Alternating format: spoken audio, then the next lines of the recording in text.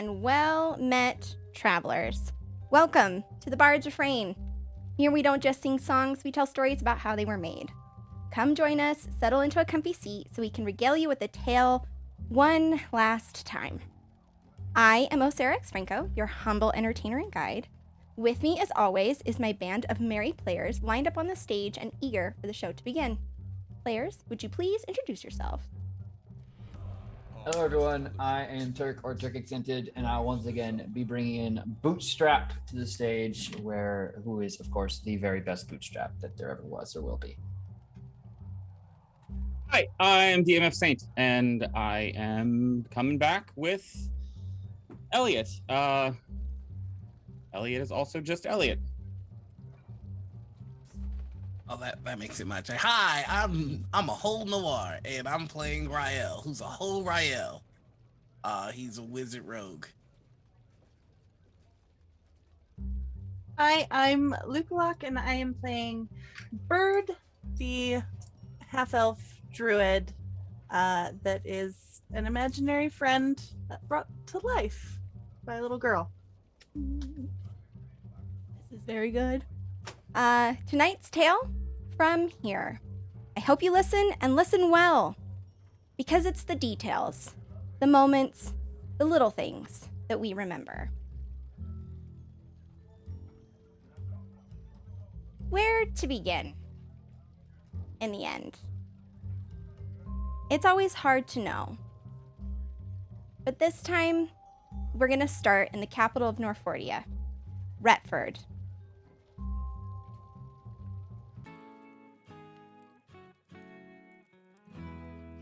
Tucked into the middle district is a safe house. Inside, a familiar barbarian rogue reclines in a chair, kicking back and taking a moment of well-deserved respite. Bootstrap's been working hard. Bootstrap, tell the folks what you've been up to for the last 3 months. Fucking hardly working, it's more like it.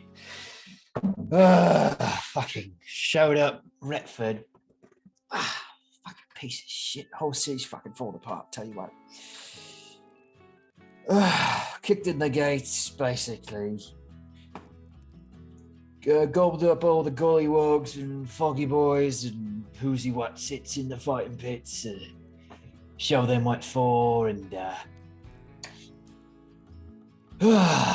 well, started fucking building, isn't it? You know, fucking Staley might have thought, oh, well, he'd be a fucking politician about the whole fucking thing, but he didn't know shit about what it takes. You gotta start at the bottom. That's where it's at. And show those boys, well, girls and non-identifying creatures, people. What for? How to stick someone in the guts. How to know when they deserve it. How to justify when they deserve it. How to run like hell when maybe they didn't deserve it. You know, all the basics. And now we got a nice little setup here. You know, at least for the moment. Got some kids out of the shitty bits, but you know. It's true. For the moment, you do have a really nice setup. Sitting here in the room with you is Anthony. He has started to act as almost a consistent companion to you, as you have kind of overtaken the guild scene in Retford, taking leadership of the remaining gollywogs and the poor boys. You can hear him now, sitting at the table, grumbling to himself as he shuffles through various reports. And he will clear his throat. Hey, right, so we're still doing the guild meeting? Right, that memorial service, or whatever, for the founding members of the gollywogs? That's still what we're doing, right? Of course. To all the boys, put something nice on. At least try to. Now, I don't want them running through any tailor shops to do it. fucking come to me if they don't have something decent to put on. I got enough people whining to me about getting hit. Well, he got really big. He whined. Anthony walks over with a stack of papers in his hand and just nods. Yeah, right, we've got the little shrine for Tom and Mott and Broad all fixed up nice. And here's the latest reports on how the rounding up the ciphers has been going. It's been going well. Seems like we've been able to track down most of it. And he hands you a stack of papers with various reports coming in from the different guild members.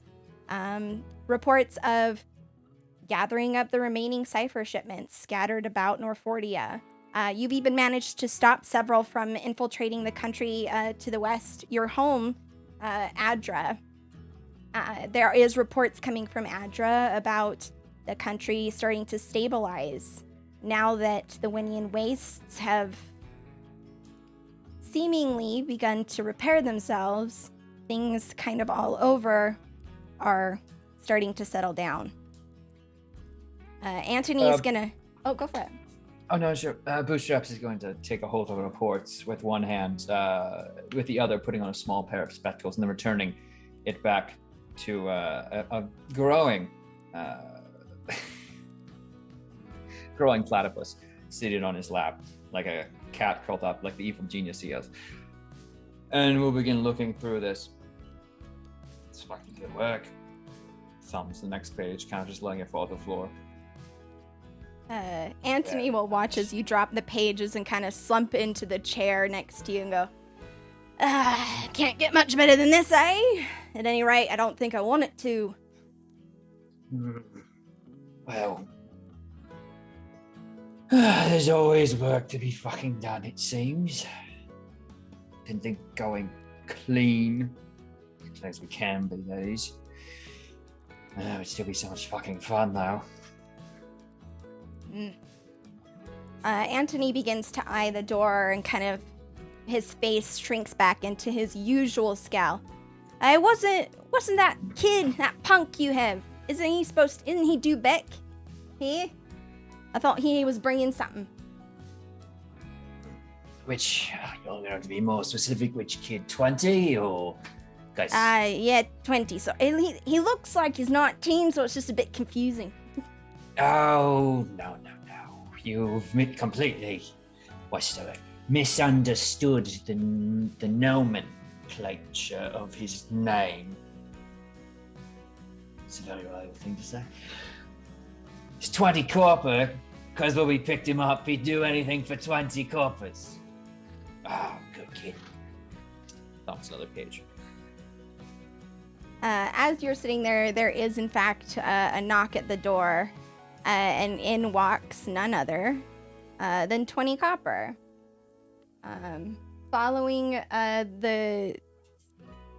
your exploits, and once you were able to return from the lair of the unseen, you were able to make your way to where Copper was being held prisoner and vouch for him, making the same arrangements that D. Charles once made for you.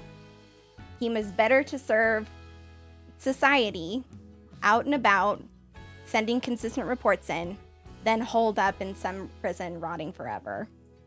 And 20 coppers has done good work. He's truly like a little puppy following you around, trying his best to make up for the damage done.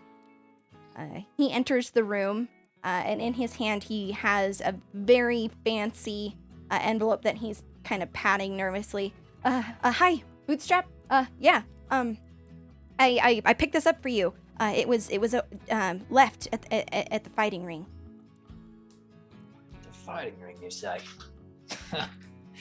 Didn't know half those fuckers could read. There, give it here. Oh, I don't think it was anybody there. I think it was left. It looks really nice. And it truly does. It's let me go ahead and find it in the handouts really quick. It's wrapped in a fine envelope, and on it, it's actually addressed to your full name, not just Bootstrap. And he'll hand it Andrew bootstrap federally, my goodness. Let's see, and let me go ahead and drop it so you can see it.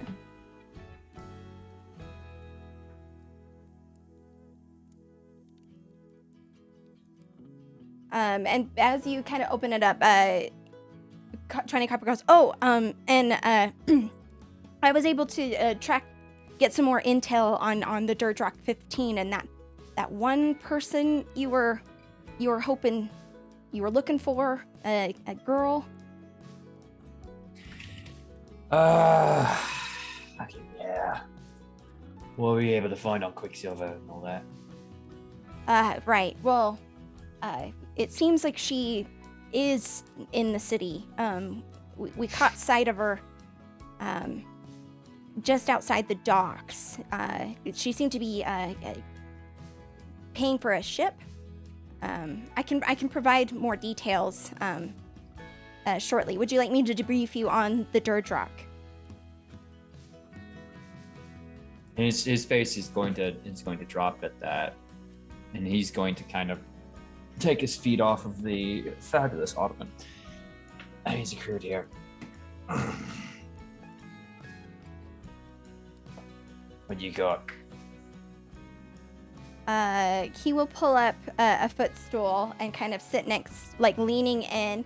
Antony next to you, his head leaned back on the chair, as they, 20 copper begins to relay to you where the members of your former crew are. Antony will take a deep, deep sigh and go, "Yep, doesn't get any better than this," as we fade out on that scene.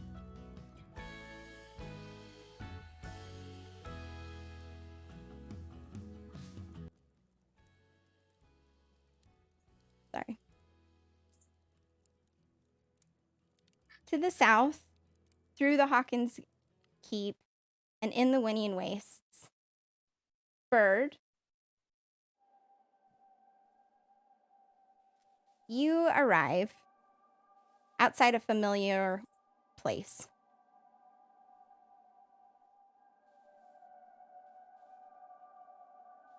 You look up at the high walls and big windows of Azuth's temple, and you remember the last time you were here. It was a lot more chaotic. Outside, there is a mingling of carts and horses as a caravan of hill folk have stopped in the abandoned city for the evening, as they continue their journey farther into the wastes, hell-bent on returning home. At your side, with kind of carrying something in his hands, is Jealousy, chosen of Malil. He nervously enters the building next to you, eyeing the air around him, expecting at any moment that it might turn on him, betray him in some way. But you know that you're safe and that you're home, here in the Temple of Azuth. The item in his hands is a very large painting, where an excited god looks around, eyes bright as the blue light that glimmers from the magic door in front of you. "Ah, Bird, can you believe it? Back again," Azuth says. And you're sure I can't just keep the painting, like in my rooms or something? Well, I mean, you could, Bird, but I really think that it would be best, with everything kind of returning back to normal as anything can get, that I do belong here. But the good news is, with, all of the things out of the way, you won't really need a painting anymore, because I can just, be with you whenever. Jealousy, who is holding the painting in his hands, kind of gets nervous and will look at you, Bird, and say, "It's all right with you. Am I good to leave it with you now?" And I'll take it, thank you. "Oh, thank you. This place is nice and all, just bad memories. And I know the folks out there are getting anxious, wanting to get a move on." Thank you for helping me. Ah. And I will hand him a small fossilized leaf that I found. He will take luck. it with great reverence, and bow to you, and say, "You will know where to find me at least, or you should be able to contact me, in the meantime. But I'll be going." And he'll just nod and curtly exit the temple, leaving you and the painting of Azuth alone in the temple.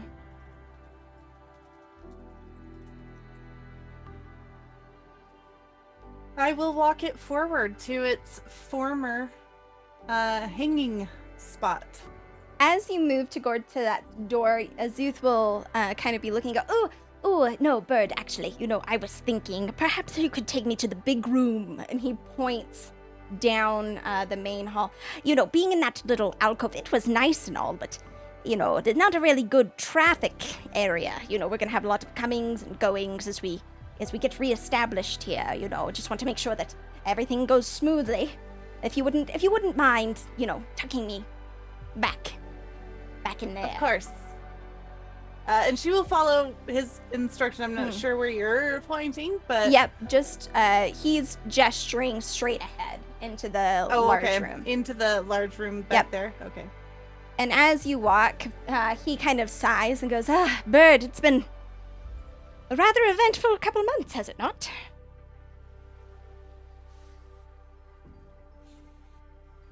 Somewhat. It's been a lot quieter than it was.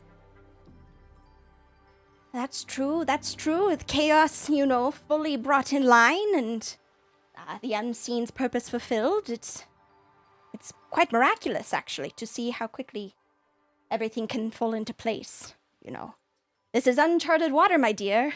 Are you afraid or stressed? Oh, I kind of like the quiet. Mm. It allows me to think. Well, I suppose that's rather nice, if you think about it. Yes, if you wouldn't mind just placing me up here on the dais, that would be perfect. Yeah, she's gonna step up and just kind of place it very carefully, and she'll do the kind of look back, make sure that he's got a good view, adjust it slightly, stand back, make sure it looks nice. I think that's good. Oh, excellent. No, this is perfect. And you'll watch as he actually looks out of the painting onto the dais and goes, "Oh, yes, this is perfect." So, brilliant. So I suppose you'll be going then. Now that I'll be back. yes, I don't like staying anywhere for too long. Yes, I suppose. Yes, you'll be back, and everything will be all right. My understanding is that even now they're sending refugees to resettle in the city here, which is wonderful news, great news. And we have much work to do. Much work. She's reaches out and kind of puts a hand on the painting. I'll miss you too. Yes, well, yes, yes, you see, about that. And he's like, he'll look out and see the dais and kind of look around. Oh, blast it all. I'm a god and this is my temple, and if I can do whatever I want. And as he says that, Azuth will, push out of the painting and actually step out, fully removing himself from the painting, and he will stand in front of you in his full godlike state, larger than you anticipated. He's surrounded in blue glittering light, and his robes fall to the ground around him. as he holds his staff in one hand. Just, I mean, it's His my... elegance and big moment will be shattered very quickly as Bird just kind of rushes in for a big around the waist gripping hug. He almost like doesn't see you coming as he steps out and goes, I mean, it is my house to all, like as he's kind of justifying to himself. And he will sigh and return the hug, holding you tightly. Yes, well, before you go, Bird, I did have one question for you. Yeah, perhaps we could sit. And he will move to the edge of the dais and take a very casual seat, patting the stair next to him. Did you ever... I'll sit down next to him. Yes, did you ever get around to reading that entire book? You know, The Glorious Vocation of the Mage, 3rd edition. Not the entire book. I know you were, quite busy running helter-skelter here and there and everywhere. It's a rather busy time, I understand. You see, I'm a god, and this is my temple, and as a god, you have followers, and, well, you were my chosen, but that doesn't necessarily mean that, you have to follow me, if you don't want, and, amongst followers, there are very special followers, some might even call,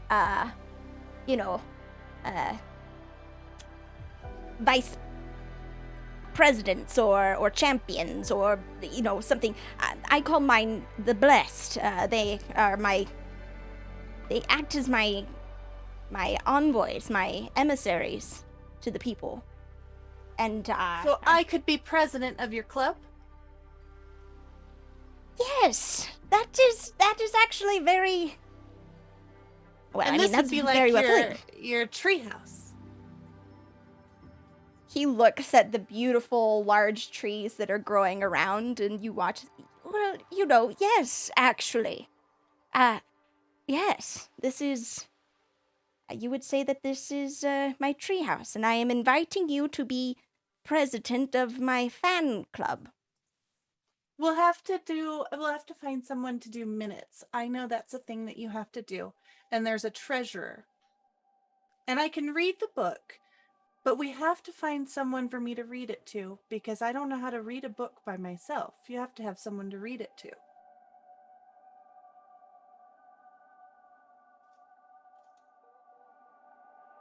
Bird?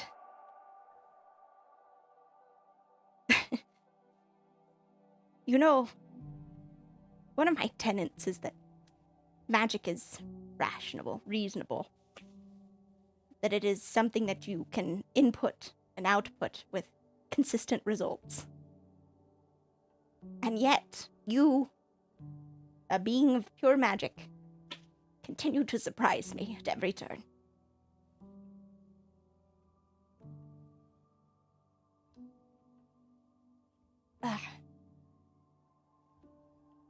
Yes, we can arrange that. Thank you. I'll do a good job running your club. I have no doubt of that.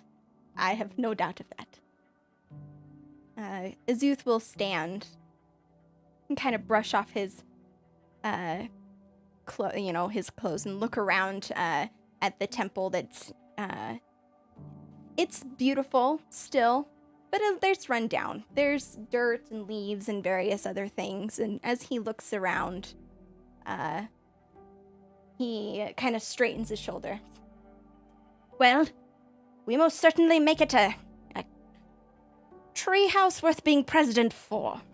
And he pushes his arms out, and there's a pulse of blue glowing magic that ripples out from him, and you watch as it overturns on all of the tiles and up the walls and shimmers down like small blue fireflies. And the dust is whipped from sight, and it's as if everything is made anew. There are murals lining the walls with banners of previous blessed. The fountains nearby, you can begin to hear the flowing water no longer stagnant. and lights in the ceiling above light up and glimmer. And he nods, satisfied, before tapping his staff twice. And from the two trees in front of you, two large blue and silver banners just fall, emblazoned with the symbol of a bird and a small pebble. Well, that's one down. But I thought we were gonna have to clean it. Oh, gods, no. Can you imagine what a waste of time? If magic isn't going to help you Oh. clean your clubhouse, then what good is it really? Exactly. He will give you a look and a wink, and then kind of get down on a knee and look at you in the eye.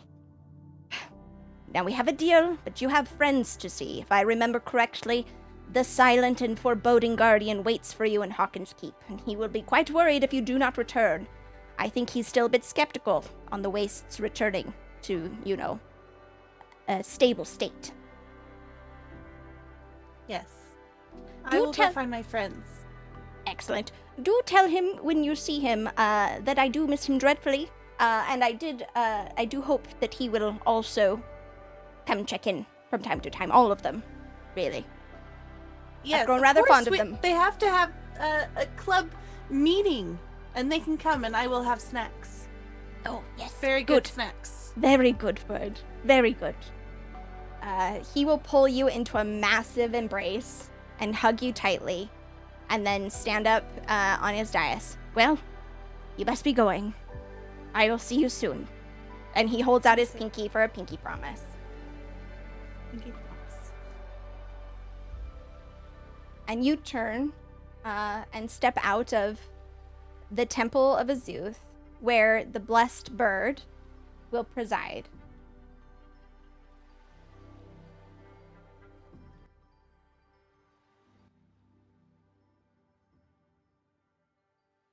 Bloop.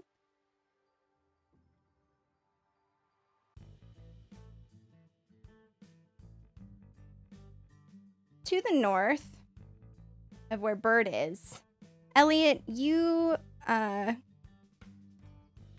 taking a little bit of a reprieve, tucked under a small shelter, a big pitcher of water nearby, as Lieutenant Colonel Maxon and you are taking a short break from building new structures here at the keep. There has been an influx of not only soldiers that need reporting orders, but also people moving south towards the wastes, hoping to reclaim the homes of their fathers and forefathers that were lost during the war.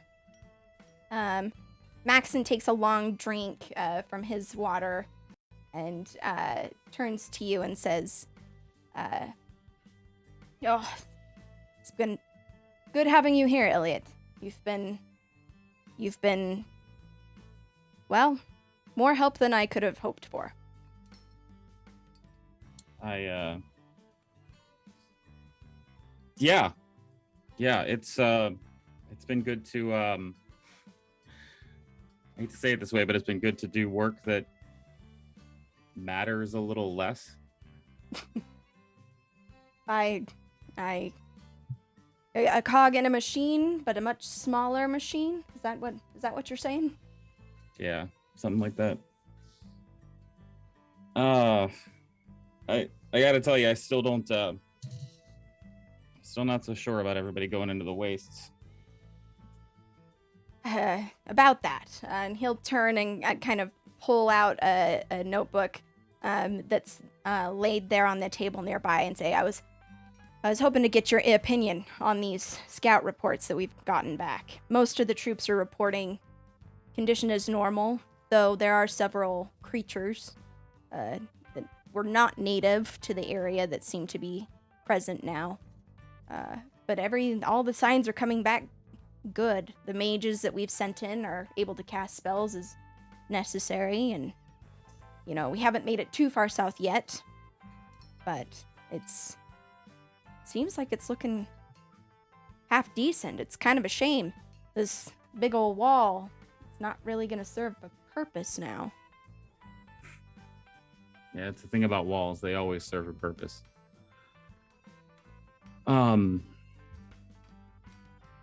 Yeah, listen, I'm still skeptical, but I'm happy that things have cleaned up a bit. He takes another long drink from his water and goes, "So where are you going here? From here? Do you know yet? Any plans?"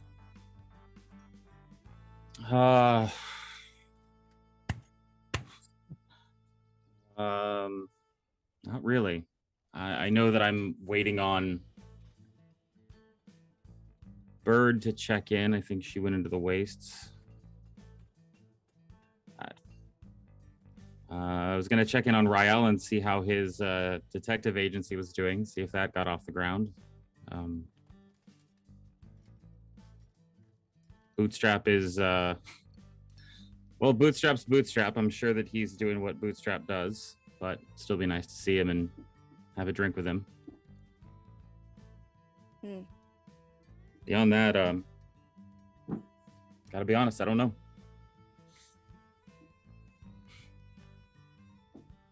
I mean, if you'd like, there's always a place for you here. I'm sure there are many, many folks in Norfordia that'd be happy to have you be a part of whatever it is they get set up to do it. Yeah, it's possible. Still kind of floating around in the wind, you know? And anybody looking would see that Elliot, as before, was like a walking armory. The hatchets are not on his back anymore. The harness with the quiver is not there, nor is the long sword. The only one that he's kept is the short sword. That's still on his back. Maxon will kind of look as a troop of soldiers moves past towards some new barracks that were built. And seems to be lost in thought himself as he nods. I mean, I can't relate exactly, but I feel some of it. It's... change is hard. This is strange. You know, I've spent most of my life guarding this line and keeping people out of the wastes. It feels alien and strange to be planning missions to escort people home. Yeah. Yes. You know, I kind of always figured I'd end up dying on this wall, but now it's different. The way forward's less clear, I guess. Kind of took the words right out of my mouth. You know, it's funny. I've spent so many of the last years just numb from, you know, everything that happened and the weight of all of it on my shoulders and, you know, blaming myself and all that. And then this whole chosen one bullshit comes along and suddenly the world is in sharp focus and there's a purpose and there's feeling, and now to come back down to regular everyday life of building buildings and helping people get home, it's a different kind of numb. I can't even imagine. He takes another drink and sets his empty cup down as a captain approaches and quickly whispers in his ear and hands over 2 envelopes to you. You also hear at the front gate as a kind of a cry as it's reported that someone is approaching from the south side. He will take the envelopes and thank the captain briskly before turning to you and saying, couple of messages came in. One's for you, and the other one seems addressed to your companion, Bird. And from the sound of it, I think that's probably her coming back through. And sure enough, from the south side of the gate, emerges from the waist is Bird, astride her horse. Slightly noticeable sign of relief. I'm struggling to get down the horse quick enough to run over and just grab Elliot in a huge bear hug. And Elliot by will that I mean definitely like grab him, I'm yeah. just little around your waist. Just I missed you. I missed you too, Bird. How was the trip? It was good. I am forming a club. I'm going to be president of the club, and we're going to have snacks. And you have to come. What kind of a club? It's an Azuth club. You know, my social calendar is just all filled up, he says, looking in the direction that his companion has left. He'll follow his gaze. You're coming, silly. We've got really good snacks. Really? What kind of snacks? Okay, so there is this thing where you take cream and then you make it cold. It doesn't sound very good when I say it like that, but you can get it in almost any flavor. You know what? For you, Bird, I will come by at least once. Yes, very good. I might leave immediately, but I'll come. It's not that far away. You come for a little visit. Like I said, Bird, for you I will. Where are the others? We should go visit them. Yeah, not here. Well, I know not here. Yeah, I mean, we've pretty much got everything set that we needed to do. At least they're on the right track anyway. We could head out tomorrow. Elliot, you hold in your hand the 2 envelopes that Maxon handed to you before he kind of bowed and stepped away to give you time to reunite with your comrade. They are both very elegant envelopes with fine wax seal, one addressed to Elliot Hawkins, and not Hawkins. Why is my brain so bad? Yeah, Hawking. There we go. Hawking, and Bird. This came for you and for me, and he hands it to you, but it's a little crumpled, which he kind of like tensed up as you went to hug him. Okay. I don't think I've ever gotten mail before. And she'll open it. I was thinking we could go visit Rael at his new detective agency and help him solve crimes. Or at least one, like a special one or something. And I'm going to open the letter and read it. Sarah, what does it say? Yep. I'm going to show that to you guys. And as you read the invitation, we're actually going to transition over to Rael. Let me know if you see it in your handouts. Yep. Awesome.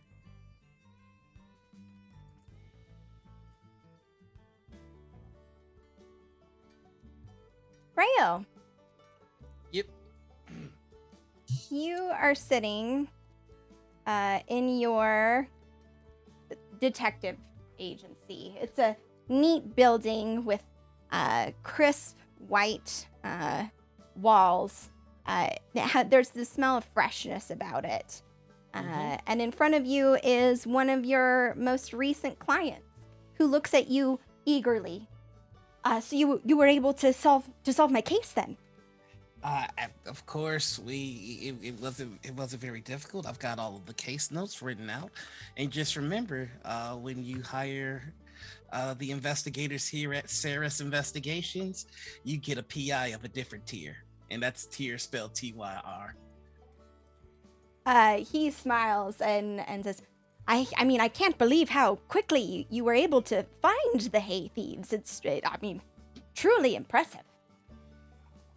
Well, we're looking to get off on the right foot, get a good early reputation. Please tell your friends. Of course, you will get a recommendation fee, a reward.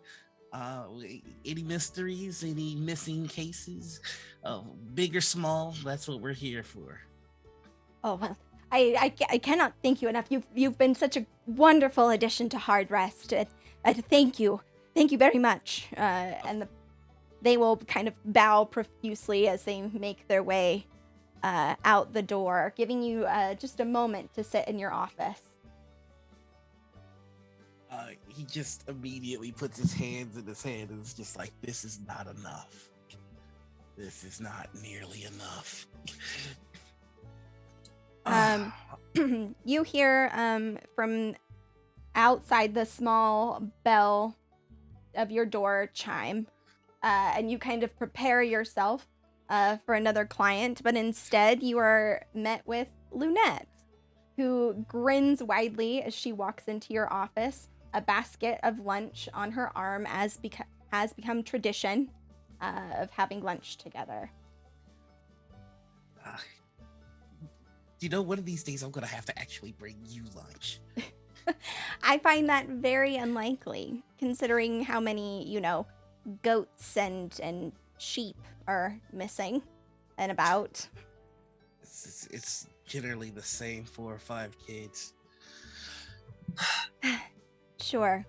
She'll set the basket down and kind of lean in to give you a kiss on the cheek before starting to unload the basket, kind of eyeing the office. I was thinking we could probably get a set of curtains. I'm planning on switching her out some from the bedrooms in the inn. I could bring the old set, and that could maybe spruce the place up a little bit. I only have an eye for crime, so you please make the place look like I didn't design it. Well, all right, since you twisted my arm. I was actually pondering. I had a little bit of a crazy, a wild. Apologies. I had a wild idea, and I was Okay. I was wondering if you might be interested in it. Because we make a good team. We do. Yeah. So,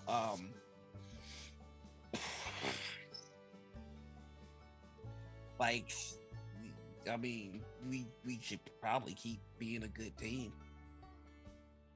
Probably. Now, that's because that's just logical. It's because it's all about making sure that you find the closest solution from A to B. It's the smart way to go about solving Lunette will kind crimes. of coyly smile and reach up and grab a magnifying glass off the desk and kind of balance it between her fingers. So I'm kind of new to all this detective stuff. Yeah. But if I'm picking up on the clues and reading between the lines, because that's where the truth usually hides. Yes. Because that's usually where the truth is. I Mhm. imagine that you might be asking, for some kind of engagement. You know what? That's a pretty good. That's a good word. It means a lot of things. Yeah, So I guess my question would be if that were what was happening as a detective, from a detective to another, how would you respond to that? Well, it's interesting because there was a ring in Orson's shop that I absolutely adored, you know this, that has recently gone missing. And I wonder if these two cases have something to do with each other. That is a clue. That is an oversight if one were planning a surprise of some sort. But I mean, oh boy. And the whole time he's doing this, he casted Mage Hand and it is sneaking sneaking a box in the basket.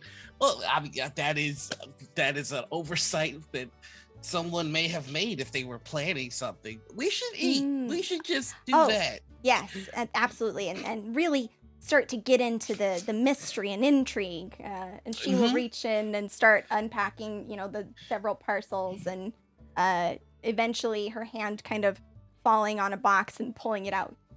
Whoa, well, I'm not sure what this is. Well, I think it's another clue. We should check it out. What's in it?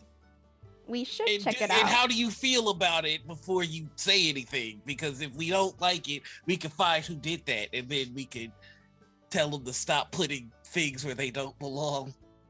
Lunette just kind of nods as she kind of pulls back the ribbon and opens the box. Would you like to describe what's inside? Yeah, it's actually the amulet that Rael got, the amulet of health.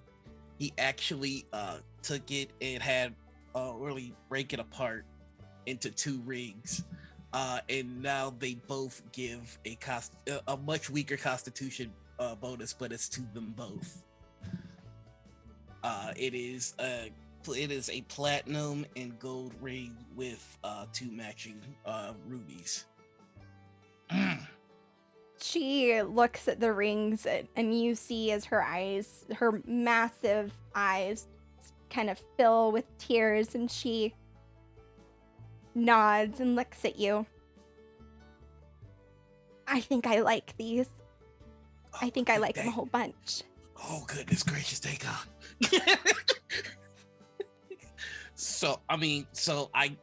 Right. It gets down on his knee. So, Lunette, would you like to marry me? I wouldn't like to. I'd love to.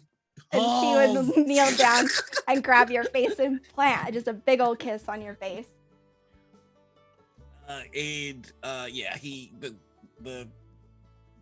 There's like the Mage Hand is like just doing one of these numbers. And he's like, all right, that was, we are not going to tell anybody how awkward and strained this was, right? We're gonna no, of course not. No, we have to, Rael, we have reputations to uphold of very well put together members of the community. Heaven forbid they know that we're huge dorks. Yeah, I mean, absolutely. I mean, this whole PI thing, I've got to play it suave. I've got hats. Oh, she laughs, and there's another chime at the door as in comes Parrish, the young boy that you sent here from Retford, who's been acting as sort of a assistant to you as you've gotten up and running. His hair is wild and dusty, as it's clear that he has ran here from someplace. And in his hand is a small envelope that he'll hold up. Oh, Lunette, you're here too. Don't worry, I am gonna get around to emptying the chamber pots in the inn. I ran into Leon and he asked me to deliver this lickety split. Okay, let's see what we're looking at or dealing with. By the way, you get to be the first to know that what's Lunette's last name? She doesn't really like talking about it. It's sheer bottom. And she just kind of keeps that to herself. So I'm Mr. Shearbottom. Lunette just her cheeks just flush, and she goes, we don't have to. We can workshop that, right? We don't have to. Honestly, I made up my name like when I was 4. I don't know. So I mean, I just thought it'd be. I mean, if you want Dexcree, I mean, you can take it. I think that would probably be better. Lunette Dexcree. Yeah, that would be nice. And Shearbottom, I get it though. Parrish is kind of looking at both of you and going, okay. Are you gonna read what it says? Kid, you're so freaking. All right, sorry. And he's pulls it out. Oh, here, let me get it so it can be shown to Noir. I get a handout. Oh, look at that. Right. All right, kid. It says, "To whom it may concern, the Earl of North Fordia wishes to honor your heroism before gods, barons, and citizens of New Fordia. Banquet is being held in your honor, and he humbly requests your presence." Hey, right. Please find an enclosed travel scroll for your use. The Earl looks forward to thanking you for all you've done for North Fordia and the Middlelands. Looks like we're having a party in our honor. Lunette will hold out a hand to kind of wanting to read the notice herself. And passes it off. And Parrish will get a big like grin on his face. Wait, does that mean you're going to the upper quarter? You're gonna holy cow, Mr. Dexcree, does that mean you're gonna go to the capital and be with all the fancy folk? Probably. You got any advice for me? Oh gosh, probably wash behind your ears a whole bunch. Oh, all right, yeah, you're right. Oof. In your desk, you'll hear kind of a muffled sound as the drawer where you store the stone of sending. You'll hear a very gruff, angry voice that is very familiar to you as you hear Bootstrap barking your name through the sending stone. Oh, okay. Well, I haven't gotten yelled at in a couple of months. Let's get this on. Hello, this is Cirrus Investigations. When you hire us, you get a PI that's a tier above the rest. Grey face. How is this on? Yes. You don't have to yell. Of course I fuck. One sec. You're shuffling. What do you mean I fucking just hold it near my fucking mouth? What does that even fucking mean? Somebody's trying to explain how this works to Bootstrap. All right. Look. You. Yes. Yes, this is me. This is Rael Dexcree. Mister. Look at you. Engaged. Right? Why isn't there a word that changes when we get engaged? That's pretty messed up.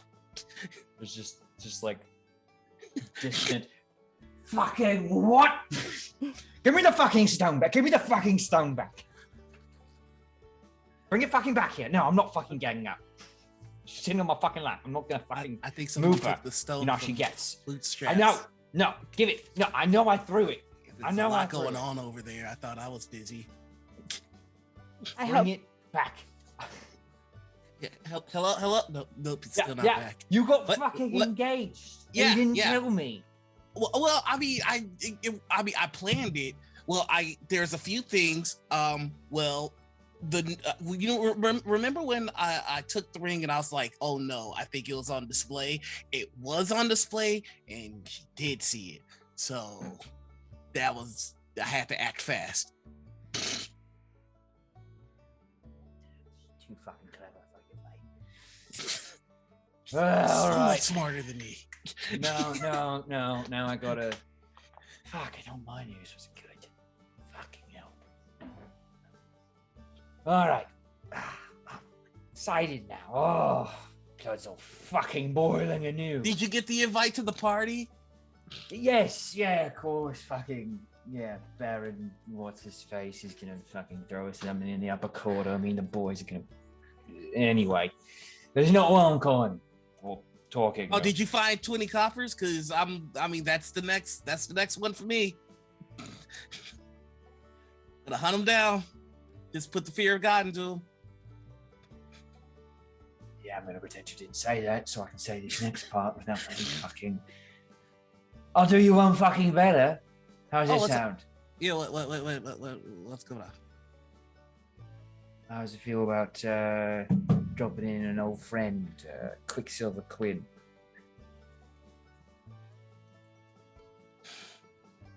Yeah, fucking happy birthday, isn't it? I mean, I guess closing the book on an X is the best way to move forward. Closing a book's one way to do it. It's not pretty. Ruins a good book. But I mean, when I say put away, I mean obviously take her to the authorities.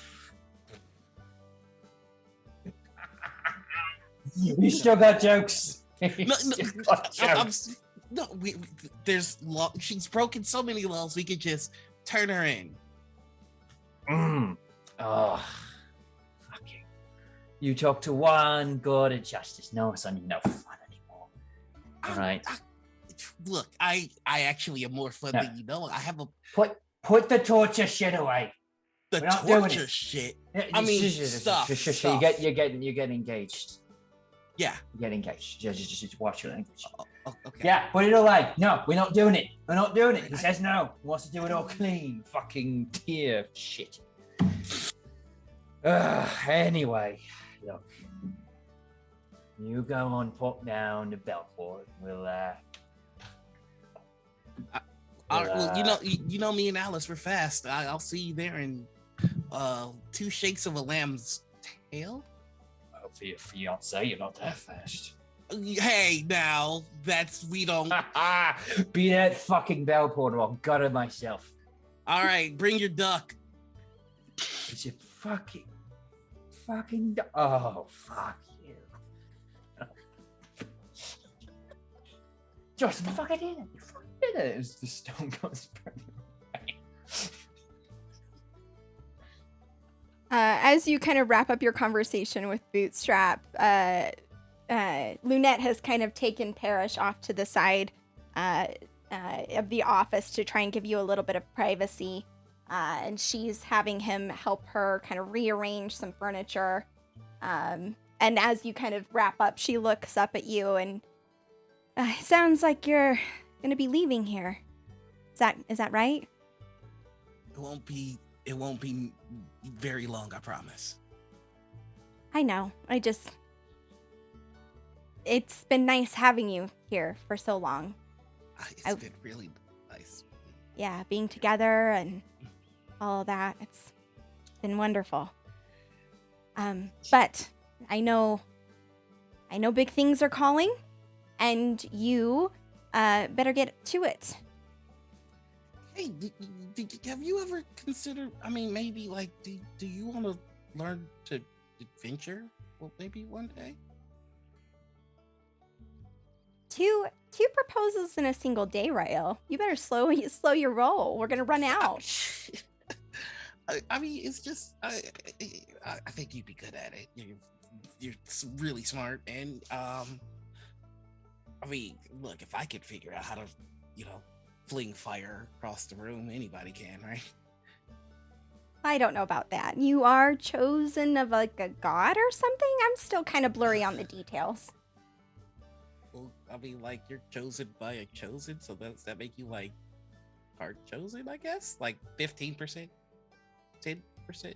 That sounded cocky. Is it like a removed situation? How would that math break down? You know what? I'll write the equation to send it to you while I'm off. Brilliant. She'll come in and give you a quick kiss before turning and saying, Parrish, come on, we need to get Alice ready to go, because Rael's going to be headed off here shortly. I will be back, and you keep that close while I'm gone. And there is on the wall is Jack Flash's sword. All right. Awesome. You prepare yourself to travel to Bellport. And as you're getting ready to go, two dusty riders from the south pull into town. It is Bird and Elliot. Next to them on a horse is Scoot. It looks like she's kind of caught you guys right outside of town, almost as if fate had ordained that you all be leaving this area at the same time. Well, hello. It must be my lucky day because, first I get a call from Bootstraps, and then you two show up. Bird's already climbing down from her horse and running over for a hug. Ryle immediately gets off and gives you a big old hug back, and it just kind of says, "Are we still in town, or have we ridden off?" You're just about to leave town. You're still there. It's like you were Okay. kind of getting ready to leave. Okay. He just kind of gives you a big hug, and he goes, "Hey, Bird, I'm getting married." You are to Lynette, right? Oh no, absolutely not to Oh, of course, Lynette, yes. yeah. Okay. Did you get her a ring? Did you do the whole? You get down on a knee and you propose, and there's like birds flying around in the air and like rose petals and stuff on the ground. It was exactly like that. In fact, in an open, beautiful park, I got down on my knee. Birds flew and dropped rose petals, and one So of them dropped the romantic. ring in my hand. It was great. Just like in all the stories. You have to tell me about all your detective stuff, though. I need to know all the mysteries. I've been wondering. I've been thinking about all the ways we can solve mysteries. Well, I was actually thinking about that. I've been open for a couple of weeks now, and I've gotten some big cases. Like it's clear on his face that's a lie. And he goes, I think I can do more. And I have an idea, and I kind of wanted to run it by the group once we all got together. Okay. Oh, Elliot, tell her Yeah? about the plan for the club meeting that you're coming to. You have to come too. Oh, sure, of course. What club I'm and what meeting? I'm running a club for a Zeus, and we're gonna have snacks, and I have a treehouse. Braille, weren't we gonna hunt down Copper? Yeah, 20 we're gonna hunt coppers? down- yeah, weren't we gonna Yeah. do that? Yeah, the I same brought day? that up to Bootstraps. Yeah. He got real shaky about it. Think he's just scared that I'll get him first. I'm not gonna hurt the kid, just wanna scare him. Yeah. But we're definitely still on for that. Yeah, so Bird, we got to do that instead of do the clubhouse thing. So Oh, no, we Okay, can- but you we can have to fit. promise once you're done finding him that you will come to my club meetings. I mean, I think we can fit both of them in, to be quite honest. Oh, this is a you don't want to. Why don't you want to? Is it at the temple? Is it in the wasteland? But it's much better now. It's not near as wasty. And we cleaned up the whole treehouse. It's much better. It's very pretty. He just leans over to Elliot. It's Bird. Yes, No. I will be there. Bird, you know I'll be there. Very good. We will have snacks. It's an iced cream, and it's very, very good. An iced cream? Why would you freeze cream? I don't know, but someone did, and it's very, very good. Sounds strange to me. You should You'll see. you should learn to stop asking questions like that. You really should. I'm a detective. What can I say? I Fair. love asking questions. Speaking of, how's the agency going? It is going well. It's just not it's not enough. And I have a project that I was wondering if you all would like to partake in, but I'll talk about that once we all get together. Sure. I guess I think it'll be good. Sure. Once we all get together implies we're going to pick up Bootstrap, I guess. Well, we have to. We have 3 of us. We need the 4th. I talked with Bootstraps earlier today. He seems to have a whole lot going on. I think we need to check on him soon. It's at this moment that Lunette comes out with like the last of your bags and sees, oh, bless my stars, look who it is. Oh, right. Well, you all know each other, but Elliot, my fiance. Congratulations. Thank you. You're right. Are you? I'm assuming you'll have to excuse him. I think the word still gets a little stuck in his mouth there. You were all headed to Bellport, right? Yes. Brilliant. Well, here I couldn't resist, and she'll hand out some snacks and a tankard. The tankard's for Bootstrap. It's the container's magical, so it should be ice cold when he gets it. And the rest of it is for you all. Special treats for the journey. Bird, I made your favorite. Just as a curiosity, will the magical coldness retain after it's been opened? I'm not really sure. I just asked Orson for a cold enchantment on it. It's possible. All right. No reason to ask. We'll make sure he gets it. Okay, great. Well, I am terrified of what you're planning. Safe travels. And let me know when you make it there safely. All right. Of course. If you ever wanted to come to one of these, you're more than. Because it's not gonna be dangerous. Okay, but all right. She grins, and you watch.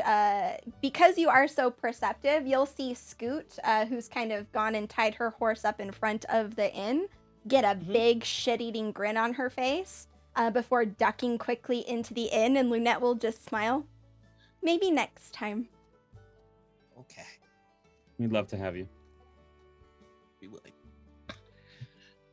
Awesome.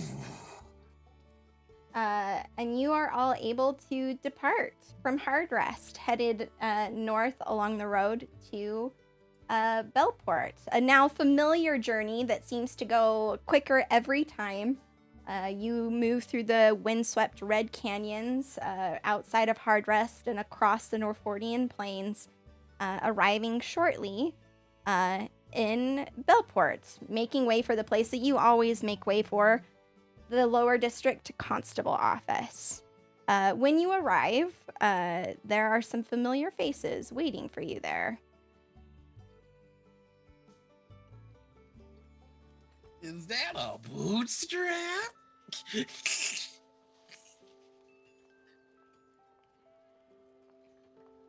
You enter, and sure enough, Bootstrap is sitting there, kind of leaned back. Bootstrap, you've been sitting here just a couple of hours.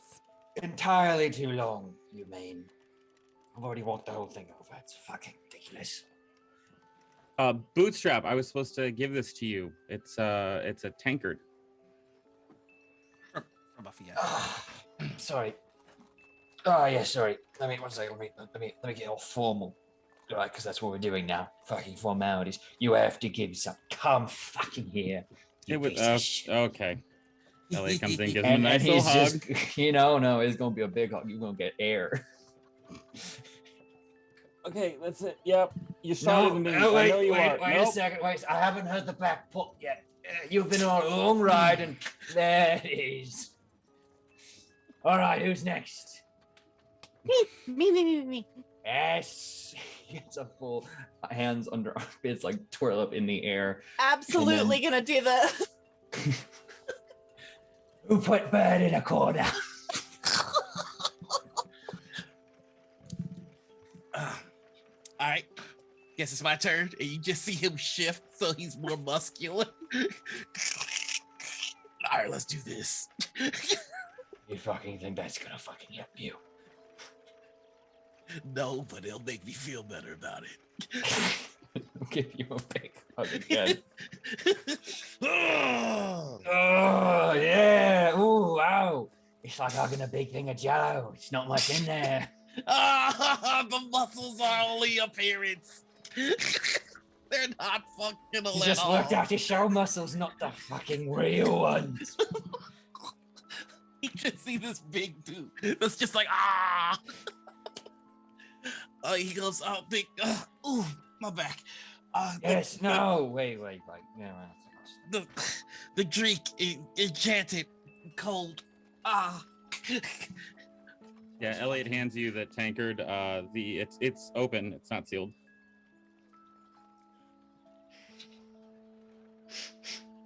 Oh, fucking Lunat made this for me. Oh, fucking peach. Right. Start Uh, yawning it for like.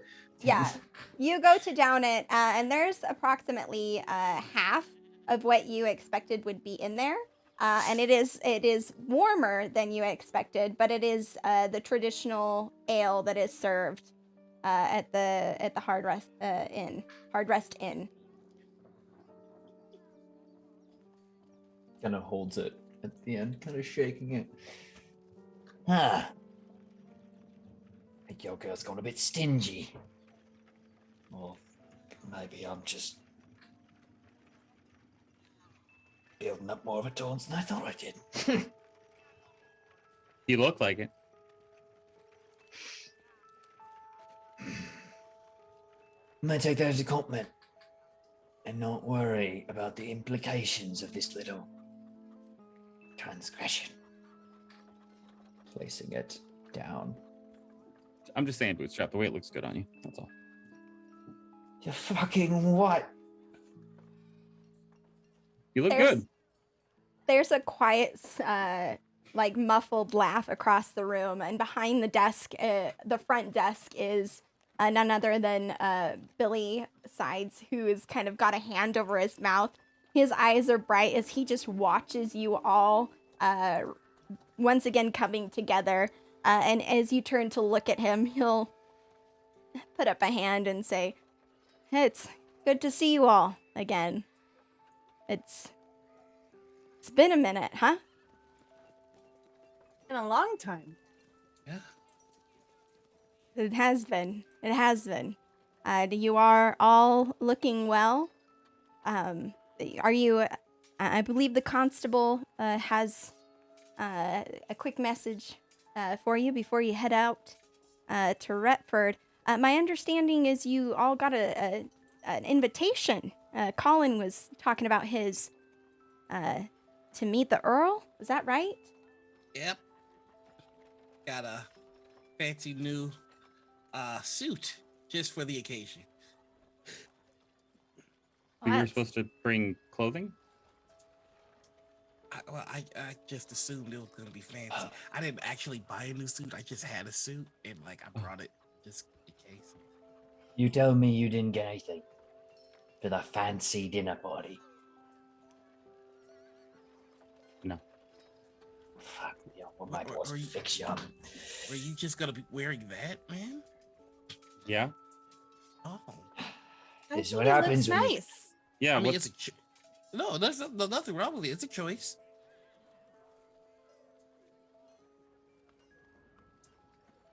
okay? Mm-hmm.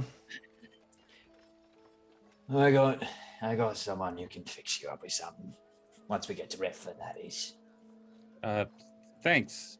I think. You'll be Billy- fine. Billy strides over to the door and kind of opens it up and takes a look back, and you hear him say, "Yeah, no, yeah, they're here. Colin's on his way. He said he'd be here soon. Yeah, I know. He was just finishing things up with the crew. Okay, yeah, I'll let him know you're on your way out. I left a report in your room. Great. And he'll kind of come back out and say, sorry, she'll just be a minute. And Colin should be here too. I think he was planning on bopping over to Retford with you. Here, from here, kind of a real chosen get-together situation.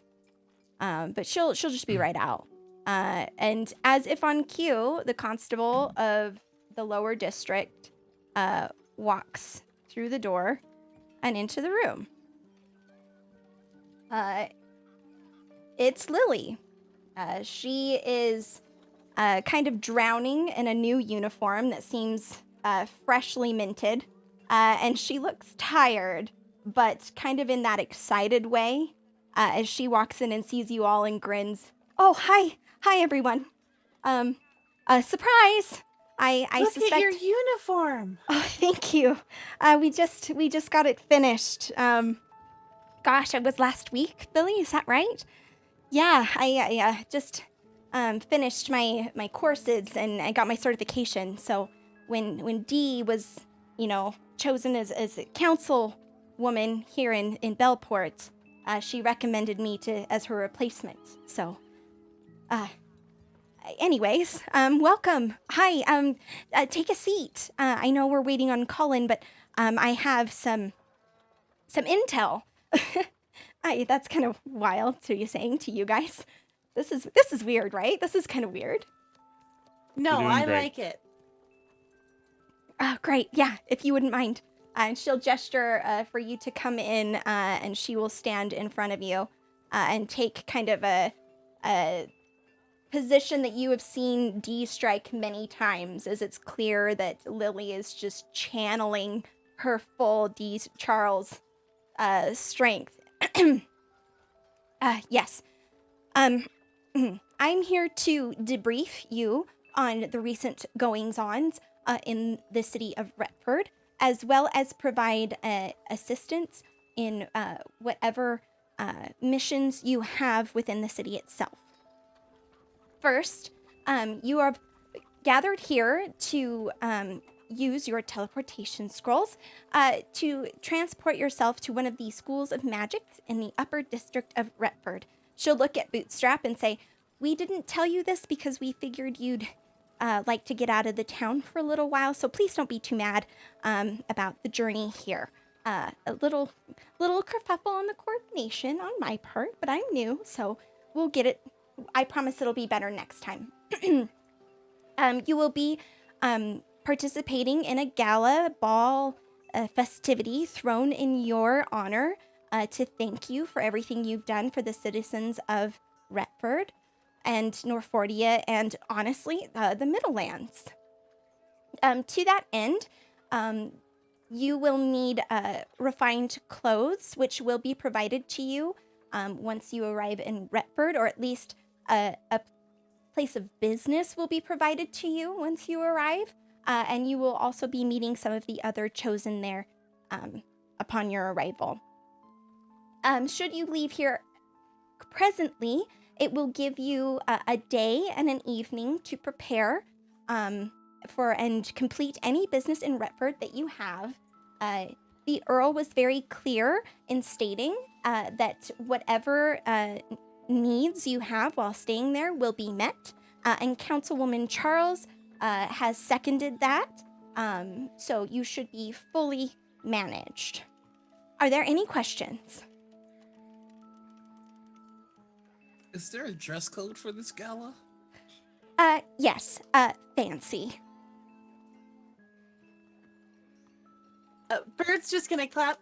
That was a very official debriefing. Oh, thanks. I did write it down and memorized it. And she'll kind of pull up her sleeve, and you will see in small, crisp ink that she has, in fact, written it on the inside of her arm. I mean, eventually I I'll feel probably... very debriefed. Oh, that's pretty good. Yes. Well, any questions on anything while you're here? I know you just arrived and we're kind of whisking you to and fro, but I mean, I would suspect you are probably all very much used to that by now. Very, very much so. I have a question. You said that you're supposed to help us with anything that we need to get done, or any tasks or things in Redford. Is that true? Yes, I will be passing you off to one, and she'll gesture to her arm that's kind of like smeared on the ink, and she'll go, Limix? Limix. I will be passing you off to Limix, who will be able to get you squared in any way. Understood. So the one thing you can pass along, I'm going to need to get this one, pointing to Bootstrap, as inhumanly drunk as possible. So wherever we can take him to do that. Yes, I believe accommodations at the Blue Velvet Inn have already been secured. Wonderful. Yes, but we can send word ahead as needed. Elliot kind of looks over at Bootstrap and does a once over. Yeah, he's going to need some buckets in his room, I think.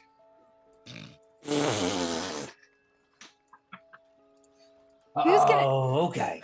Who's gonna need buckets? That's a really weird request. As the door opens and Colin Phillips strides in, a brow raised and a huge grin on his face.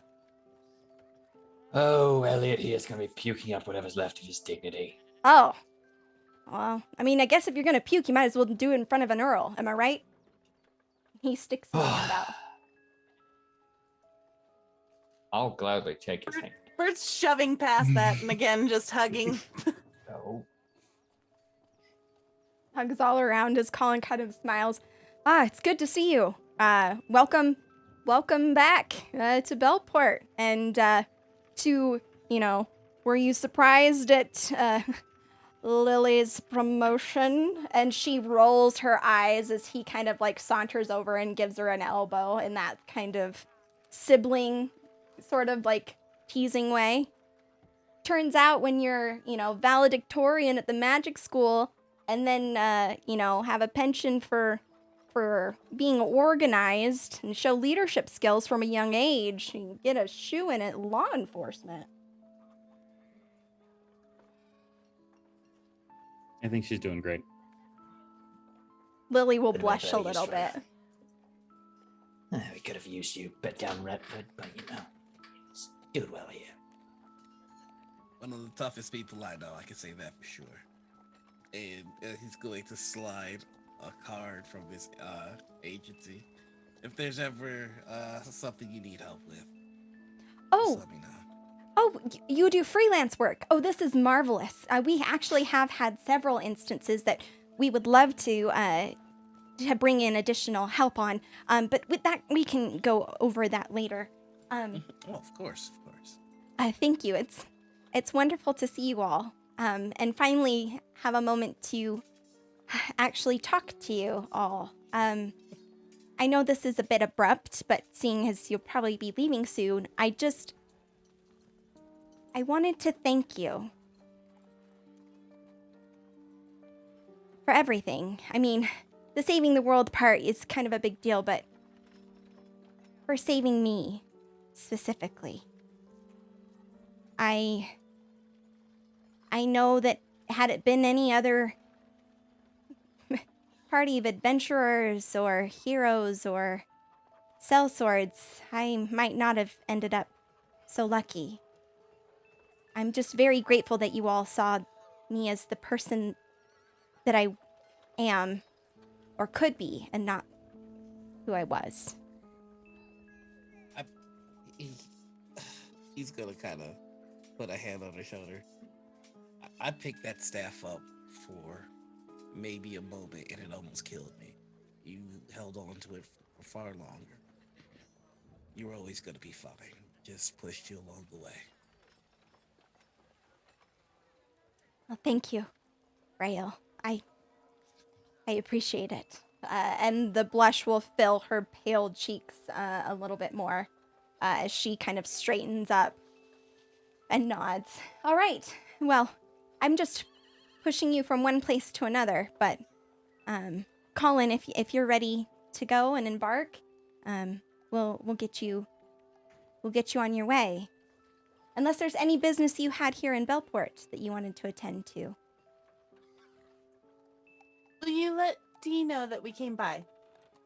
Oh, absolutely. My understanding is that she's already in Retford. She's meeting there with the Baroness Arista to talk over some policy concerning imports from Bros. They're renegotiating a treaty following, following the, winning the war or whatever. Is it a war if it only lasted a little while? I'm still kind of blurry on that. They didn't really cover that in Sorcerer School. It's like an argument. Skirmish, maybe? I think skirmish is probably the closer Yeah. terminology. Cass's parents used to call it a discussion. Yes. Yeah, I've had plenty of fucking discussions then.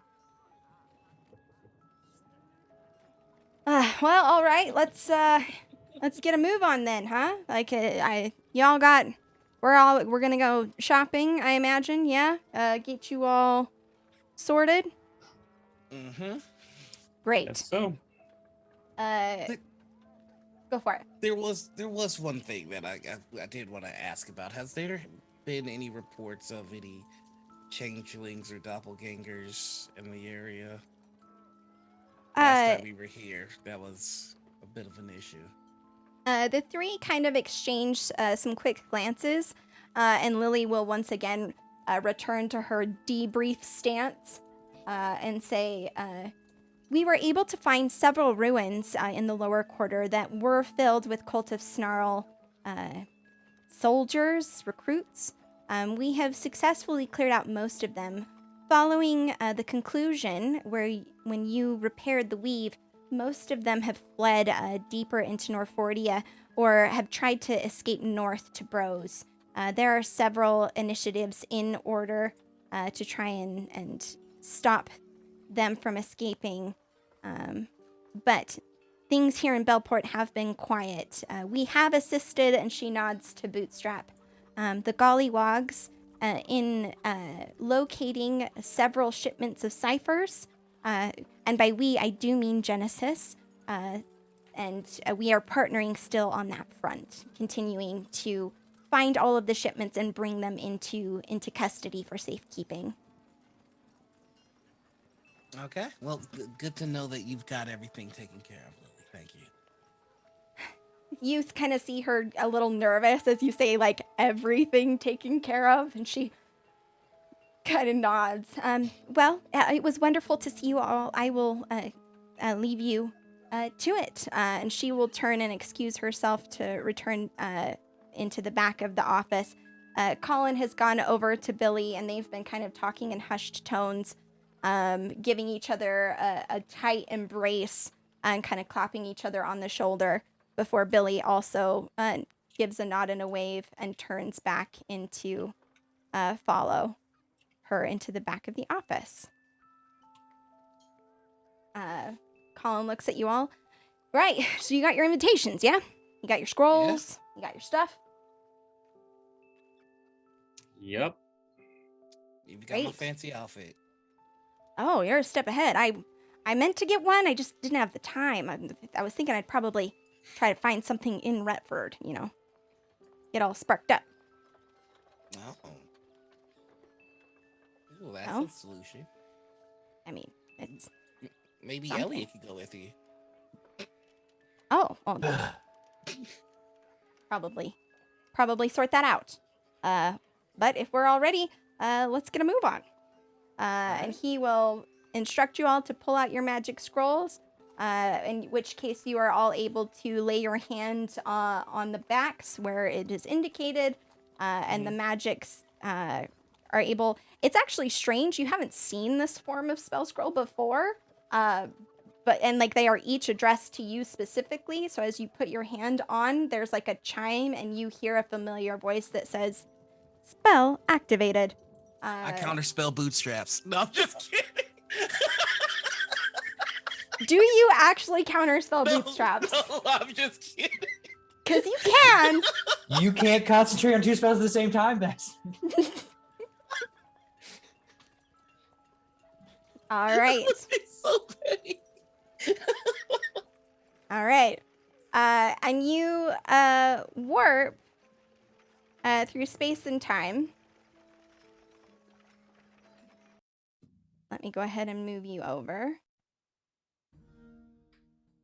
When you come to and open your eyes, you find yourself in a large chamber. Soft light filters in from a massive window behind you. Let me make sure everybody's on the right layer. And I'll move you on over. As you stand in a huge library. Shelves stretch along the walls to your left and right, holding countless books. The carpet is soft and plush with ornate patterns in it. And the air is still and quiet. As you kind of come to, you hear a soft muttering off to the side, and you look and see the familiar face of Linux. And in a chair reclined reading a book is Stuart. Lennox will grin and look at you and go, "That new spell's slick, huh? Coded it myself." Is your skin supposed to crawl? Like literally or metaphorically? You know, like shivers or itchy. Well, I mean, some people have had exposure to magics and some strange reactions. Are you having one right now? And No, Linux will get in your personal space, like kind of like observing you, as if actually trying to track and document these adverse effects. So without like giving any space as they like get into mine and just smirking, be like, "No, I just was curious." Oh, okay. I mean, you are looking a bit tanner than last time I saw you, but I'm imagining that's just Maxon keeping you busy, huh? He has. They nod and take a step back. Welcome to Retford. It's been a while. I'm pleased to have you all here. You are currently within one of the best magic schools in the Middlelands. I'm pleased to have you here. Oh, sorry, it's Vi Academy. If anyone asks, the best school is Vi Academy. And you'll see Stuart in the chair behind her kind of roll his eyes and like snap his book shut. What does it take for the average student to get enrolled here? Well, I mean, some of the it depends, and Stuart will kind of hold a hand out. A basic understanding of magic or any aptitude. Vi Academy specializes in all sorts. This is not by any means one of those elitist schools. This is... Go ahead, sorry. Oh, no, it's perfectly all right. It's run for the people by the people. I was hoping you'd say that. Well, you are here in Retford. It's good to see you all. We do have this banquet of sorts. I believe it is tomorrow evening. The night is still relatively young. We can see you to the Blue Velvet. Bootstrap, my understanding is that you do have a city pass, yes? We got enough for everyone else, but we assumed you had one. Yeah, I got something of a city pass. He's gonna like look at Linux and give her a wink. Like helped him make a bunch of fakes. She returns with a knowing nod as Stuart passes each of you a Retford City Pass, giving you access to all districts of the city. As he does so, he kind of mutters under his breath, "I mean, it's a bit ridiculous how difficult these were to obtain. I mean, you are chosen. It's a lot of paperwork involved."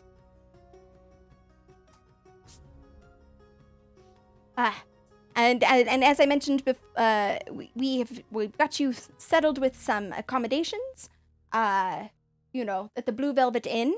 Ooh. As we imagined that it might be nice to reminisce on times gone by, and it is also one of the better inns here in Redford. If there's anything else we can assist you with, let us Where know. do we go to buy clothes for the party? Oh, yes. Well, there are several shops in the merchant area that we'd be happy to show you around to and get you sorted in that fashion. That should be no problem at all. Linux, at the mention of clothes, is getting bored and going back to her desk where she is continuing to work on some magical incantations. As Stuart kind of watches and it goes, all right. I already had the boys start rounding up some nice bits and bobs, so if you all need something, you remember where the old place was, right? I believe so. I mean, I already have an outfit, but I'd love to go clothes shopping. Yeah, well, it's less clothes shopping and more. We already have a bunch of shit on hand, so. Oh. And she's gonna look at Elliot and Rael. I don't know how to go clothes shopping. Where do I go? I mean, You're muted. Elliot looks at Rael. Because Bird is very much wearing this, which is basically just a long cloth tunic tied with like a rope belt on which she hangs all of her little pouches and yeah, we've got some work to do. All right. Well, Colin, I believe you offered to take us to the market.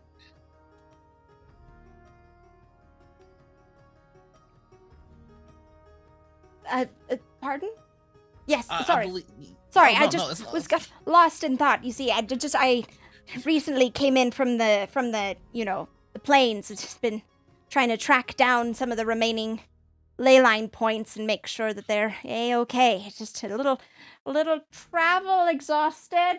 He calls over as Linux just has their back turned and continues with their own experiments. Yes, well, yes. I can assist you in directing you into the city. Colin, I believe Dee requested your presence at her quarters, something about signing some paperwork. Listen, I'm a little disheveled and I haven't eaten and I'm a little tired. But we'll get you sorted because apparently I am chaperoning every chosen by myself. As Linux continues to ignore. Well, if you don't mind, just follow me. All right. And I'm also going to pull out some of the lunch that Lynette made and offer it. Like, hey, you look like you could use some food, buddy. Oh, thank you. And he will take that and just begin to like consume it quickly. Linux, without turning over their shoulder, will call out, I'll see you in the ballroom. I'll be the least fashionable one there. I really don't know about that.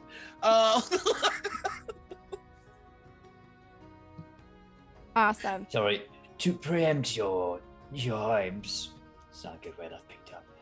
Who is going to be least fashionable? What? Oh, I don't know. I'm sure a lot of people have been invited, so somebody's bound to be the.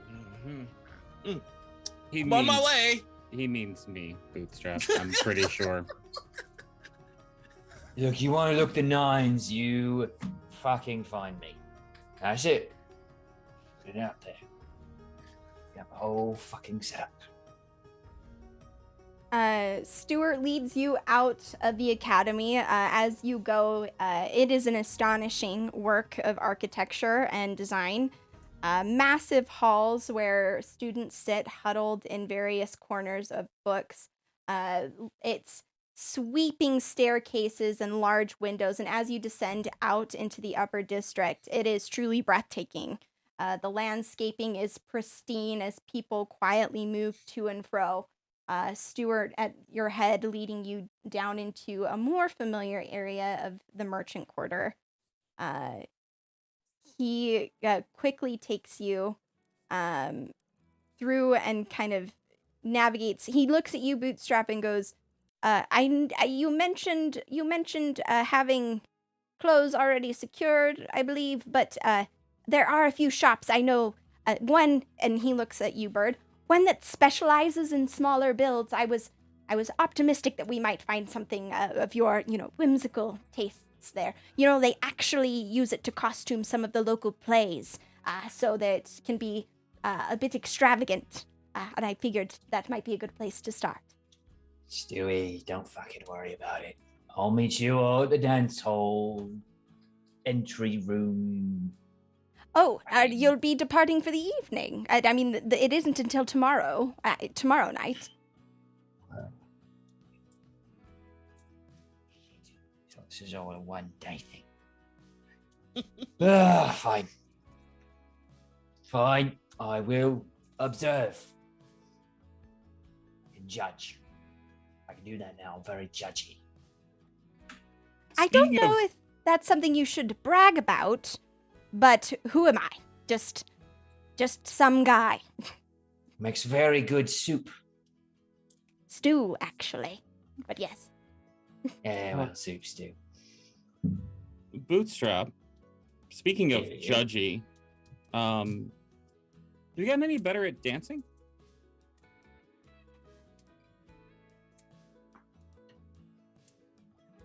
Last I fucking recall, I was burning fucking holes in the ground while you were sitting there, flopping about like a seal out of water. Did I misremember that? Did I misremember that?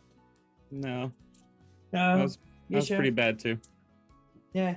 Well, I'm just gonna be amazed if you could fucking dance with Linux or any of the others you fancy in the audience, you know? Hey, you guys remember that really awesome bow shot that I made that was part responsible for saving the world? Remember that? I Very remember much. it. I just like to think about it sometimes. I'm sorry. What were we talking about? We were talking about how there were a lot of times where I kept all of you alive with my healing so that Yeah. you could fight. Right? And she's That- going to look around like, I'm doing the Yeah. thing. Hey. Hey, that's pretty good. We would have failed it. I still have questions about that one day you really wanted to kill, like, the mayor. But, She was ahead of the game. She was trying to take out Staley before we knew he was a bastard. I mean, that does kind of make sense, Stuart says, as he's kind of leading you through the streets. I mean, Bird is a manifestation of magic and the weave itself. It could be that she just intrinsically felt the danger emanating from Staley. She's going to turn back to Rael. See? I wouldn't doubt it. I mean, it's rather fascinating. It would be interesting to go back and, I've been trying to document. Linux has been absolutely zero help, but trying to go back and document all of the choice points and different variables that took place over your adventures to try and determine, what signs to look out for in case, chaos should ever try to break free again. Members of the unseen doing our funny, jobs. I was, well, kind of. Funny, I was thinking about that. And there's something that I'd like to talk to you about a little bit later. There's a project that I would very much like to get your help on. Because, I mean, again, the anomalies, we could have died so many times. I mean, the staff, Jack Flash, me personally, I almost died a handful of times. And You did die once. well, thanks for the reminder there. That Oh. not a You got traumatic better. event that I have night terrors about still to this day. But it's just I think that we could all be doing a little bit more, and I have ideas that I'd like to put together. Well, I would love to hear them. But here we've arrived at this lovely establishment. And he will stop in front of a small shop with a little sign that's hanging that's Felicity's Fineries. And in the window are just beautiful gowns one that looks as if it were made of sunlight itself. Another looks like it looks like water is kind of continually flowing off of the train. And before you guys go inside, we're actually going to stop for a quick break. So Ooh. everybody hang in there. And when we come back, we go shopping. We finally get the shopping episode. Whoop, Can whoop. we get the shopping episode and the hot tub episode in the same finale? Stick It's- around. And we'll stick around to find out, chat. We'll be right back. Sticking with us as we transition from the outside to the inside of Felicity Fineries. You step in, and it is a tailor shop, and around are several mannequins of just dressed in ornate garments that are clearly designed to draw the eye. They have a variety of different magical effects, making them look as if, just insane creations. And as you walk in behind the counter, there is a small human woman who's sitting very politely on a stool, and she will look up as you enter and go, "Hello, and welcome to Felicity's Fineries. I am Felicity. How may I assist you?" I've been told I look like shit and I need better clothes. We have to be fancy. We just have to be fancy, is all. Yeah, what do you say? Felicity will give you the up-down, Elliot, her eye critically landing on various belts and buckles. Yes, I believe that we might have something. Is there a color or style that you prefer, sir? Who's with us again? Stuart is the one who's guided you in, and he's kind of hanging back at the door. I will lean over and whisper to Stuart something.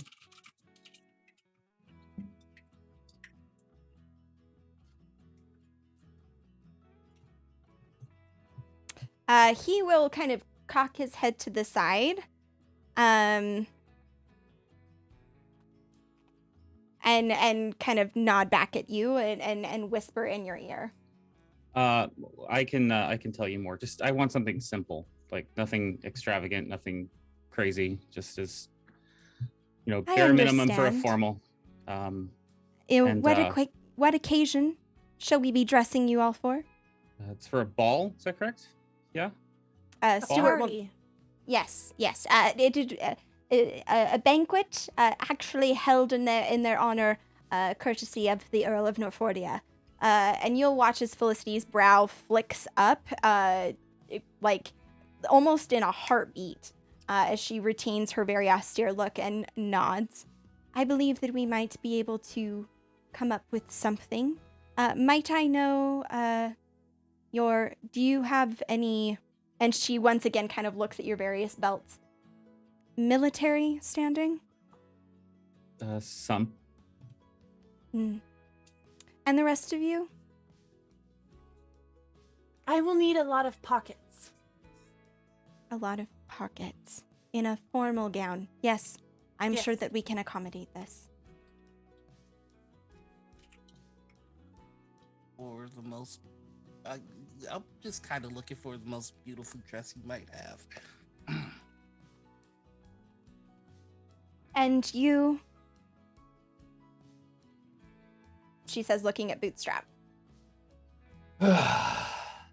If you have something formal and magic in the cummerbund or scarf variety, I'd be in the shop for one of those.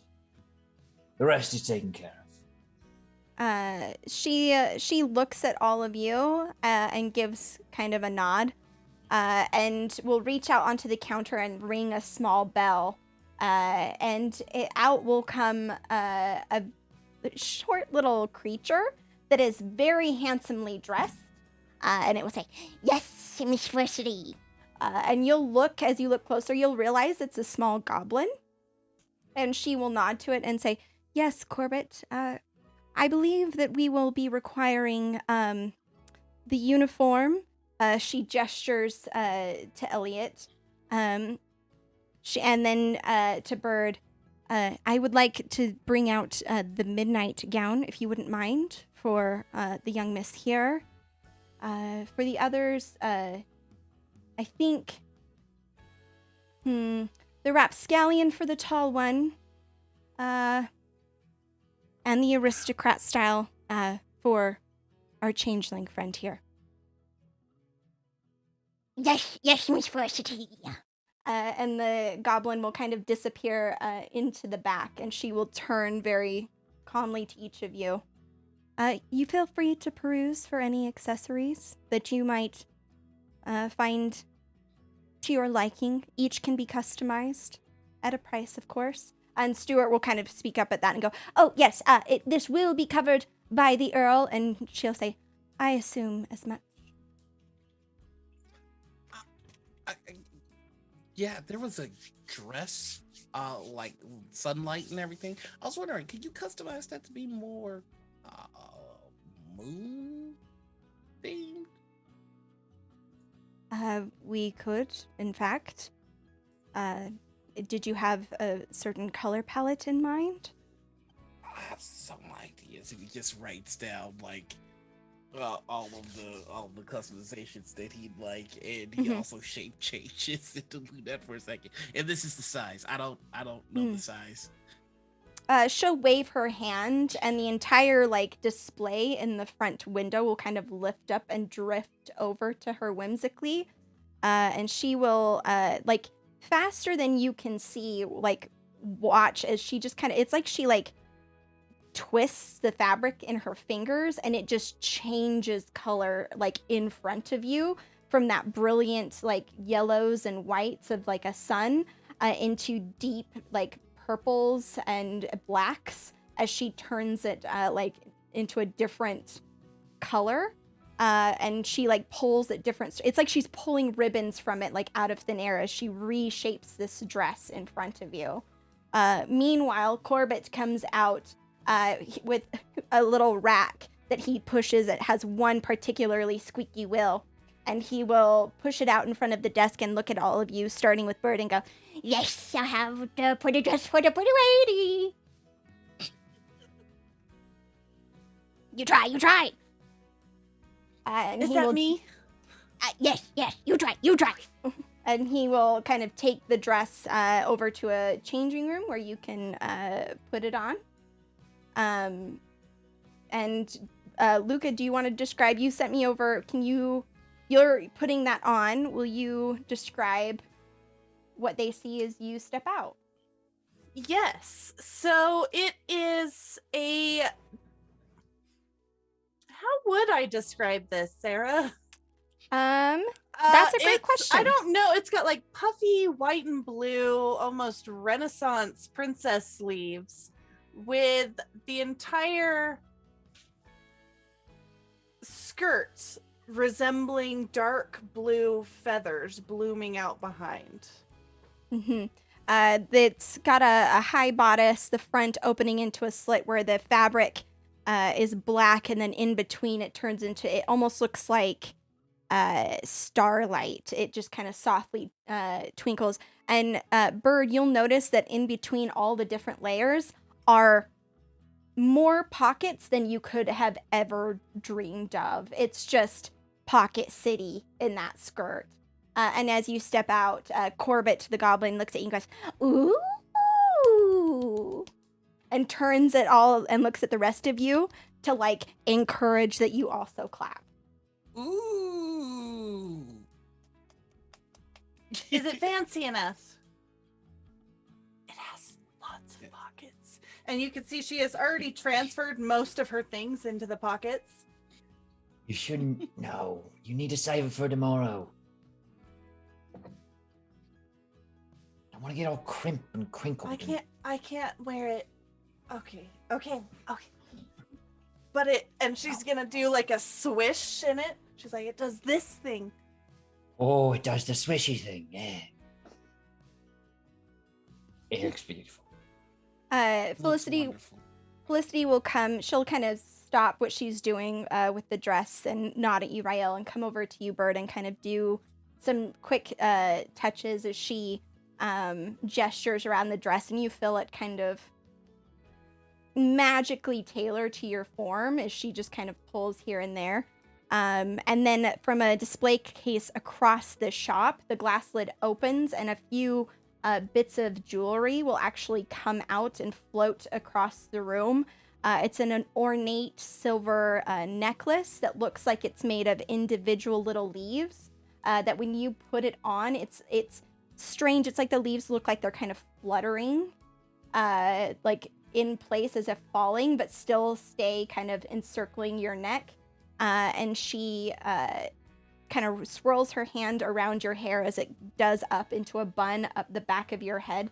And small little silver leaves will embed themselves into your hair to hold it in place. And she'll look with a critical eye. It's not my best work, but on such short notice, I believe that this should do fine. Unless there is something you prefer, other iconography, perhaps? No, this is perfect. And she's currently organizing the pockets because she put some rocks and pebbles in one pocket, but really they have more of a vibe to go over with these here, and she wants them on her right. It's a system that she has. Mm-hmm. She'll look at Corbett and nod and say, I do believe that the oak leaf shoes will be best for this. And Corbett nods and pulls out a small notebook from his pocket with an oversized pen that he clicks multiple times to find the right color and writes in big, scrawling letters, oak, before tucking it back into his pocket. He then looks at the next item on the rack and turns and looks at you, Elliot, and goes, you try, time for uniform. As he hands you a bag and shoves you violently into a dressing room. I'll be right back, as he scrambles to the back of the shop, seemingly to obtain the oak shoes. Go Elliot. in and try it on. All right. You come out, and you are in, they are, it's a nice, straight pant. It has, it's like a burnt umber color. And on the side in pinstripes is a bright gold set of lines. The shirt is just a plain white dress shirt. Nothing too crazy. The buttons, however, kind of spark and look as if they have like just a bit of fire in them, as like in the right light and kind of up the side. And then on the collar, there are two little clasps, or not the collar, what is this called? Why can't I think of it right now? Cufflink? Thank you. The cufflinks. Yeah. They appear to be little sparks of flame as well. But again, it's very understated as you kind of step out in this outfit. What's your return policy again? Oh, are you planning on returning this? I just don't think I'll have need for it after the ball. Well, might as well have it for someone else. I will have no need for it after it's been fitted to you. Elliot, we can wear it. We can wear it for the club meeting. We can have a fancy ice cream club meeting. Okay. In our fancy clothes. Actually, you don't. Let's put a pin in that, Bird. You don't need to tailor this or take it in at all. I actually kind of like that it's roomy. Understood. And she will kind of look, and again from the case across the way, a belt will come like kind of floating across. It looks like it's incredibly malleable, but it is interlocking metal rings that when they kind of come together, it's like heated metal that, like in a blacksmithing shop, like when they kind of move, it looks as if the heat is exuding from it. And she, without asking, just starts slipping it through the pants and kind of steps back and takes a look at it. Corbett returns with a small shoebox that he quickly delivers to you, and Bird, and with a quick nod, oak shoes, and looks at Elliot and goes, very handsome. Thank you. Do you have like a what are those things that they put in like chest pockets? Pocket square? Yeah. Do you have one that's like a dark kind of almost brownish orange to match this? Like a little bit brighter though? Yes. Have some. What shoes? And Felicity has been kind of looking. I could just wear my regular shoes that I came in with. No, you can't. Go gather. I believe, the ones inspired by, what was that place? Oh. Hard Rest. The Hard Rest Dust shoes, please. I believe that those should accent this rather nicely. And Corbett will, yes, as he disappears once again. And Felicity will look at you, Rael, and say, you are next, sir?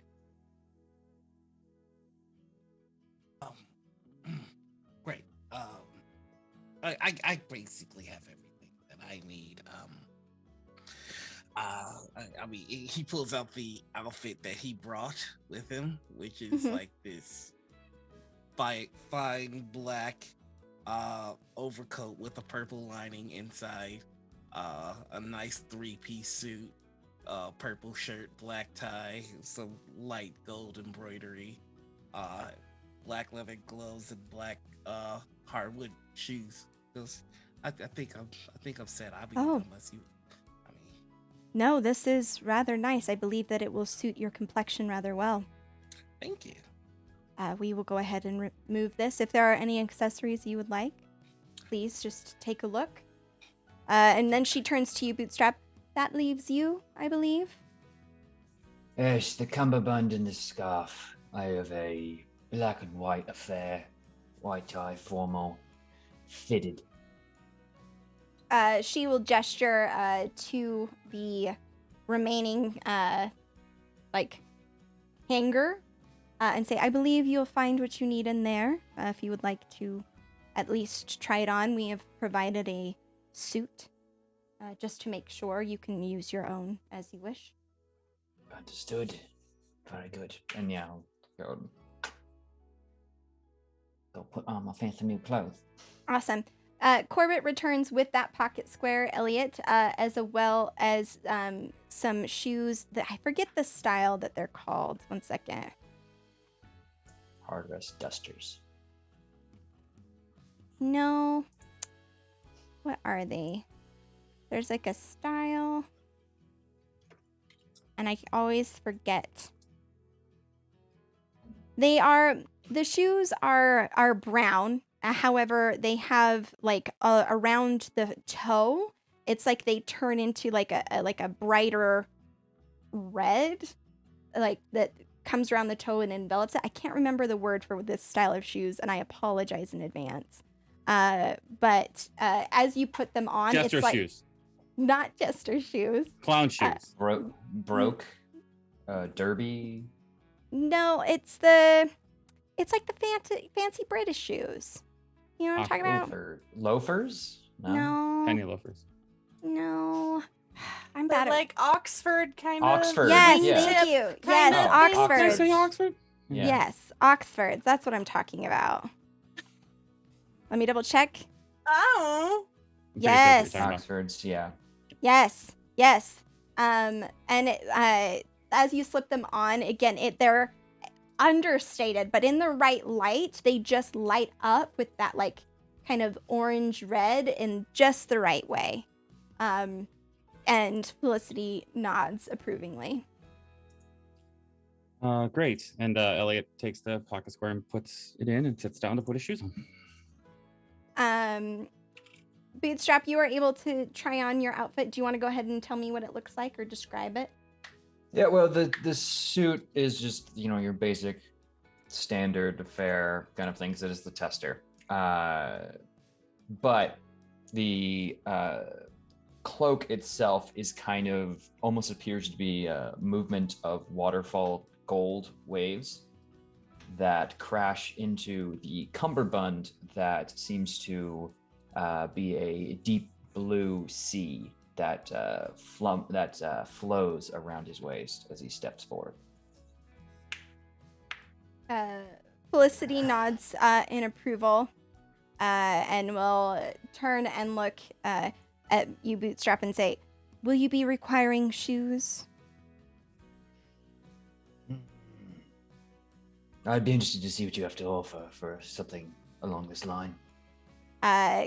Corbett is already standing with his notepad, like eagerly looking between the two of you, and she, without like even looking at him, goes, "Yes, the tide pools," as she turns back to the dress she was modifying at Rael's request. And Corbett will "Oh yes, tide pool," as he very excitedly disappears into the back of the shop.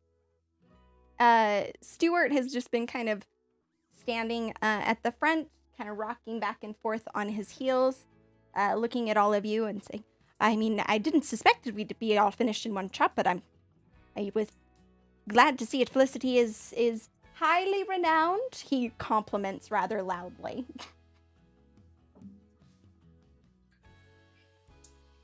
Yeah, well, most of us were already sorted, so. Well, it is a nice thing.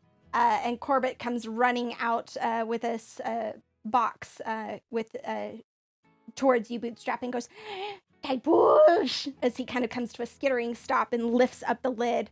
Inside are the shoes that are they are black and impossibly well polished and shined. However, like as you watch, you see that every once in a while the black kind of ripples, and it looks as if there is actual water movement in the black as it occasionally swirls with like a deep indigo blue. And like it curls up like where the tongue of the shoe is into this nice white to like look like a wave that's like cascading over the front of the shoe. Very much, Corbett. You're welcome. And I'll give him a gold piece as a tip. "Oh, I got a tip, Felicity. I got a tip." And Felicity will just nod from her place and say, "Don't remember that you have to share those with the others." And Corbett will go show of others, as he moves over and puts it into a tip jar.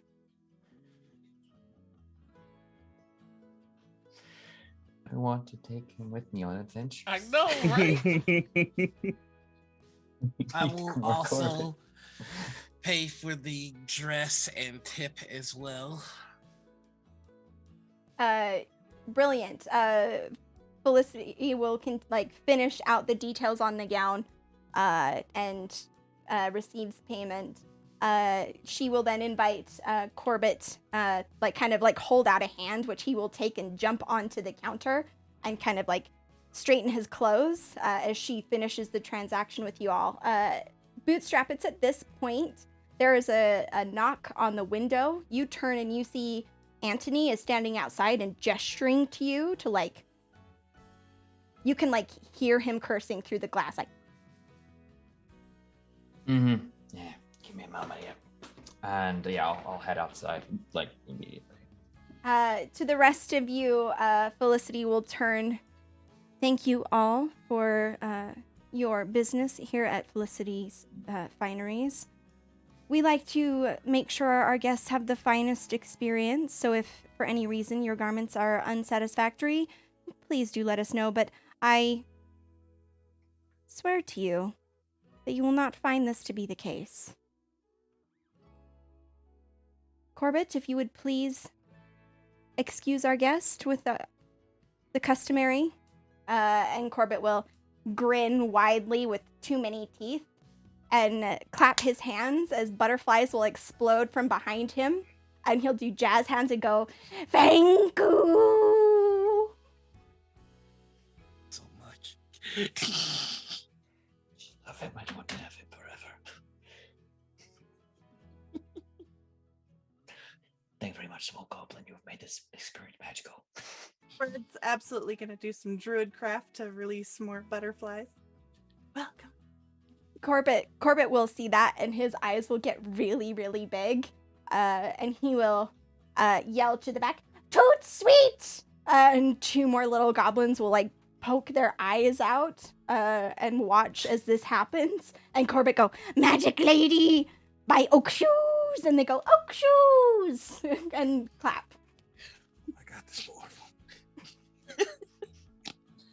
Felicity will then look at you. "I think it is probably best that you leave now. They get very excited when a customer is pleased with their service." Right, of course. We should go. As we leave, Elliot will catch eyes with Felicity and mouth the words "thank you." She will nod and continue to leaf through leisurely the magazine of drawings that she seems to be working on. You all go outside, and Anthony is kind of standing there, muttering to Bootstrap in his typical irritated way. And as he sees you all, he just, "Yeah, all right. Listen, what I'm telling you is that they're leaving tonight. So if you're gonna do something, you better do something about it quick." And Bootstrap is not going to turn from anything, but turn his head back. "We got one shot at your girly friend."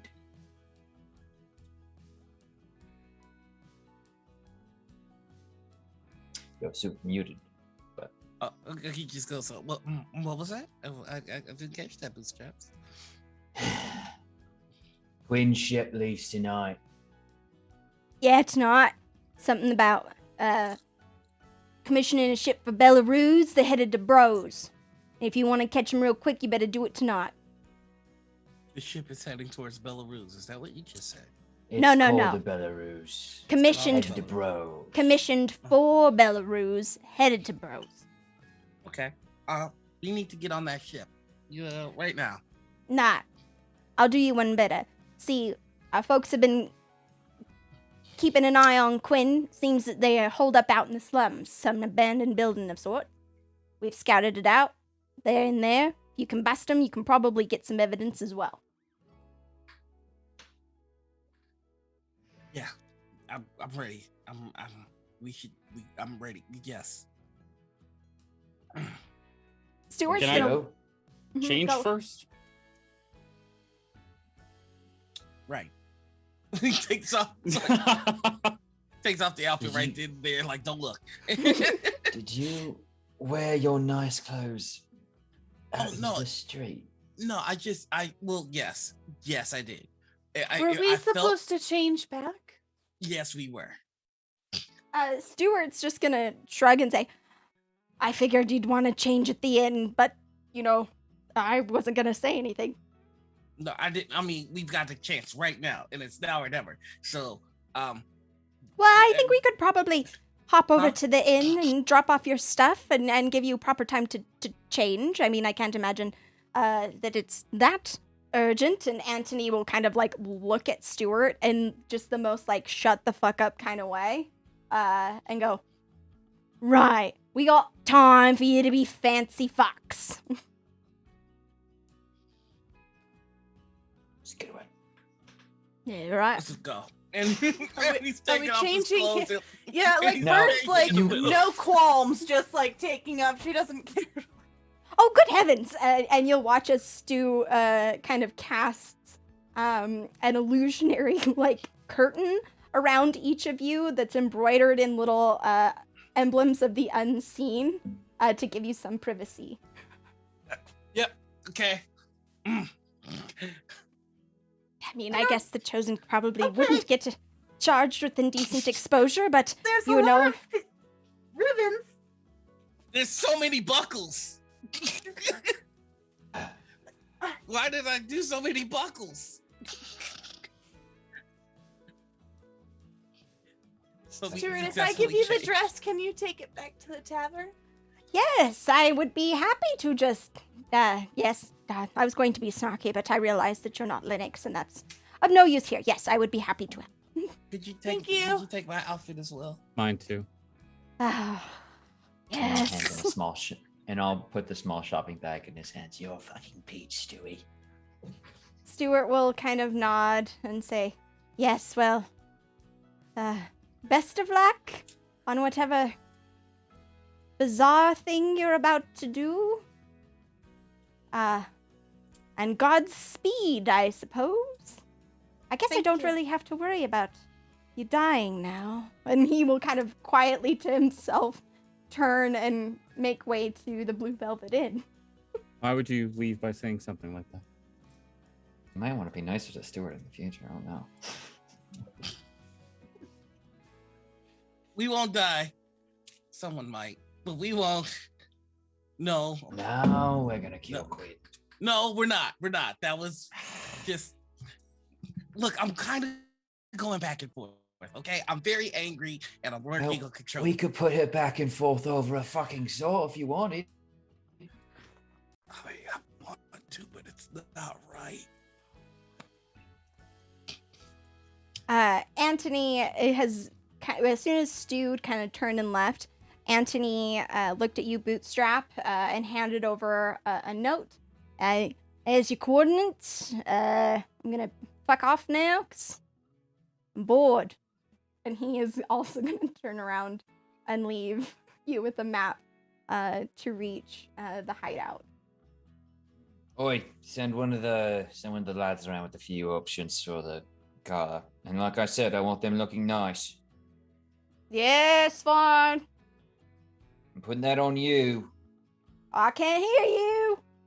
Of Too course you busy. can't. Too busy with other things. As he just Next time I'll unclog your ears with a fucking knife then. he flips you off and goes around the corner. Good kid. And you guys are free to follow the instructions. Bootstrap, you spent the last several months in Retford. You are keenly aware of where this location is and should be able to reach there no problem. Rael, did you have a request? Oh no, I was just waving bubbles. Gotcha. Very good. You depart to the slums of Retford. And again, this is a somewhat familiar sight. One thing that you'll note is there are much fewer people filling the streets. It's quieter. It's almost as if you'll also notice there are lots of carts that are packed full of items, as if the slums are being emptied as people are truly being relocated. You would all know this given your various places throughout, but understanding that the barons of Norfordia have successfully implemented a relocation program for the refugees, whether it is returning to the wastes, to their homelands, or settling in new areas throughout Norfordia. I'm gonna go ahead and move you over to this hideout. All right. Night is falling as you arrive. Bootstrap, it is noted on your little sheet that Anthony gave to you that this, while it is a building, it's more like a complex with several entrances around the outside. You're able to approach one, but the walls kind of stretch. And in true slum style, it's as if there's like 5 or 6 kind of together into like a singular structure.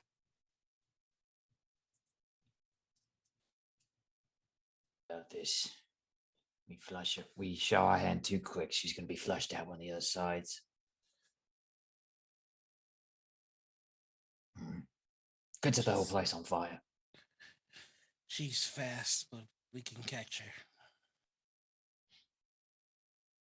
Yeah, sure, probably. Still, let's be professional about it. You remember how to swing swords and cast spells, right? Oh, still very sharp. All right, so well. Same as usual, where I'll carry you all. No, I can always scout ahead. I'm real sneaky. Bird's gonna reach down and pick up a few stones off the ground and imbue them with magic. After your lead, then. All right. Just gonna head in this direction. Okay, awesome.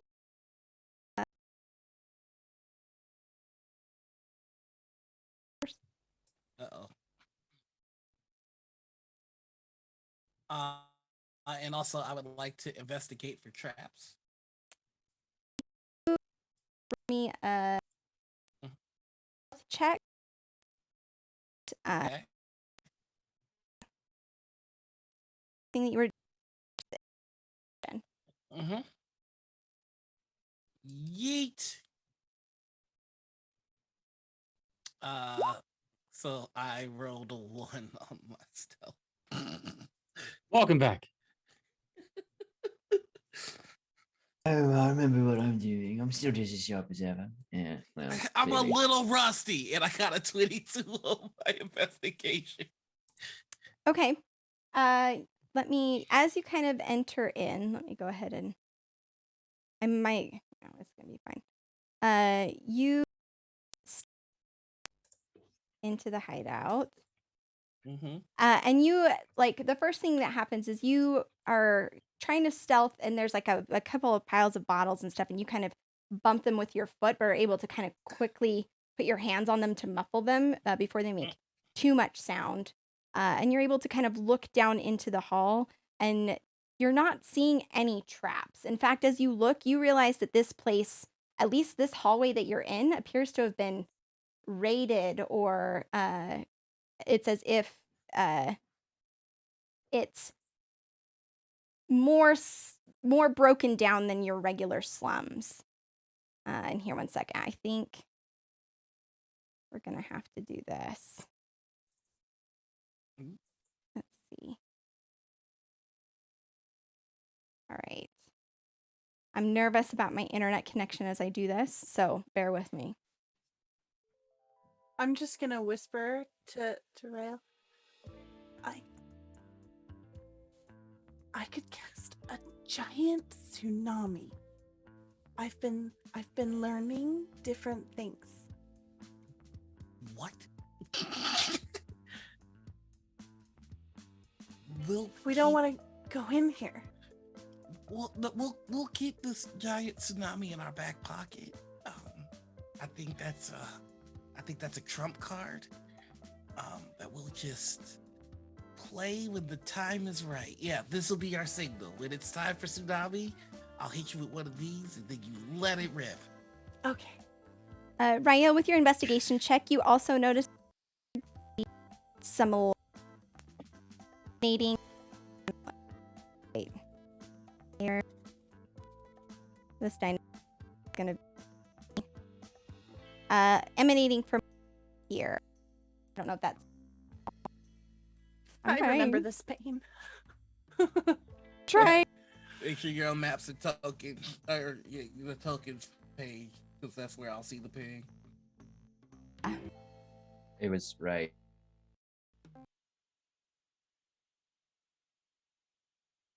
That Here. direction. I would love another shot at stealth. Here.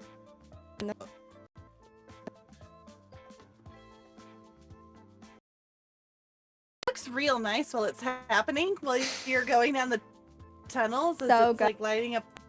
This is my first that I time tried. doing it as a player, and it's That I like, tried. This It looks- is good. You did amazing. Real hard. Roll Wait. 20, not Listen, having it.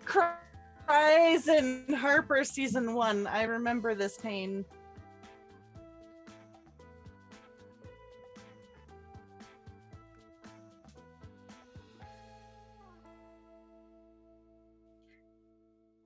Oh, well, it's Everybody going to don't show look. everything. Don't look. Close your eyes. Everyone, I'm close not your eyes. looking. I haven't looked. I didn't Don't see look. anything. I saw Chat, so much. don't look. Everyone, close your Honestly, eyes. I'm so zoomed in that like I Here's what we're going to do. We're going to hide. Just real quick. And we're going to have to do this old school. Turn on fog of war. Okay. Ah, All right. Now you can't see shit, right? Right. Okay. We ain't found I shit. I hate this. All right, we're- chat can know. they shouldn't now. They should be removed and unable to see. Aha. Okay. Hey, I see a me. You should. This I is see excellent. a you. I don't see a me. Oh, I see a me. I see my eye and half my nose. I Yes, also I know. see this. I know. I'm so sorry, guys. Let the If we record could show all I just tried. continue giving her live updates of what she's doing, I think it would be continually helpful. Mhm, 100%. It certainly would. Okay. More of the alley now. I can Oh, see boy. a hallway. Yes. I can see a hallway as well. There's There's Brilliant. also crates and barrels. Rael, as you step Yes. into Oh, this I love that room, store. you had Yes. seen that there was a shred of light. Oh, don't go through there though. Bloop. Oh, okay. Because that is a wall, but there is a break in the wall. And with your stealth check of 15, you are able to sneak up and peek through it. It is too small for you to traverse through it. And so that's my thing is like for moving tokens, I'm going to have to move you because there's a lot of weirdness with the map, which is why I was hoping dynamic lighting would work. So just ping where you would like to move. But Rael, you look through and you are able to see a large meeting room. And you hear two low voices. And as you peer in, you see two people you recognize. The first is, in fact, Quicksilver Quinn, who is hunched over a table and kind of gathering up different documents and putting them into a chest. Next to her is a thin whip of a woman with a very stern look on her face. Her hair is short and white, and she has a sword at her side, and she is looking around this room that looks as if it's been ransacked with just a serene gaze of someone who is unfeeling. And you recognize this woman as the matriarch Belarus herself.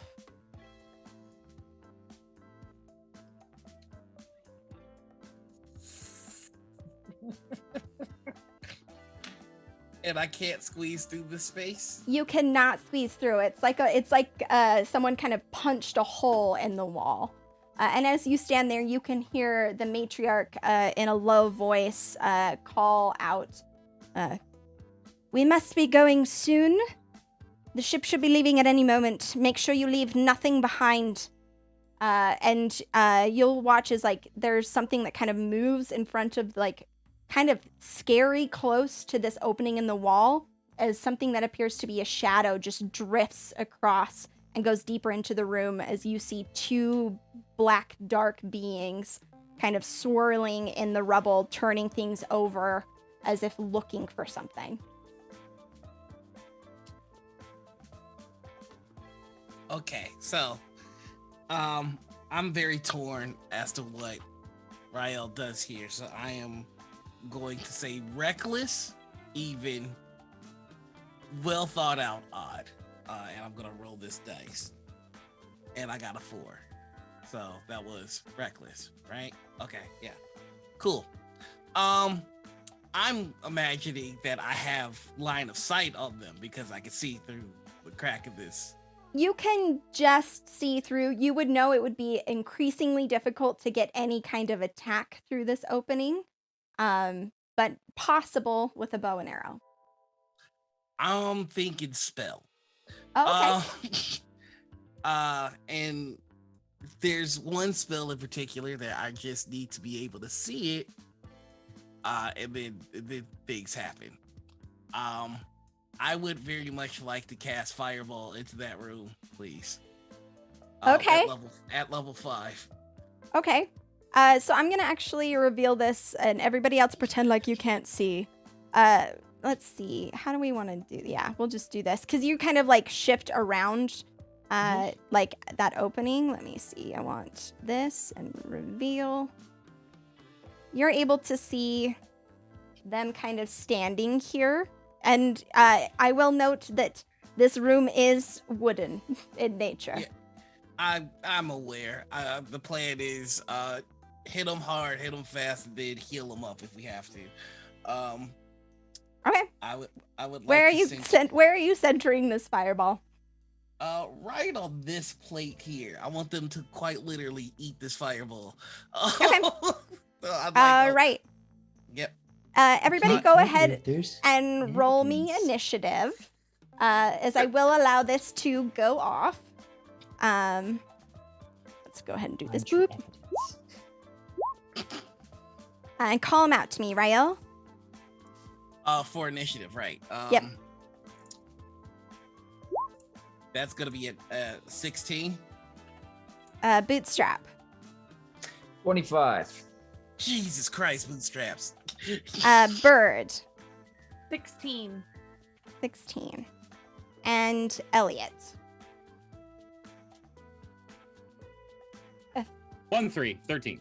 13. Okay. Awesome. Let's go ahead and just change this really quick because now seems like a good time to do this. Rael, you look into this room and the hate and frenzy that you feel.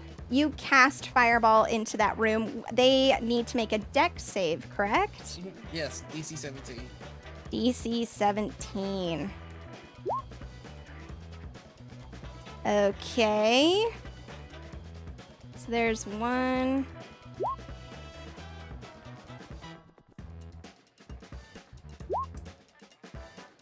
Let's see. Okay. You watch, cast your spell, and there's like a moment where like the room heats up and the matriarch's eyes like flash to the center of the room, and she like calls out, "Get down!" But before she can actually move, the fireball erupts. Go ahead and roll damage. Quicksilver saved, and one of the shadow demons saved. It's 45 damage. 45 damage. Okay. So we'll say B takes the fall. So 45 damage, I believe. Oh, let's see. Oh, wait. I want half of 45. 23. If we round up. Okay. Here, let's do this. Yeah, so 23. And half of 23 would be 11 or 12. Yep. Depends on where you round it. If you're rounding up, it's 12. If you're rounding up, it's 11. All right. Let me double check here. Yep, so that's going to be...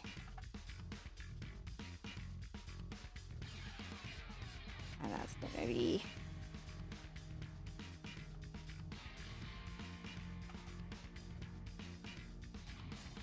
Awesome. And you light that up as they kind of try to dive out of the way, fire erupting in the room with a loud explosion. Belarus is going to kind of like shield her gaze and cast her eyes at like the stuff that they were trying to gather up. And she's going to scream like, "We need to move now!" And that is going to take us to the top of the order with Bootstrap. So you mentioned you can't walk through this wall. Correct. It's a small, like Rael was able to look through it, but he was not able to pass through it. The material of said wall, it is stone. Like with wood interlaid. Okay. In that case, I am gonna get the zoomies I got 40 feet of movement, and I'd like to make use of it by curling into here and trying to find a way in. Okay, you're able to open that door, and inside it appears to be a storage room full of various pots and like various crates and whatnot. As you kind of run in, you bump one and you hear the telltale sound of glass kind of like clinking inside of it.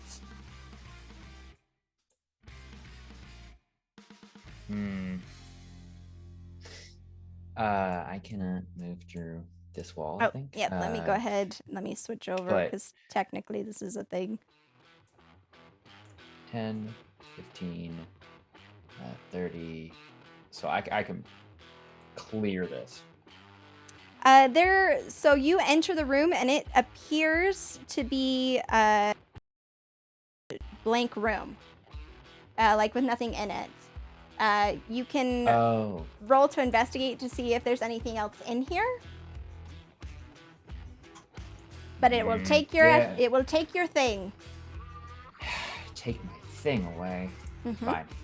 I'll investigate. That's roll gonna me be investigation. 17 will do it.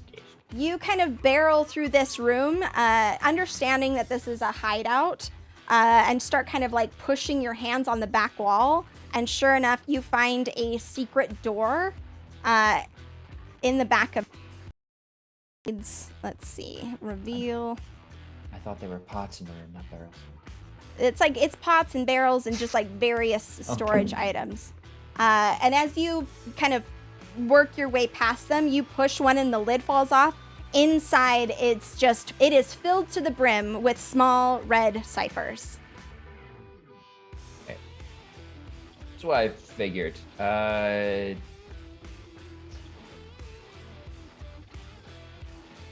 No justice for that. Yes, yeah. We don't need more chaos. But that's going to be my turn with the action to investigate.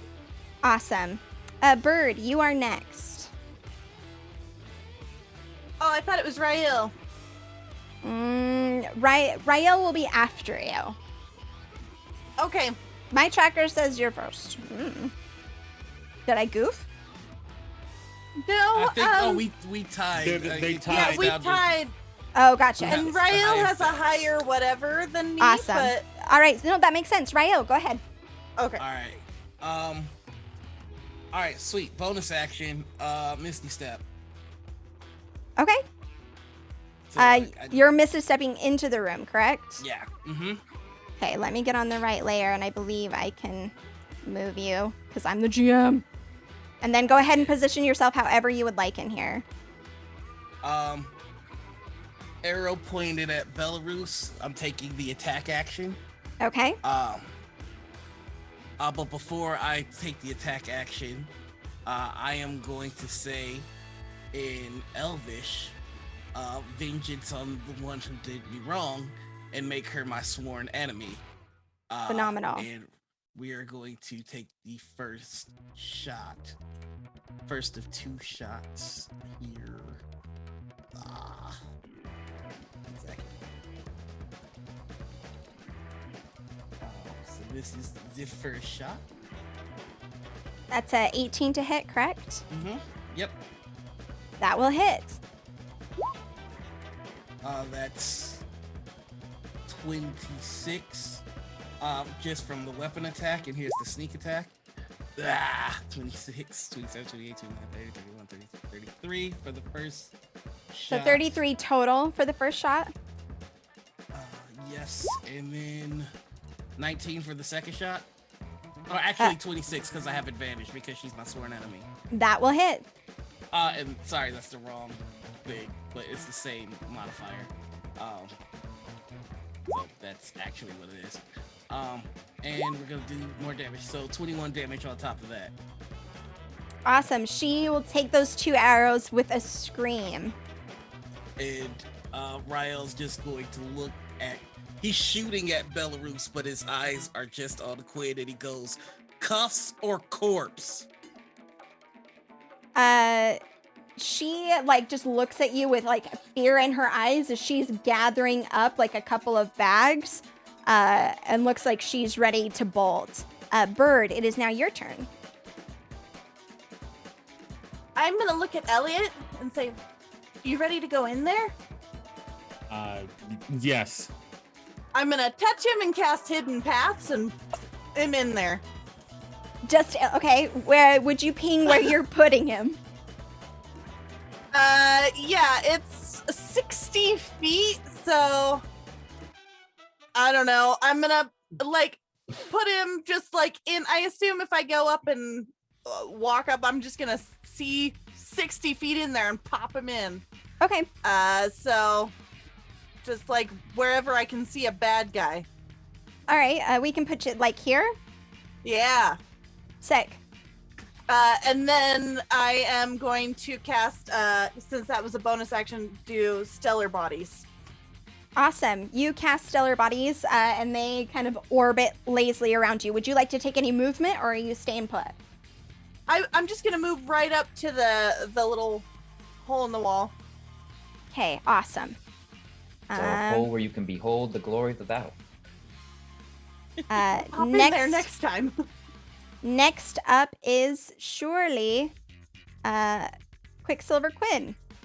And she is going to look and see you all like kind of just popping in here. Let me go ahead and there we go. And is going to say, not today, Satan. And she is going to make a run for it. Let's see. She's actually gonna like jump up on the table, just like springing up and start scrambling across the table. Let's see. Can I get an exact path that she's taking, please? Yeah, she's like, she sees as you kind of like come, it looks as if she was gonna go that direction as you kind of pop into existence. But she's gonna just use the stool and like climb up, and it's like she's gonna coming into my melee range. No, she's gonna. She is taking a wide berth. She is going up over the table and like full like ballroom blitz, trying to get GTFO. Let's see. Yep. So 30. So she's gonna go 5, 10, 15. Oh. 20, 25. 30. And then she is also going to continue out this way.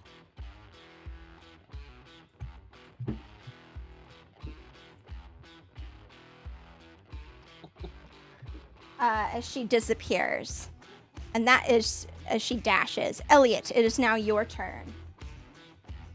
Awesome. I would like to tap the person that I'm behind now on the shoulder.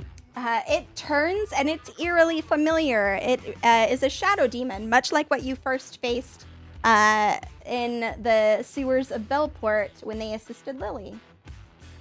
I will look it dead in the eye and say, "Hi, I'm Elliot. How do you like me so far?" And use a need point to cast Cause Fear. Okay, drop that in chat for me. Dude. All right, let me check something really quick. Actually, this is also at 5th level. Okay. So everyone in this room. Okay. And what kind of save is it? Sorry. It's wisdom saving throw. And I've got to beat 16. Got 16. it. Oh, yikes. Okay. Let's go.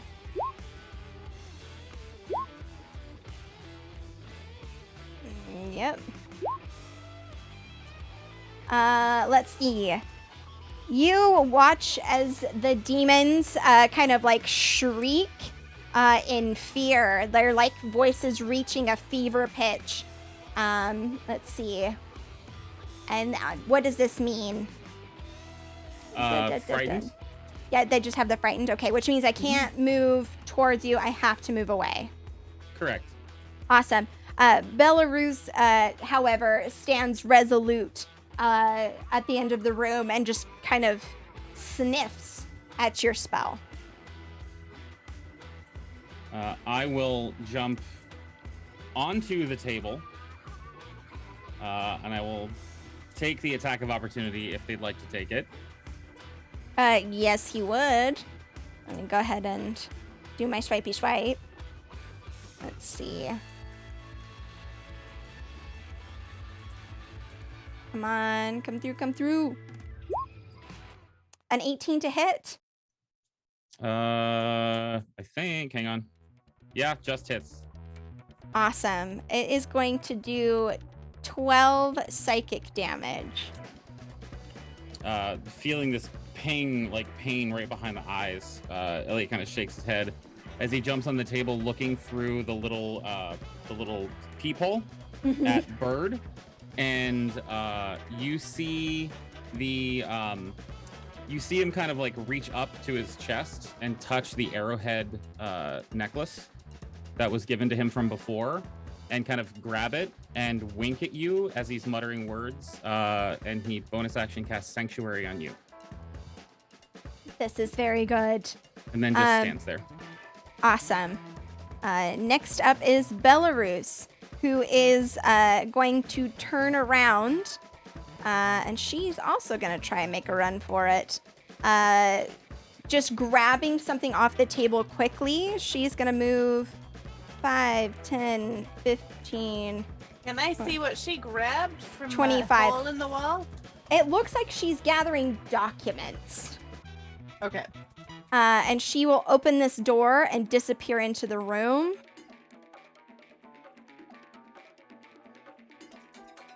And out of sight. All right. It is now this boy's turn, and he is going to get all up in your business, Elliot. Can't come towards me. Oh, that's right, because he's afraid. Frick. He's going to screech then and actually run. Like, it's like this weird, like, pinball. Like, where they are all just kind of moving in different directions. As it moves out this direction. And the other shadow demon boy is going to do the same following Belarus. Bootstrap, it is now your turn. I am moving down this hallway. Brilliant. You So continue, seemingly reaching a dead end. Would you like to check for secret passages? I would love to. Roll me an investigation. All right, if you insist. Welcome, Raiders. Investigation. 18. You reach to the end of the hallway and just kind of like push your hands out. And as you do, you shove on this wall that's right here. Let me ping it. And it kind of like just moves like a little bit. And you're able to quickly like just run your hands along the side and find a button that you press. And it opens up the wall to reveal a room. Bloop, bloop, bloop. Right here.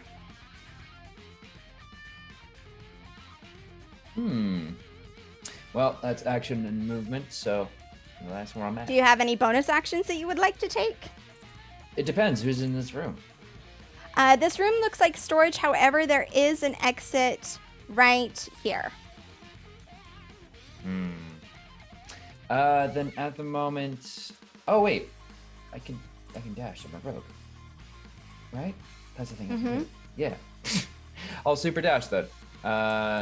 So I cannot move through that door, but I got you. I will got go you. there. Awesome. As you do, you hear footsteps kind of coming from the opposite direction. And as you pop around this corner, lo and behold, you see Quicksilver Quinn, who was attempting to use this as an escape. Gonna turn and just like give it a big smile. Quinn, nearly missed you. Draw swords. Not gonna happen twice. She kind of comes to a skittering halt and goes, "Oh, fuck you." Let's I'm see. thinking your fucking dreams. Next is Rael. Okay, let's fucking do this. First off, did the shadow open the passageway that what's her face went down? Let me go ahead and open all of this up. Belarus. Belarus, there we go. Let's so we can get like an Gosh. accurate picture. Yeah, so you can Minus. see that it opened up into a room and they like have gone around the corner. That's what I was hoping you wouldn't say. Okay, well, well, first off, I'm going to activate my blade song. 'Kay. Which is going to give me some extra movement here. So 5, 10, 15, 20, 25, 30, 35, 40. Would I be able to see her from here? If you went in the room, because like this right here is the door, so I'm just gonna Oh, move you, boop, Whoops. Yeah, and then there you we would go. be able to see that entire room. Yes, let me go ahead and reveal it really quickly. Bloop. And you can see that she is rummaging with some crates over here on the wall. Well, if you're gonna act like a rat, and I'm gonna cast polymorph. Okay. What is the spell save on that? It is a wisdom DC 17 in here. Oop. Okay. Let me go ahead and roll those.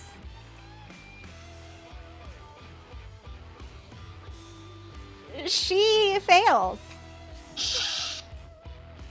I can't believe that. She has advantage on this shit and she failed. With a 1 and a 13. Yeah, she turns into a rat. All of the stuff she's carrying just kind of like falls to the side and Matriarch Belarus is now a rat. So let's see. Activate. That was the bonus action. That was the action.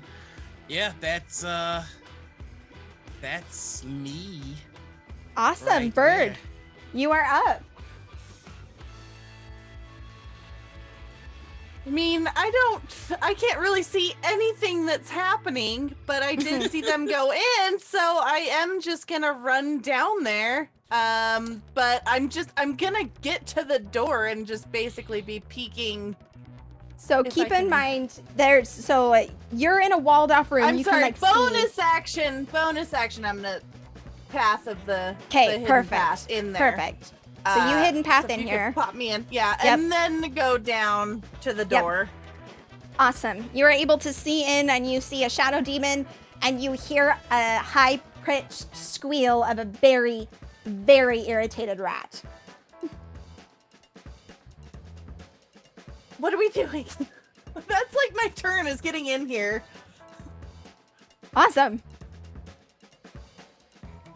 All right.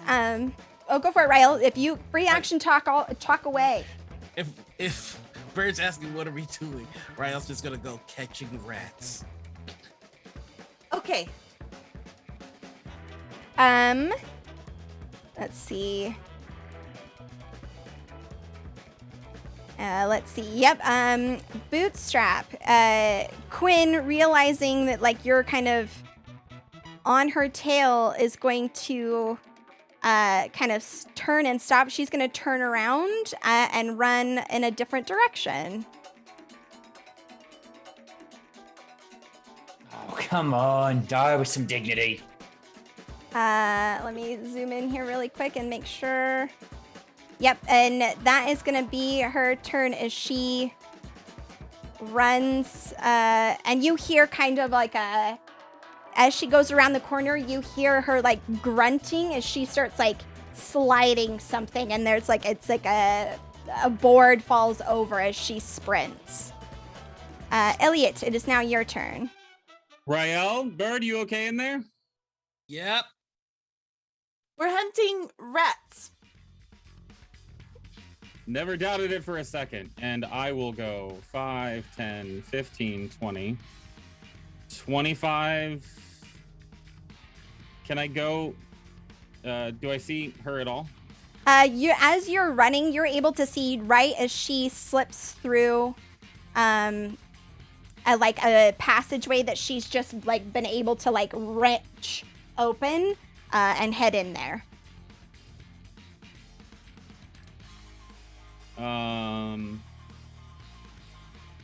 I will look at Bootstrap, so 30, and as I'm going by, just kind of stop for a second and say, I'd say ladies first, but you seem occupied, and wink, and then dash. Brilliant. So 5, 10, 15, actually 15 corner. Yep. Yep, you'll see that she is right there, just barely passing through as it slowed her down to try and open up the secret passage. Yeah,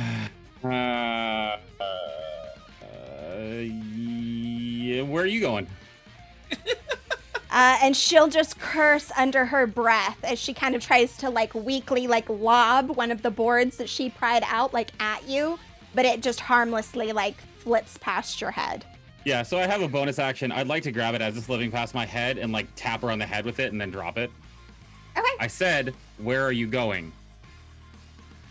She doesn't respond as she it's that like frantic like trying to like catch her momentum and keep running.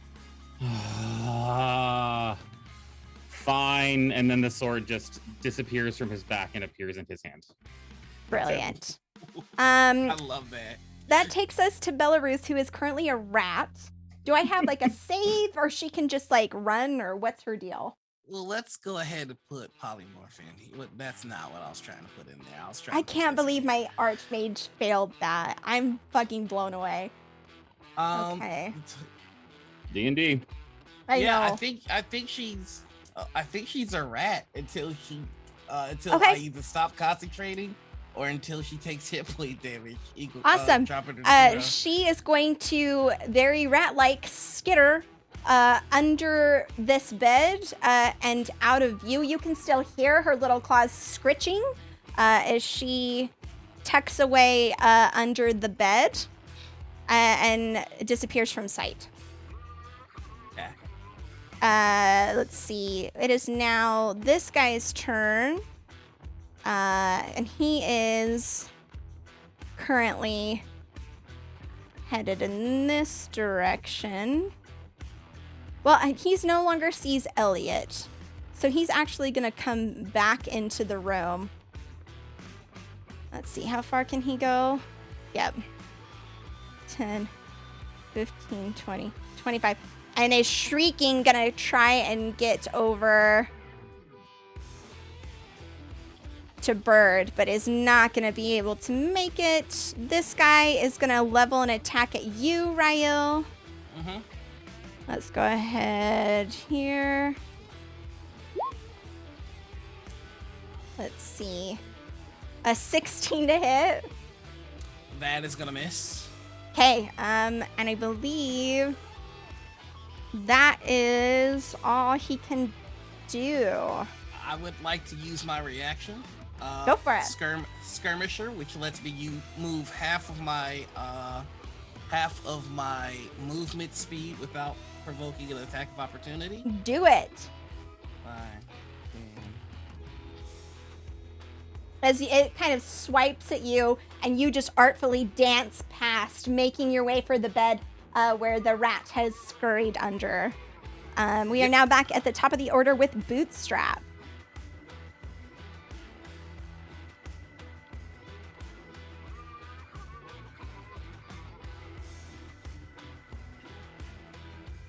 Oh, you are muted, sir.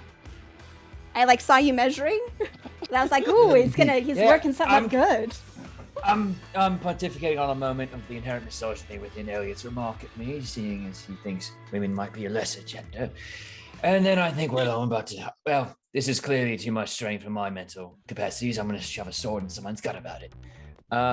So with some movement, I can bounce around the corner, and as I hit it, I will jump off the wall here, roll over Elliot's back, and then quapa on the other side of Quinn. I would like to add to this for a second. I'd like to think that Elliot just gets into position for you to do this and assists you over.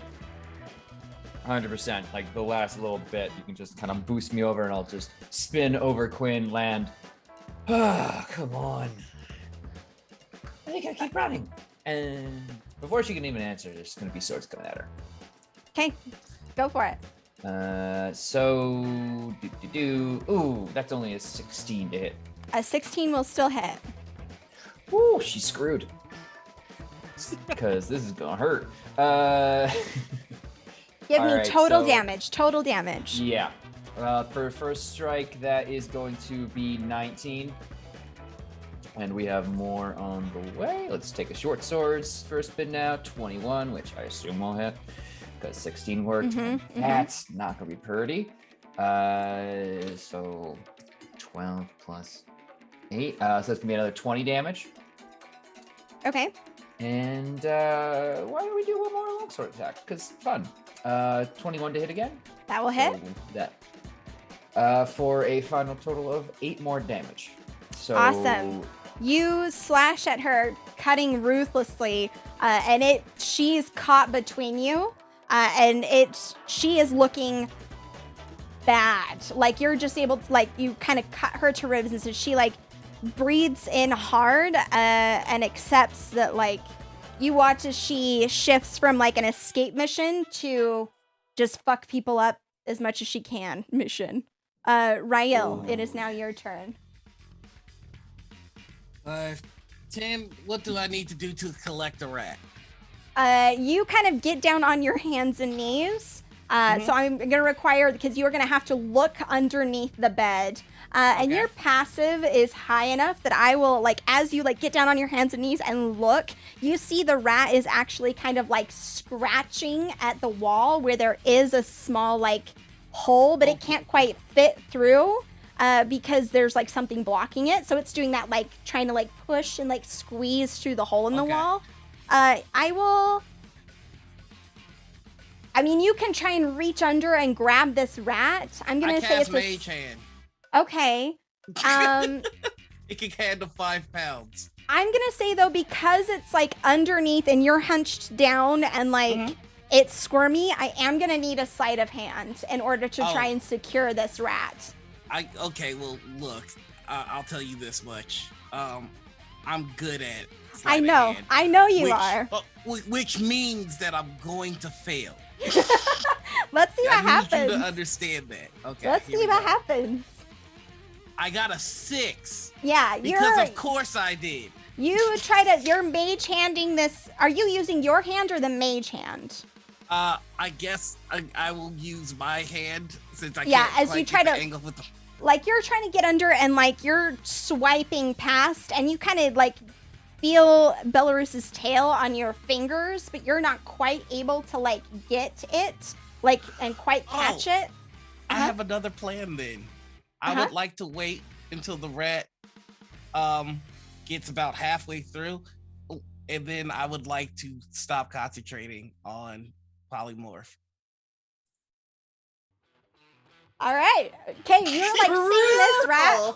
What do you say to this rat as it continues to try and squirm its way through this hole? Well, looks like it looks like you have more in common with this form than I thought. And when I say that, I am saying it in Vala's voice. Brilliant. You're kind of watching as this rat, and were you going to resolve that on her turn? Bird, you are now up. Mor's got this handled, so I am going to deal with the with the demon, and I am casting Vicious Mockery, and I'm gonna look at it and say, "Tone deaf canoe," and cast that. Which one are you casting it at? This one, just right in front of me in the room. Perfect. Wisdom save. Let me go ahead and roll that really quick. He does save. Let's see. So is that half or none? I don't think you take any. So if he seems unaffected by this, I'm just gonna chuck one of my magic pebbles at him. Go for it. Bonus action. Do the thing. Boop. Oh, fuck yeah, dude. You hurled it. It's like you insult it and it cocks its head to the side, kind of like, what the shit? And you like underhand a stone right and like cracking it on the side of the jaw as it howls out in pain, and grabbing at its jaw. Next up, is that everything that you want to do? Any movement or anything?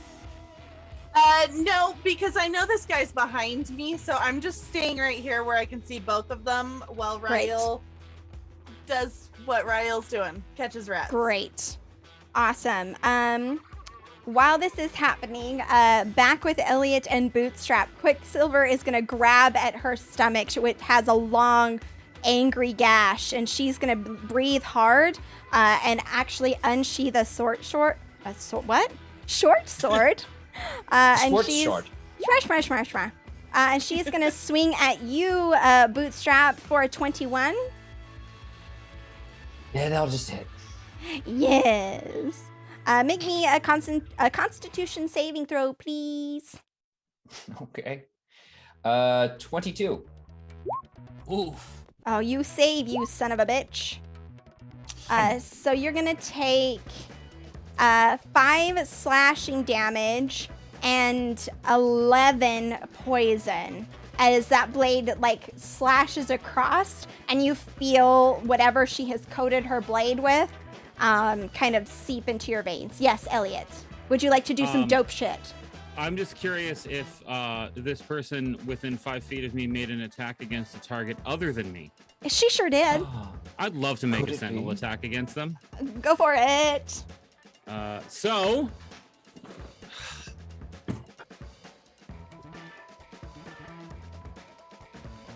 Nat one. Yeah, you kind of because she's like so heavy on her feet, her attack was hard to read, and she lurched forward and kind of took you by surprise. Like you like went out, but were unable to land the attack. She's then gonna turn and attack at you again. Oh hell yeah! For a 25 to hit. to bootstrap again. Yep. Mm-hmm. Yes, that will hit. Make another Constitution save. Throw. Ooh, every time. All right. Natural 20 for a 30.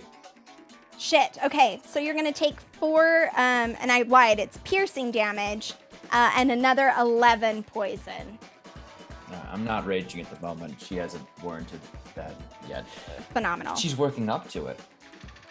And she looks like shit as she's just kind of swaying there, unable to do anything else. Could that second hit have like gone through his hand as he kind of like catches it because Elliot's about to finish him off, and he'll just kind of hold her grip?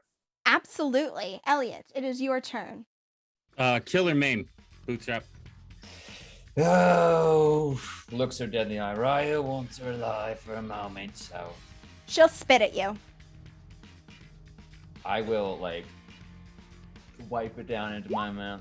It's very good. Spit Yeah. it back. Oh, I will gross. spit it right back at her. Gross. Yeah. Tell me what you're doing, Elliot.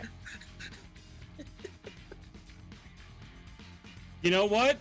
I gotta hand it to you. Sorry for all the shit I talked.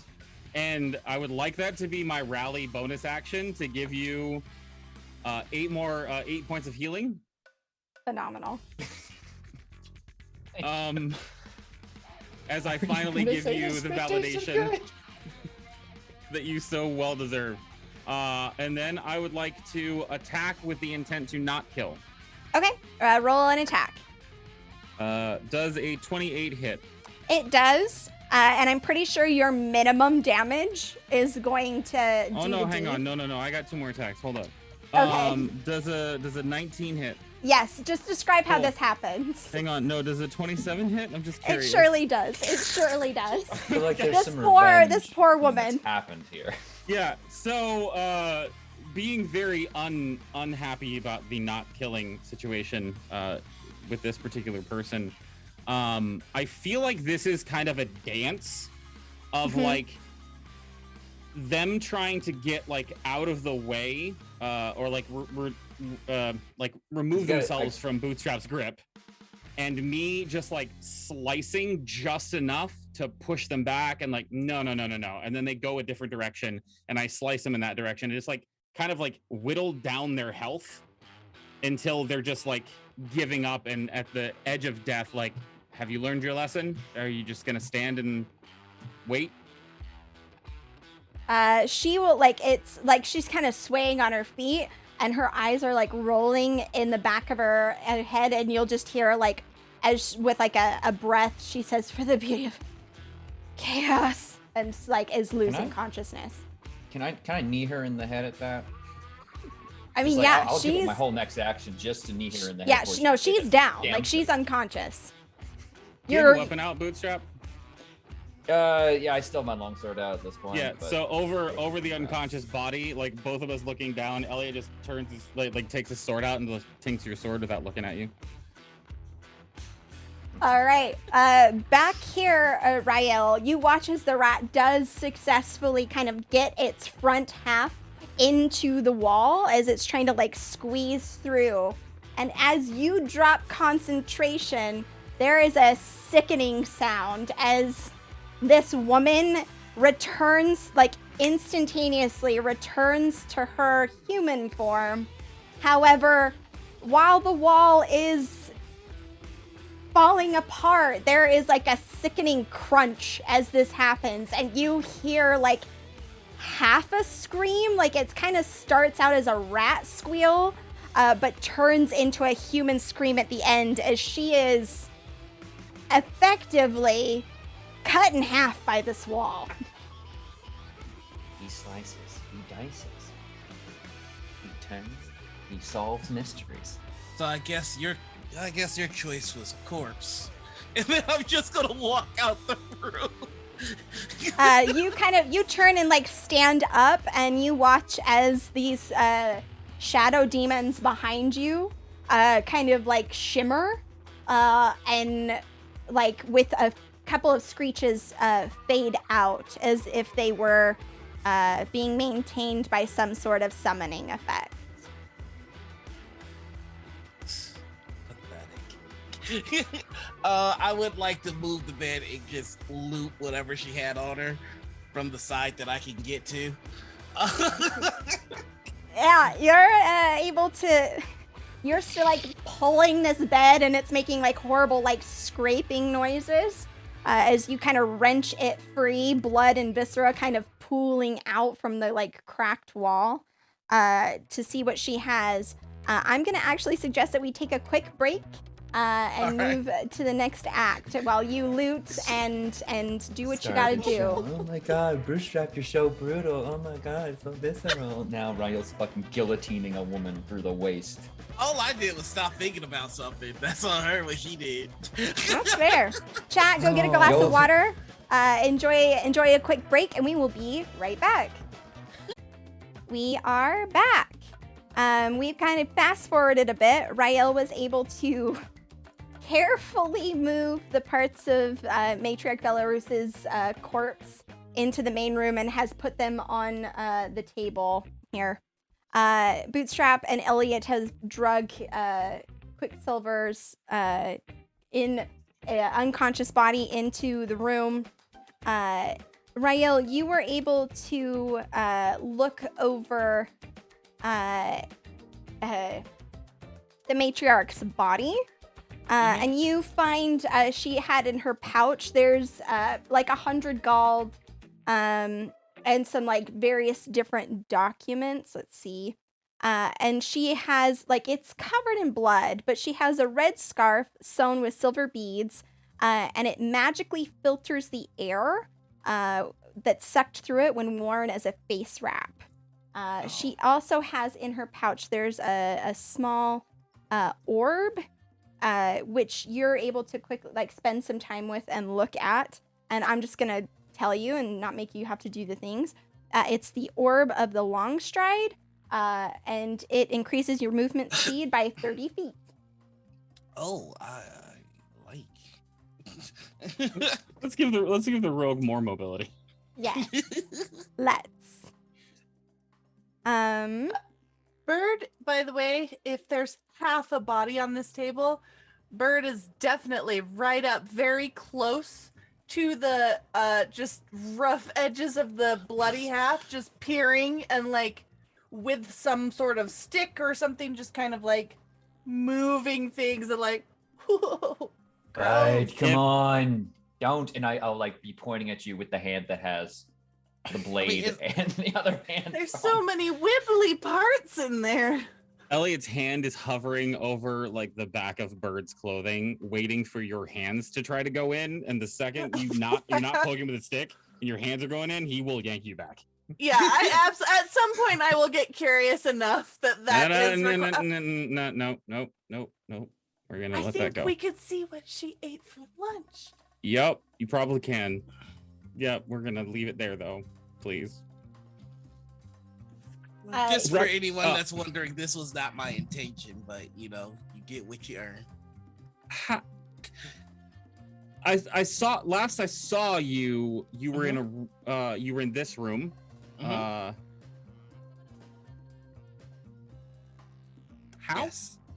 Oh well, I turned her into a rat, and as a rat, she started to burrow through a hole in the wall. I tried to grab her, but she was a little too evasive, so I just dropped my spell and let the wall and physics do Justice's work. We caught the rat. Yeah. She's absolutely gonna go in and try and poke. Elliot is so dumbfounded that he lets you go. Magic, right? That's right. Yep. Yeah, Bird, I'm not going to that. I'm not going to that thing. Nowhere near magic. Not happening. Nope. I meant to bring this up before. You have a fucking clubhouse. You didn't fucking invite me. Well, there was a lot going on. We're all invited. You can have my spot. It seems that there were personal invitations given out. But we were hugging, and then there was Billy, and then we got debriefed.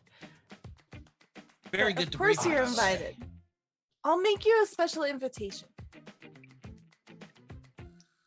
And what if it's Jocelyn? Jocelyn can have her own invitation. Oh, good. She's gotten very temperamental. Looks She's like at the Quinn's troublesome alive. twos. You hear like a soft, just like from Quinn's body as she kind of like curls up a little bit tighter on the ground. Oh, I thought she was dead. I'm gonna pull out my manacles and just lock her in. Great. You are able to do that. And everything wrong. Yeah. Yeah, she's unconscious. You are able to do this. She is very badly hurt and will probably slip from unconscious to dead if she does not receive some medical assistance. I was gonna say before Okay. you said that, I was gonna say like I'll probably actually go up and like heal her and just kind of. Okay. We should. I bet she doesn't want to see her friend halfways like that.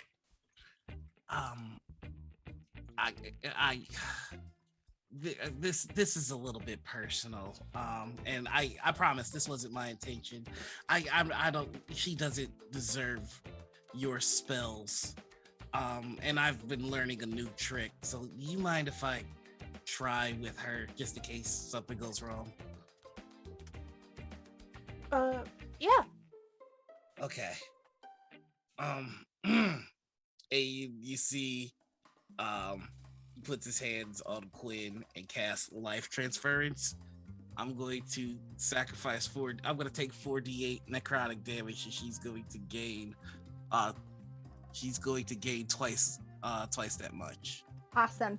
You put that magic in and you watch as she's like curled up and you cast the spell. There will be a relief kind of in her form as she kind of like takes a deeper breath and her breathing is now more even. And she will kind of like stay curled up with her eyes closed. I don't imagine I can talk you into letting me go for old time's sake. I let you go for old time's sake. Right. Were you always working with Belarus the whole time? She will open her eyes and like look directly at you. And you'll see there's a twinge of guilt, but mostly just a resolute, like, belief. And as she looks at you, I did what I had to survive. I would think that you, of all people, would know and understand. You got good people killed. You got Vala killed. You almost got me killed. You know how it is. You knew what it was like. What was I supposed to do? There was no Vala coming to save me. I was coming to save you, but you sold us out. She just kind of like turns her head and her hair falls in front of her eyes. And she'll lay there unresponsive. I only have one question. Did you know about the attack on Vala? Did you know what Belarus was planning for him? She will kind of fidget from behind her curtain of hair, and you'll hear a very soft response. How was I supposed to know he was chosen?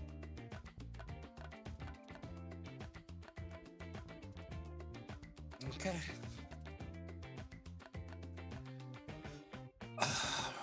We're gonna turn you in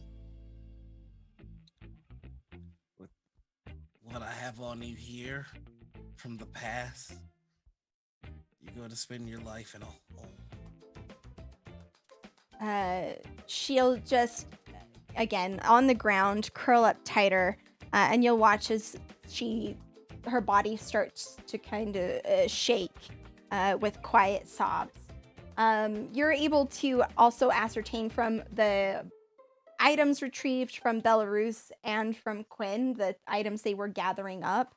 It is a system of record for shipments detailing various other locations of where the ciphers were being transported to. Bootstrap, as you kind of look over these, you're able to find several stashes that you had been unable to account for previously. So you now have a better understanding of their network. You will also find letters addressed to Belarus from Staley, instructing different actions throughout Norfordia, as well as direct correspondence with the leader of Bros, promising dividing up various sections of Norfordia for his gain should the invasion be successful. You've essentially found the remaining headquarters of the Cult of Snarl and kind of unraveling the entire organization. I imagined a certain councilwoman might enjoy having this show up on her desk for some ongoing negotiations. Don't you, PI, Privates Inspector? I think you're right. And you could just say detective. That works. I mean, No, you're a PI. It's just a Privates Inspector, yeah? yeah, I'm a private inspector. Why are you laughing when I say I'm a private inspector? Oh, I see what you're doing. You're gross. Well, I did just talk her loogie back at her, so. Ew. Quinn? You did what? I'll explain the technique later. Quinn? She'll sniff, and you'll watch as she rubs at her face with the backs of her sleeves before sitting up. Kind of in a proud sense. And she'll make eye contact with you. Her face tear-streaked and her eyes red as she just stone-faced looks at you. He's gonna come back to her and just kind of kneel. The only thing that's more valuable to the council than the records that we can provide is if we had a high member of their crew that could fill in the blanks, fill in the things that we don't know. This is your last chance, Quinn. Go ahead and roll persuasion. Hang on.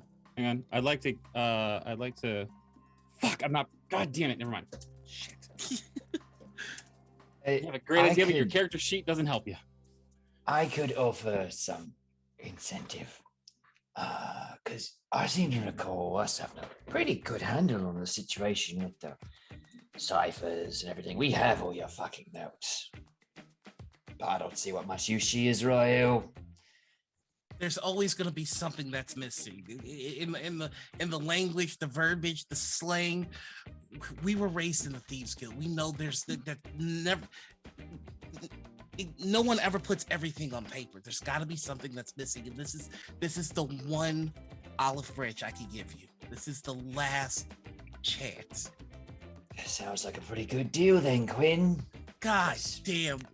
Because Bootstrap is helping. Yes, because Bootstrap is helping, you Yeah. can roll at advantage. Let me be your bad cop. There it There it is. 20. Yes, you bootstraps. You beautiful, glorious bad cop bastard. She'll look at you and her eyes will flick to Bootstrap and then back to Rael.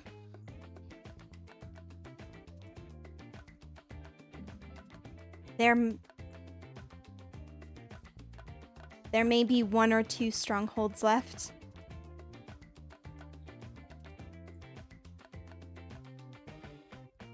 If you agree to do this, I need you to understand 2 fundamental things. 1, the truth is absolutely required. No fibs, no half-truths, no secrets, no anything. And the second is if you think that you can slip away, there's nowhere you can run. And if Belarus was a minor inconvenience to me, imagine how quickly I will deal with you if you make me make that decision.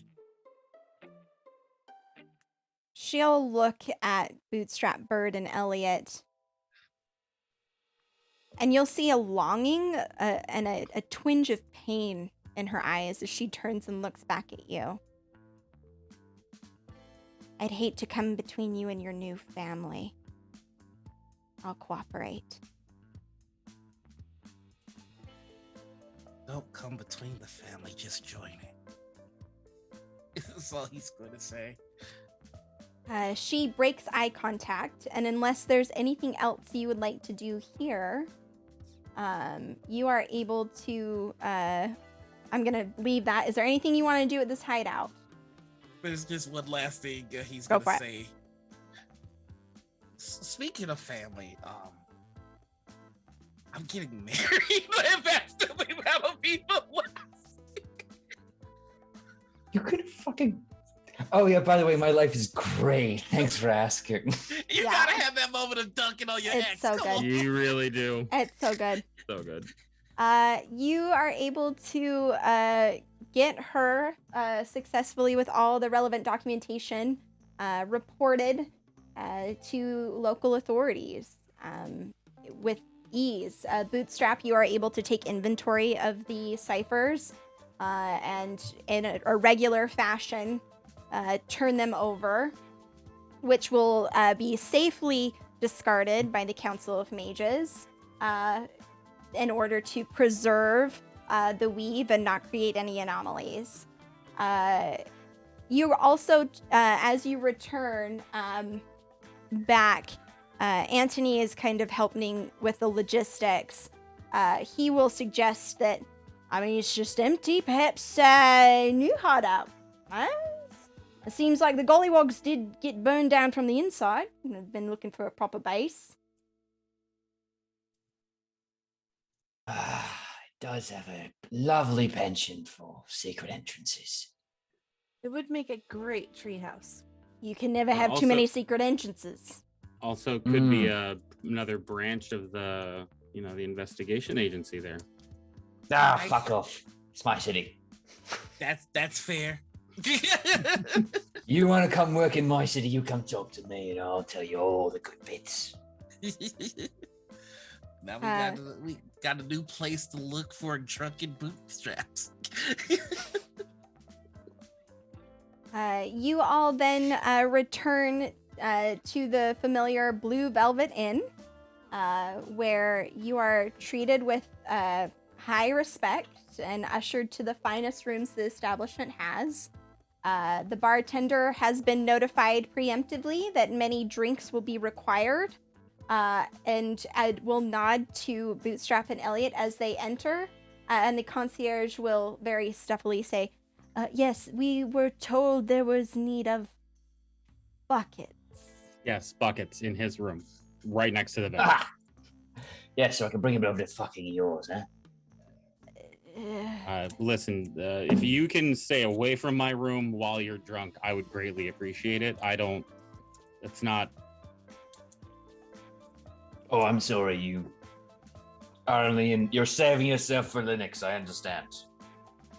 Douglas Cliff, who is the half-orc that runs the Blue Velvet Inn, will look like between the two of you, just concern flashing on his face. We won't break anything, I promise. Right. Tonight. Right. No promises about tomorrow, man. Right, and tomorrow starts at midnight. We'll pull all the fun shit back at the hideout. Is there anything you guys would like to do before you take a long rest? I straight up took all of Belarus's stuff. Yep. Mm-hmm. And I'm just cleaning the scarf, Awesome. bringing it out. It's gross.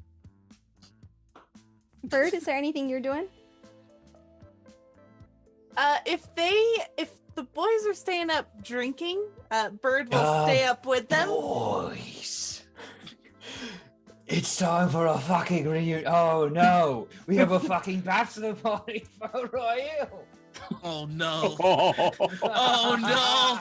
Like, Is that a one shot? Like Is that a one like shot? 3 rounds in, we start talking about that, and like Rael's upstairs, and we're like, we should go get him. Right? This is, I mean, Yes. Yes, No, we should. You're right.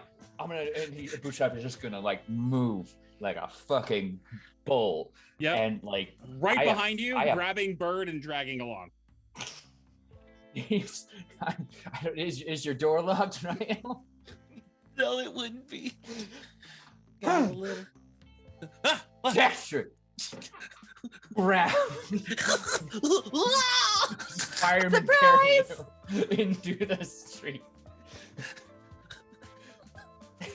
You take Rael out for a night on the town. Retford's Every bar dingy, scene. Yep. Divey bar I know and partially own, and finishing up at the fight pits. Yep. It is a full-fledged uproar as Every single bar, Elliot goes up to the bartender, like, okay, so what's the nastiest rot gut shit you've got?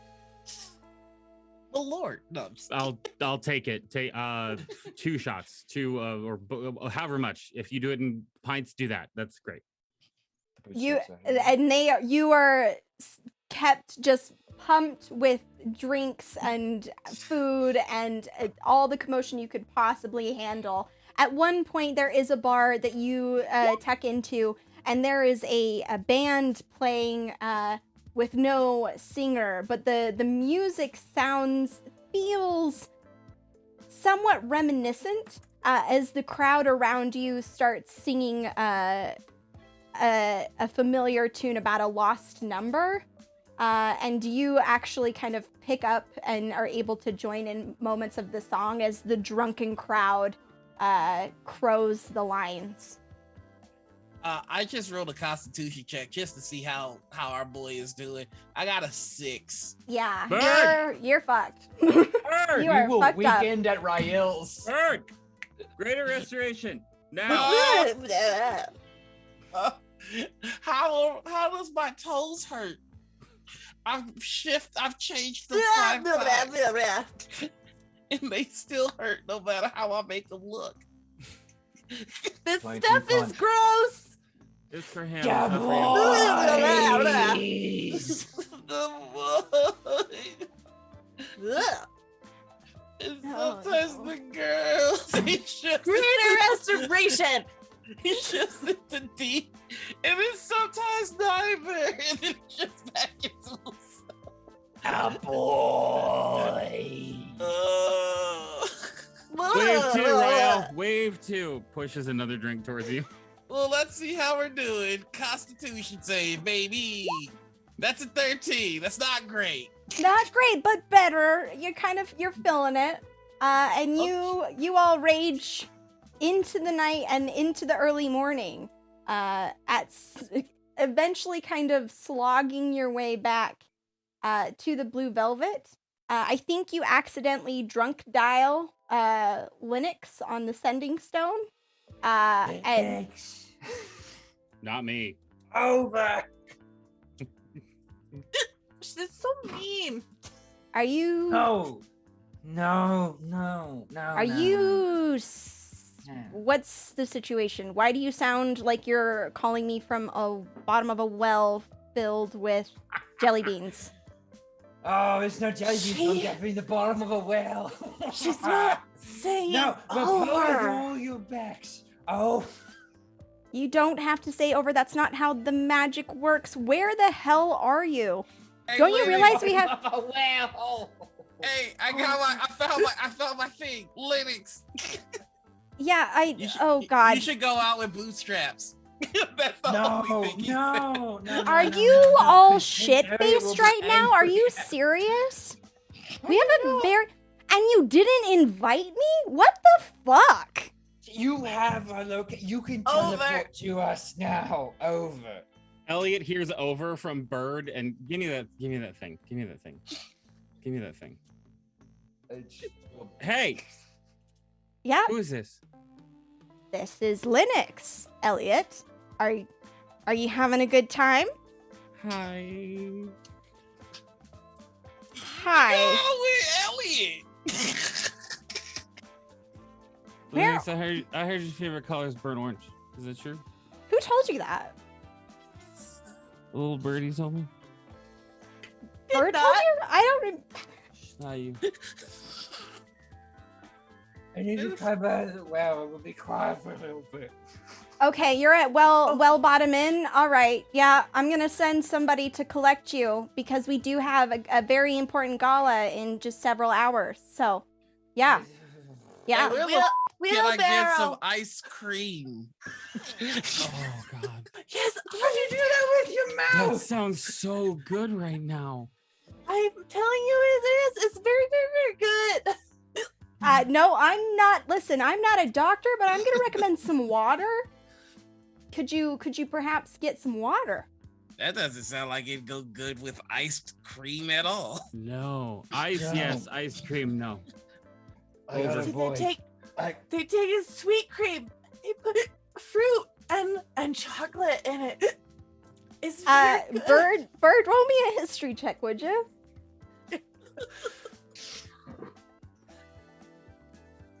Oh God. Are we about to show up to our banquet about saving the world? Piss drunk.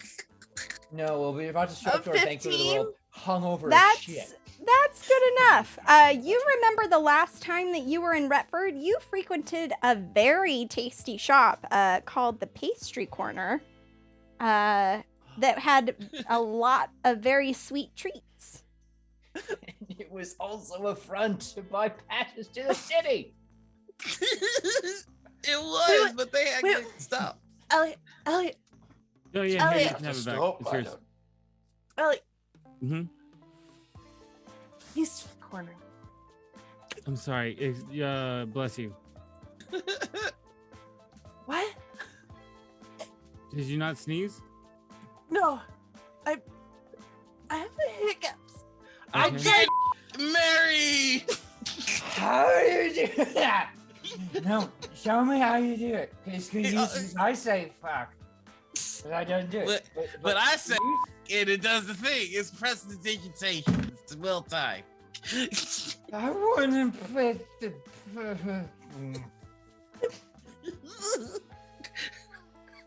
I know where to get ice cream. Come with me. And with that, Bird, you're able to drunkenly lead them through the city of Retford as the sun is rising to the pastry shop. Once you arrive, Stuart is actually there waiting for you to chaperone you, and he assists in getting any iced creams that you should desire, taking just an insane level of shit as he does so, muttering under his breath the entire time about being some bizarre sort of chosen chaperone. And will, in the nick of time, get you back to the Blue Velvet Inn, and with the help of Douglas, get you up to your rooms as you are just wasted. You do, in fact, get iced cream. It is very good. It almost has rejuvenating qualities to it. And for the more perceptive of you, you will notice that Stuart does in fact slip something into the ice cream to help you guys recover, as he's herding you down the dawn glowing streets of Retford. I'm gonna eat my ice cream too fast, and get brain freeze. It just as instinct, I'm gonna cast absorb elements. It's not gonna do anything. Like you should see him like, ah, it's like goes full Doctor Strange.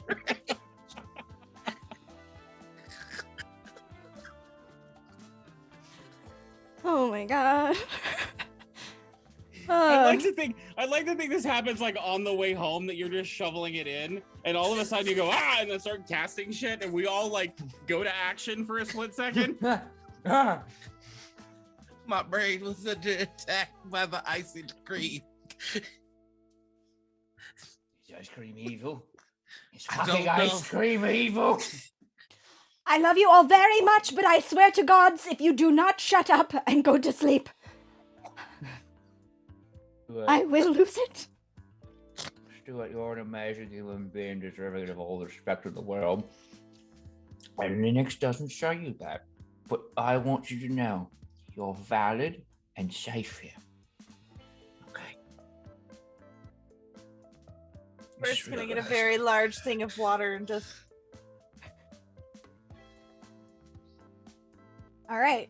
And with that, Stuart tucks you all into your beds, and you are able to get a long rest. However, it does take up a majority of the day after. I'm going to need everybody to roll me Constitution saving throws to see how hungover you are when you wake up. Oof. No. It was on the line of 18 and 4, and then it just slid over to 4. Oh, 15. God. I crit 26! Bootstrap, you wake up the next day and you feel rejuvenated. It's as if there's like been an itch in the back of your mind, and you can't remember the last time you had a real rager, and this was just what you needed. Elliot, you feel fine. Actually, I'm using my +2, 17. Yeah, Elliot, you feel okay. Like, you feel fine. You're all right. Rael, you feel like a hot steaming turd. I hate everyone and everything except my fiance. The Bird? rest of you can eat a dick. Bird, you wake up and you are legitimately concerned for a moment that the weave has actually come undone, and that everything that you've experienced over the last 3 months was a dream, and that this is hell. You're in hell.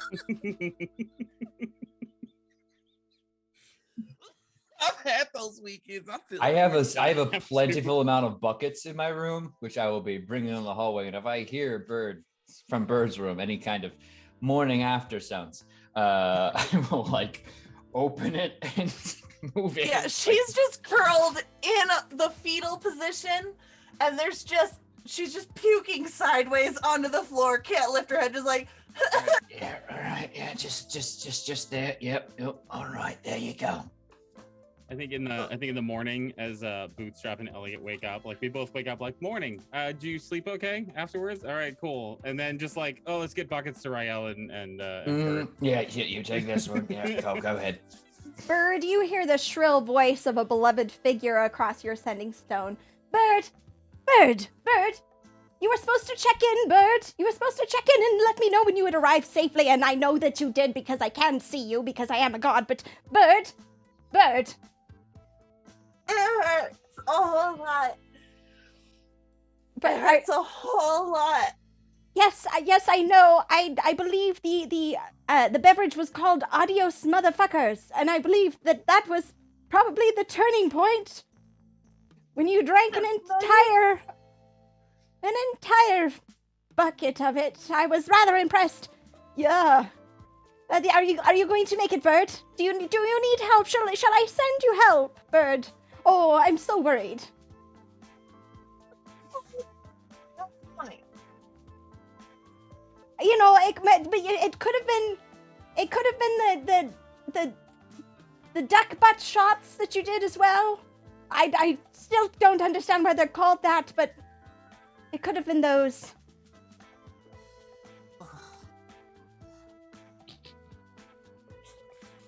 Duck butts. Yes, duck butts. But I have duck butts. I know, but you know, there was that one beverage with the orange, the main squeeze. That could have been your downfall. You know, I did lose track after a while. It was a lot. I'll be okay. And I'm gonna Yes. try and cast something, but it's just gonna be like a failed druid craft, just like some sparks. It was like, that'll be better. Oh dear. Yes. Well, best of luck to you today, Bird, and just know that I'm with you always. Thank you, God painting. Just Azuth is fine, dear. Just Azuth is fine. Oh, Elliot came in to check on Bird and see if the bucket needed emptied, and heard "Thank you, God" painting, and like went in the door and just went right back up.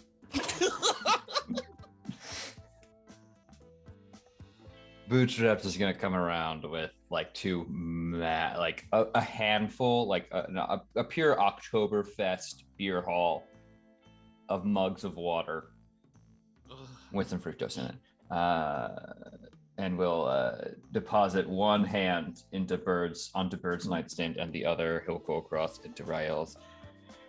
Yeah, well, that's your broken in and all that. You can get married properly. I hate everything. No, you don't. You're just in wanna- pain. Pain is temporary. Oh my god, why? yelling! What? There's a voice. Make it stop. You guys Where? are gonna spend the rest of the day recovering, not going Does too anybody far else from hear the that hotel room. voice? No, you know what? I have connections in this city. You I surely have do. connections. I surely do. I will go out and I will motion to the like the local shoe shine, who is definitely under my employ here, or at least tangentially connected. Employ might be a strong word. Mhm. And I'll send the word that we need the fattiest, like greasiest food that can be offered, and I'll hand him a full bag of gold and just be like, just make sure that gets into the right hands. The little boy will yelp and be like, "Oh my gosh, thank you so much!" And it's just gonna like run down the street towards the next little boy who looks like he's selling. You're not really sure what he's selling, like strange like wrist devices, but they just. It's like they snap. You're not and- quite sure, but you just hear that little kid Use. yell, "Holy shit, we can buy so much chocolate with that!" as they sprint away. Several hours later, 20 copper will arrive with several baskets full of greasy food.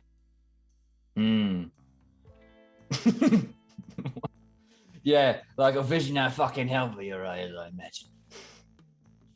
I felt like for one moment when I was really drunk, I could hear people narrating my life, and I got scared. You got scared. I got scared. It's okay to be scared. There, right? Here, eat this big greasy piece of meat. Okay. The rest will be downstairs. The rest will be downstairs when you're ready, okay? And if you're not down in 20 minutes, I'll eat the fucking lot of it. Oh, don't.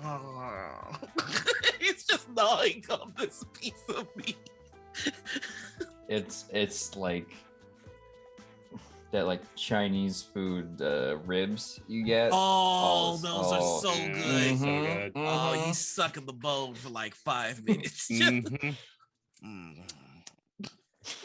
And this is how you spend your day, being leisurely waited on by various members of the Retford Guild system, bringing you food, and you are able to slowly recover in the comfort of your rooms. There is baths are poured, and you are able to recline and relax in comfort as you regain your wits. As evening approaches, you receive a sternly worded sending message from Linux, encouraging you to please try not to be late to your own banquet. That would be rather rude.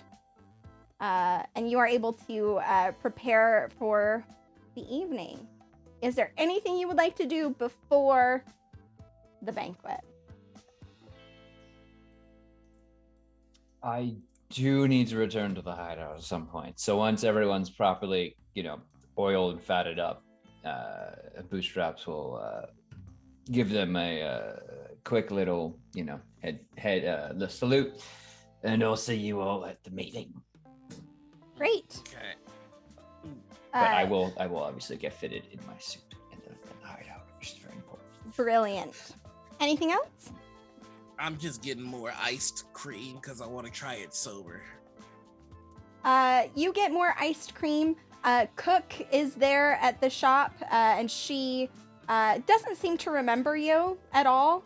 You're a little nervous because you remember her, but you are able to order. What flavor of ice cream do you order? The best one, butter pecan. Fight me in the chats. All right, you order butter pecan and are set. As you step out of the pastry shop with delicious ice cream. It's much better when I'm not throwing up every 2 seconds. Anything else? Elliot, after everything calmed down and we were all like, okay, let's get ready for the party, would come downstairs briefly with a wrapped up parchment paper package and hand it to the bartender. And I think only if Rael is there would someone know what he says to the bartender. Because I don't think anybody else has the observant feat. So awesome. Keep your Alrighty. secrets. Okay, we're gonna go to a quick break, and then we will be right back as we transition to the last act. So everybody just hang tight. We'll be right back. Cool.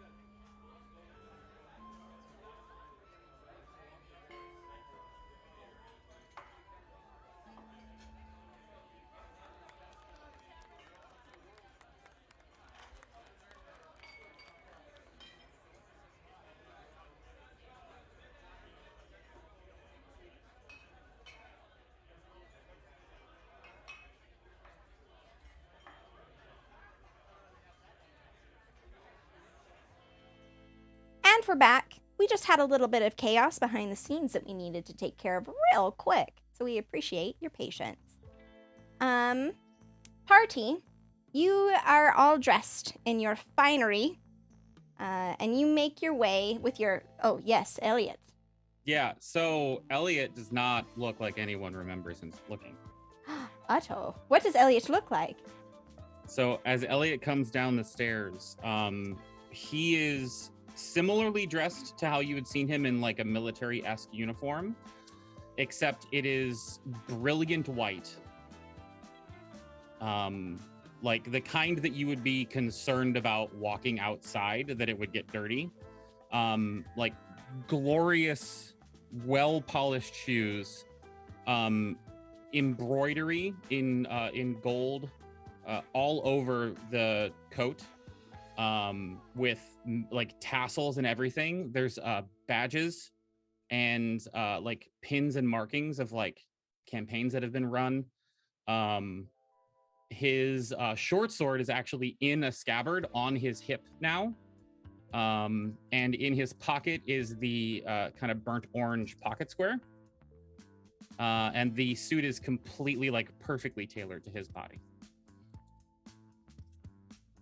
Like, are we getting like a she's on that slow-mo of you coming down the stairs? I mean, I hope so. Oh, yeah. Oh, yeah. You took your glasses off.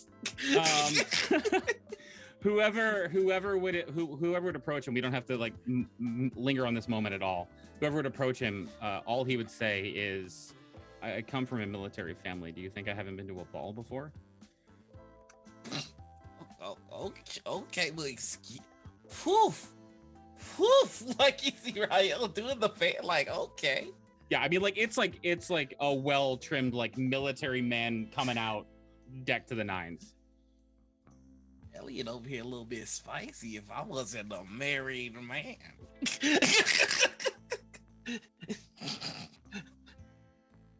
You This is the step only thing out. I wanted to change, sorry. No, you're brilliant. You step out onto the streets, and there is a carriage waiting for you to take you up to the palace. And you are able to climb in, and it raises you up through the various levels of the city to the Earl of Norfordia's palace. It is decked out, just a gorgeous building with huge entryways. The staircase leading up is the stuff of legend. It is truly an immaculate building. You are escorted inside into a massive, massive ballroom. The sound of... Oh, that's not what I want. This is what I want. The sound of waltz music fluttering out into the hall. As you stride in, you are greeted with just a delight of sensory experience. Small golden lights twinkle and float in the air. And there's, you can see there's an incredible number of wait staff with trays with champagne and little hors d'oeuvres and just incredible food just everywhere. And it is filled with people. They're all dressed as finely as you can imagine.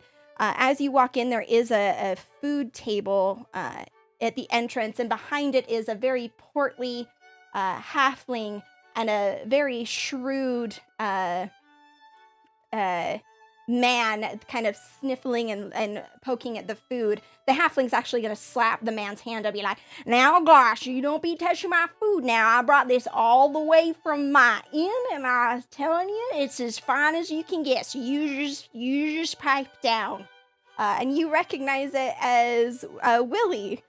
He was the tavern keeper when you first came into Retford, and the man next to him goes, as you recognize Perlith from the town of Hardrest, as he is attending to several kegs of beer. And Willie, I understand that you have these sensibilities, but could you please stop touching me?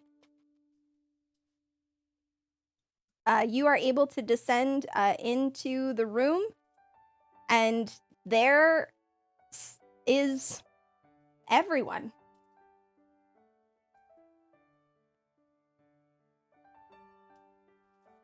I went to hop over the railing, but then I realized there were stairs.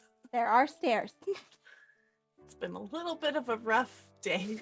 Yeah, no, you're not feeling great. As you, Bird, you kind of hurriedly and very excitedly walk into the room and look out on the ballroom floor. You are met with the sight of countless familiar faces.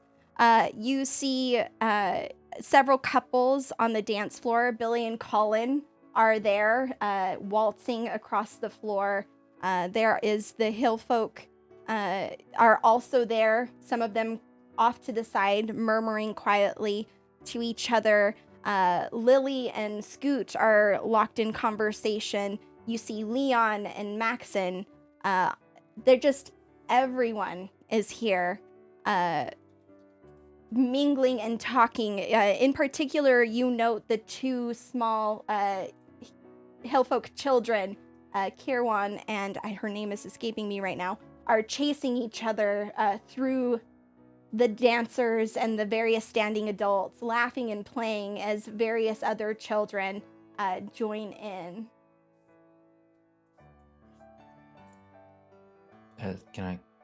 May I Yeah. make my secondary entrance? Yes. Yep, everybody Because move I in. was not there with the group. Yeah. Because along with the group, or rather not along with the group, but shortly after the group begins to enter, the doors will open a second time, and Bootstrap will enter, flanked by Anthony and 20 Copper, both similarly bedecked to Bootstrap, who is wearing a gold tie, like pure fucking gold, and a white frock with the golden scarf, and obviously the cummerbund in blue with the shoes, and it's just a series of black and white that seems to almost commingle with each other and flow. And kind of on his shoulder / trying to desperately squirm back into his jacket is Jocelyn in a very pretty pink dress with the most fashionable princess cap you can imagine. And he has his gold spectacles on, very tiny on his nose, and he'll enter crossed-armed. Awesome. Yes. I'm going to go ahead and move your token in that direction as you approach your fellow gollywogs. Anthony will kind of scoff as you approach. It's about time. Thought she was going to be late. And 20 Copper will nod.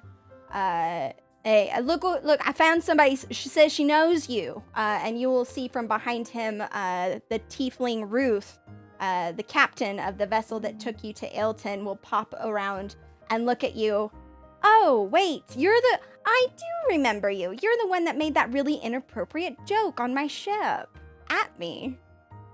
Yes, and I'll remove the small spectacles, and you will find a great deal of many things about me have changed in that time. Oh, that's unfortunate. Had I not been on a job, I probably would have flirted back. Not everything changes, however. She'll And I will break into a laugh. I will do the most over pretentious bow I can manage. Would you like to show these prickly fancy fucks how it's properly done? She'll let out a peal of laughter and jauntily bow back to you. You'll notice that she's not actually wearing a dress. She is in a fine jacket and trousers. And she will say, "After you, good sir." Of course, madame. And he'll take her under the elbow, and we'll look back to the other two. Have fun. Oh, Tony Colbert, if Rael or Elliot try to talk to you, motion to me, all right? Remind them that I'll take their heads clean off. Understood. And you're able to descend with Ruth onto the dance floor. Elliot, Rael, what are you guys up to? I guess I'm just gonna go to the dance floor to do the hellos, but I mean, other than that, he's probably just gonna find a quiet corner and drink. You kind of step down onto the dance floor, and there's a chorus of nods and handshakes, and you spot across the floor a familiar smile and the twirl of like light blue satin as Lunette steps out from behind some of the dancers. She is in a beautiful ball gown, a little off the shoulder number. And she has her hair done up in a series of braids, and she is just grinning wider than you think you've ever seen. And she'll cock her head to the side as she approaches and say, "It seems like this was a case you didn't solve," as you look very surprised. I saw. I knew. How? What? I mean, that's why you didn't come. Okay. Well, I'm glad you're here. Thank you for coming. You're just gonna give her a big old hug and kiss. She will pull you in and kind of nod to other people as they pass, and she will encourage you to, oh, but I just met the most wonderful gentleman. I'm pretty sure it's Linux's father. He had some ideas on how we could expand our businesses, and we'll just pop over here as she's essentially starting a Better Business Bureau corner of the ballroom floor. Okay, I'll follow. Awesome. Elliot, what are you up to? Elliot would make the rounds. I feel like, again, passive perception, just like Rael, not quite as high as him. Be able to pinpoint people that he recognized from the journey. Would do the whole like, royalty is the wrong word, but like someone important has just gotten to the party and needs to make their rounds to all the people that they need to say hello to at the beginning.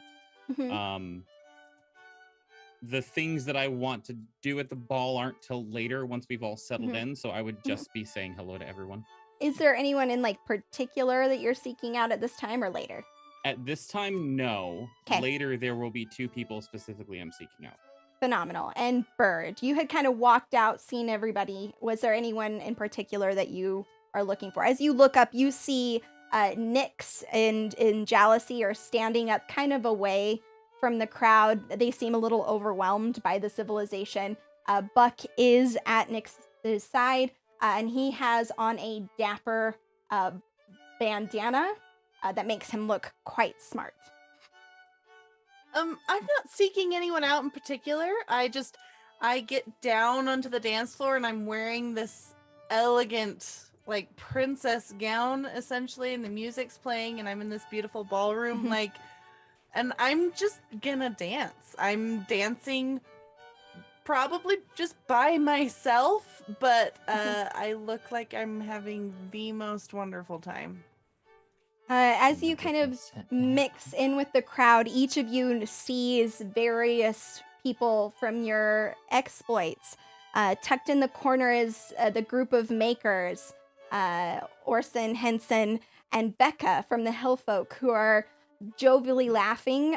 Each have a stein that matches with Dwarn runes on it that they are clanking together as they laugh. A familiar piano tune breaks across the ballroom floor, and you turn to see Maria has taken up her seat at the piano, and her now husband is standing by the piano, just looking at her with pure adoration as she plays beautifully. Maxon and Leon are standing off to the side, assumingly sharing battle stories as Leon's cat is twining itself around Maxon's feet, just purring profusely.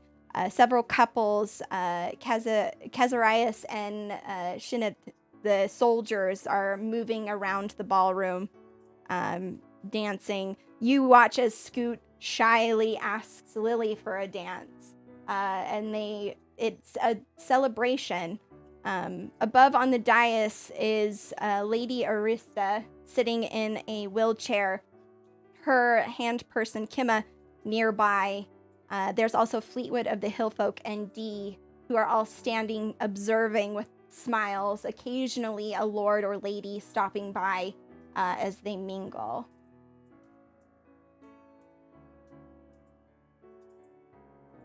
If there's anything you want to do, do it now. I'll do mine first because I know exactly what I want to do.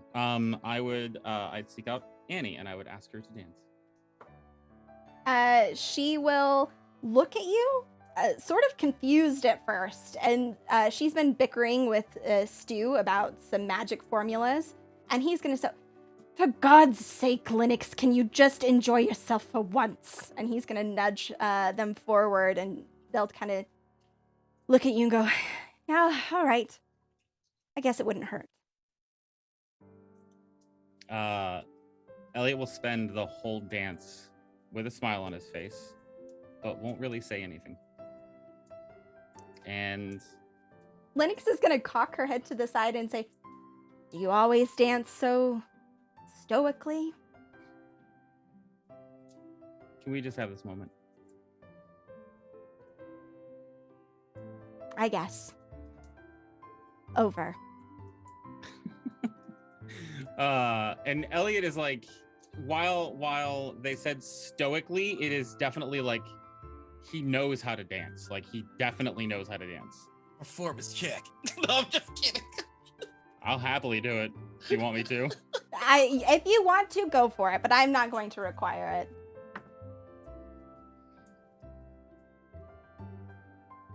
It was 18. That's good. Yep. Mm-hmm. Okay. You are actually able to help Linux through some of the steps. It is clear that they are not a well-rehearsed dancer. At the end of the dance, if they pull away a tiny bit, I would like kind of hold on for a second, and then let go and put my hands on both sides of their kind of neck and just stare right into their eyes and say, "In another life." They will look back at you. Are you asking me about lichdom? Because I do think that I've perfected the formula to have that less of the undead negative side effects. You know, if we use some of the ciphers that we found, we might be able to bend the weave in order to make that happen. I just want Bootstrap and Ruth to at this point like glance by and he would like whisper something into her ear and they'll just like laugh and he'll like look at him side eye like. I'm happy to have met you. I am happy to have met you as well, Elliot. Though I don't think we had much say in it. Maybe next time. Maybe next time. And she'll give a curt bow as the dance ends. And then Elliot would seek out Bird. Bird, what have you been up to? We don't have to go through it if you don't want to. But I will tell you the only thing that the point of this particular dance, Elliot would make a point to have the necklace around his neck with the arrowhead and the polished red jasper stone and a tuft of hair all kind of entwined into it. You look very fancy. I think we did a good job on the fancy. Thank you. I think so too. Thanks for keeping me alive. Thanks for keeping me alive. I want to be clear, I knew you could keep yourself alive. I just wanted to return the favor.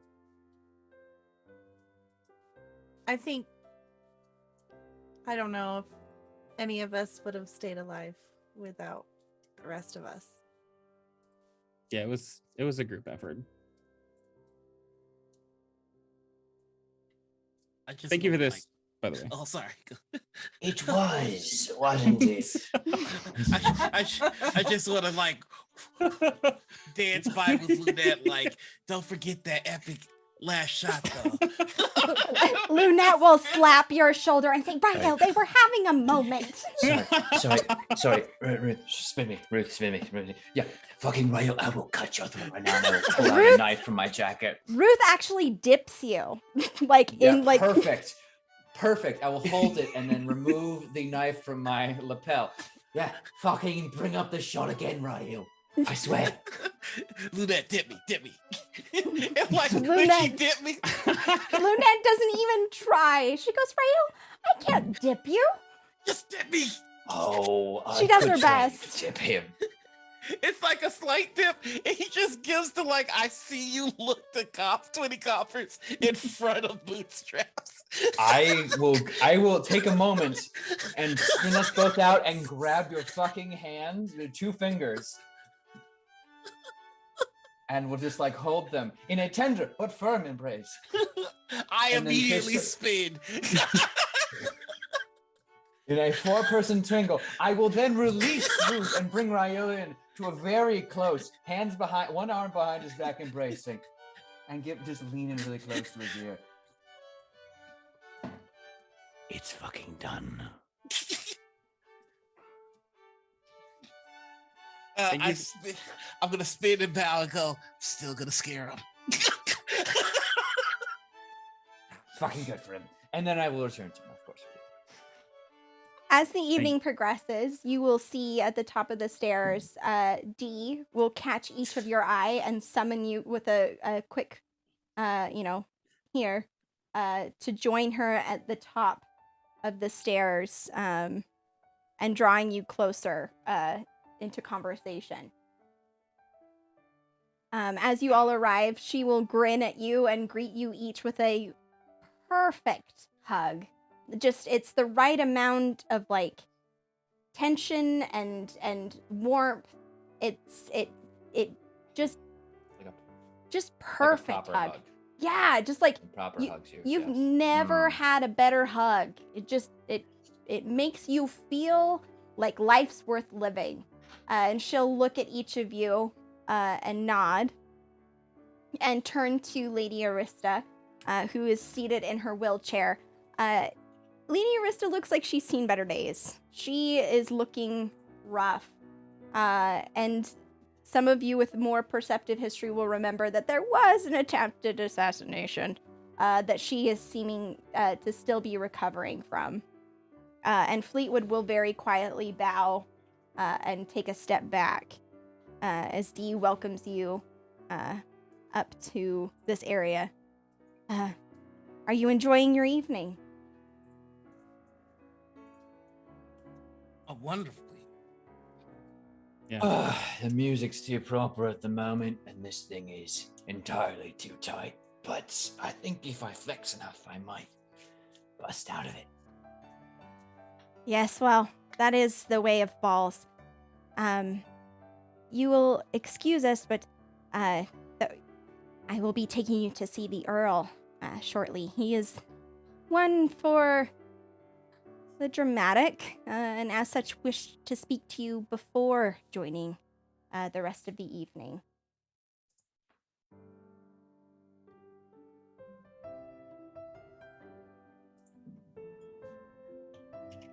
Is that acceptable?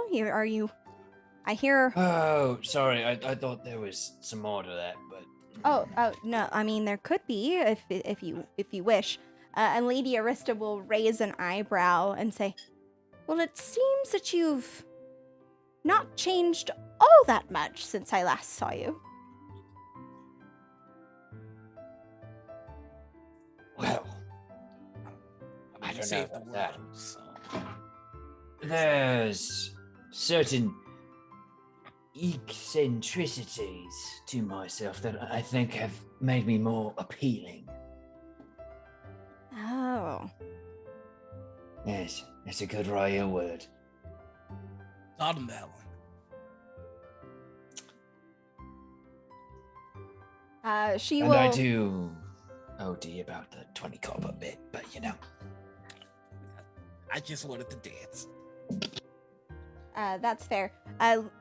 Lady Arista will actually look at you, Ariel, and say, How is the detective agency going? Maria informed me that you had purchased a storefront in Hardrest. I'm happy to see that you are so industrious. It's going. I believe my ambitions have quickly outgrown my purchase.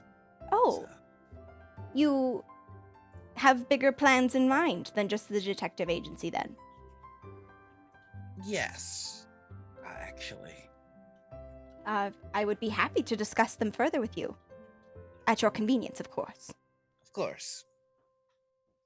And she will bow, and Kimma will actually kind of step from behind the wheelchair and give you guys all a cheeky grin and say, I'm just gonna get her medicine and we'll be off. It was good to see you all. Yep. And she's just gonna grab the back of the wheelchair and kind of wheel the lady away as Dee looks at you all. If you'll follow me, I'll take you to the throne room to meet the Earl. He is quite anxious to meet all of you. Yes, Elliot. Muted. Muted. Thank you. As they're being wheeled out by in the wheelchair, I will kind of stop and say, I hope you've saved a dance for me later.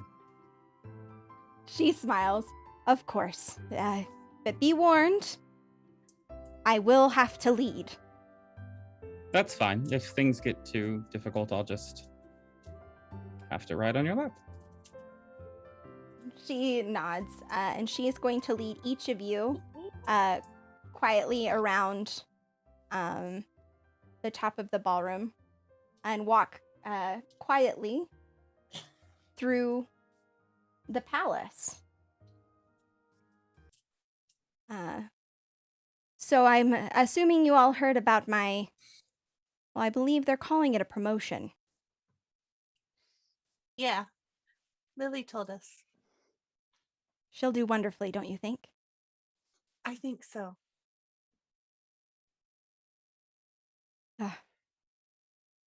Too good. You know, if you need to take a second to take it all in, I completely understand. Moments like this don't happen every day. Meeting the Earl? Oh, I meant more saving the world, but, you know, he is a bit eccentric. Perhaps it measures up in some way. If we walk in there and he's dressed up like a fucking circular fucking asshole, I'm out of here. I don't believe he'll be dressed up that way, but you never really know. I'm grateful to you all. Save the world. Don't give me that look, Elliot. I was just trying to figure out what a circular asshole looked like. Like every other one, from what I understand. But he was talking about dress. Well, now though. I'm like he worried. was dressed up like a circular like Dee will laugh. It's good to see you all. I've missed you. My hope is that after all this fanfare is done, we can finally get on with our lives. Truly. Sorry, you're not gonna put me in fucking prison again, then, is it? Oh no, Bootstrap. Well, I imagine that actually the Earl will want to talk about that. He has some big ideas.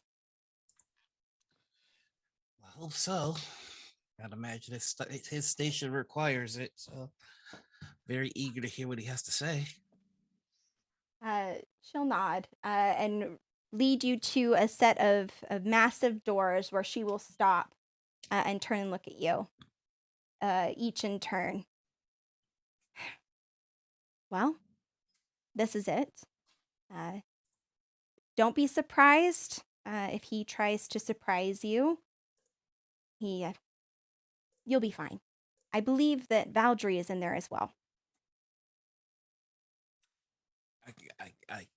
I don't know that I can stress just how dangerous it might be to try and surprise us.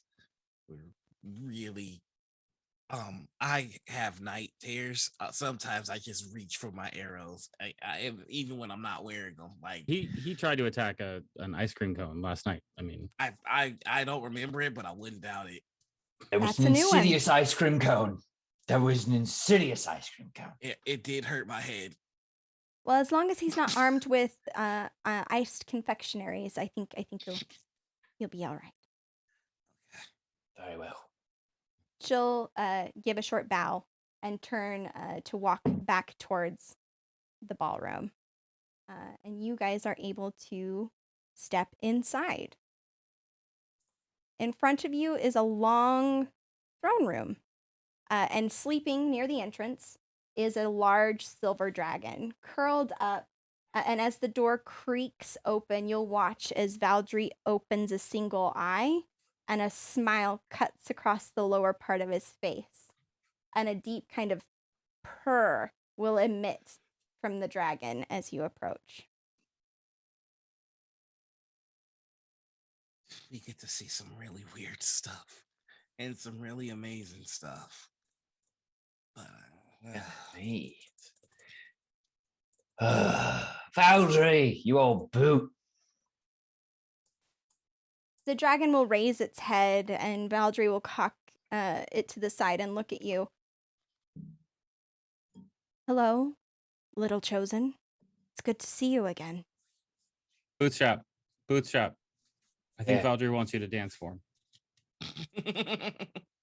You know, I've almost had enough wine for that to happen.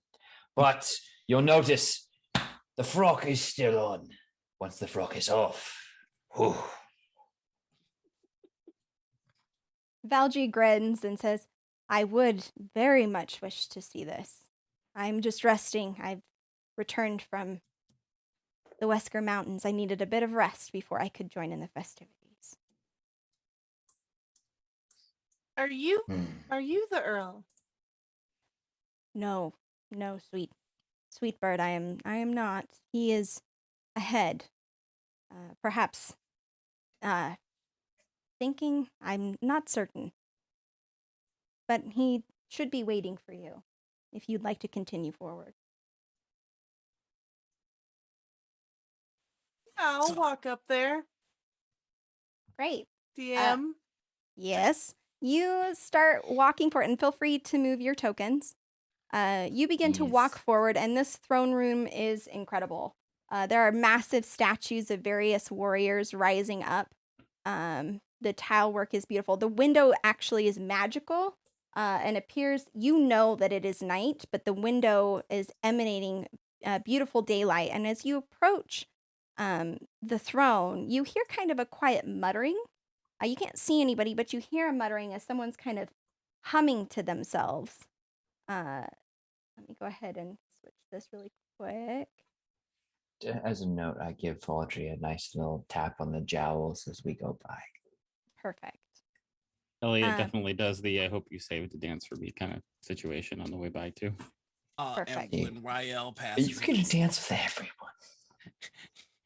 when Rael passes, he just goes, so I've got a wedding coming up, and I was wondering if you might want to come by. I don't know the logistics of inviting dragons to weddings, but Rael will grin and just offer a nod before gesturing, like, get up there. And yeah, if no one else is taking the center, I will stand the exact center of all these very aggressive looking figures. I know, right? All of those statues are pointing directly at you. I will stand there and I will fucking yes, this is good. This is a good throne room. I've used this map, and there's like a bloody version of it, so I'm just There very is. wary of it. You stand there and you hear kind of a soft humming from behind the throne. It's a sultry voice, soft and quiet. And as you kind of approach and start kind of murmuring to each other, you'll hear oh, just a moment. And from around the throne comes a tall, thin man. He's in a fresh white pressed shirt and very narrow blue pants.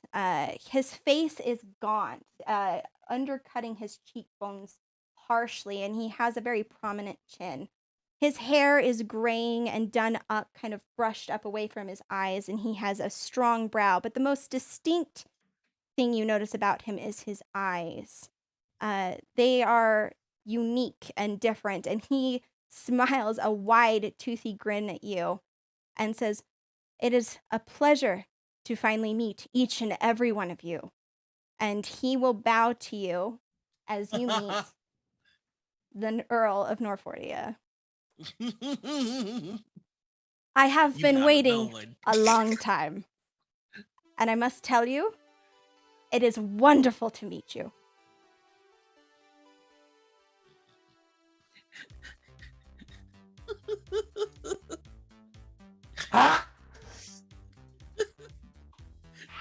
Elliot has many conflicting feelings at this point. He will saunter down the carpet. Well, don't be shy. Come on, come on. Tell me about yourself. It's wonderful to meet each and every one of you. Tell me. Reminds me of the babe. The what, babe?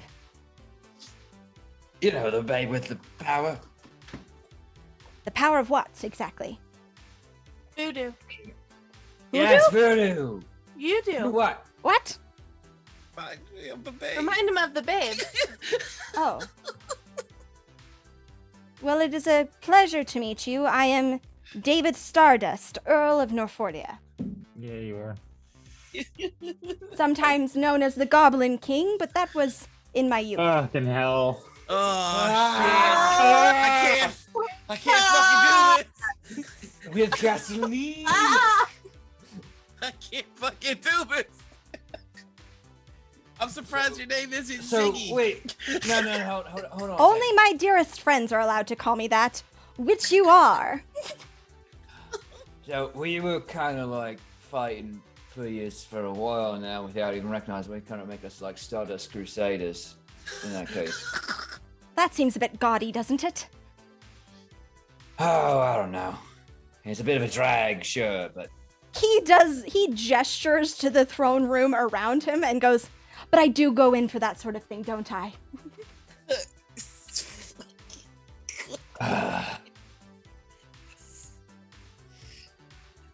So, I've introduced myself. I imagine that you should be, typically, it's a bird. Is that correct? You are Yes. infinitely more lovely than I could have imagined. And he will get down on his knee and hold out a hand. If you take his, he will lightly kiss it before returning it back to you. But she'll do a very polite curtsy. Yes, and you are Bootstrap. Let me guess. Chosen of Hell? That's a good fucking guess. There's a lot of really nasty gods I would have rather been chosen from. And I will offer my hand to the Emperor. Like, not to kiss, but to kiss his hand. He will instead take your hand and shake it with a surprisingly firm handshake as he leans over to Rael and says, "It wasn't really a guess. I have an excellent network of spies." You should talk. He will wink at you. Absolutely, Rael. I would love that. And he will look over, and you, Mr. Hawking, don't be shy. I promise I only bite under certain circumstances, none of which are triggering now. Unless one of you happens to have a frog in your pocket, in which case... I mean, No not frogs? A frog, but probably a duck. Not sure, and she will check. No frogs. Oh, this Elliot is brilliant. will kind of snap to and switch back into his like elegant ball mode, and like he's never like he's met an earl or a leader many times before. Will just walk up and introduce himself. I'm Elliot Hawking. It is wonderful to meet you. I have been looking forward to this for some time. I apologize for my absence. It's very difficult being a political leader and trying to understand the comings and goings and whatnots. I am forever in your gratitude for the service you've provided not only to me, but Norfordia and the Middle Lands at large. Really, and he gestures around kind of at anything and looks back at you. I've brought you here to ask how I can repay you.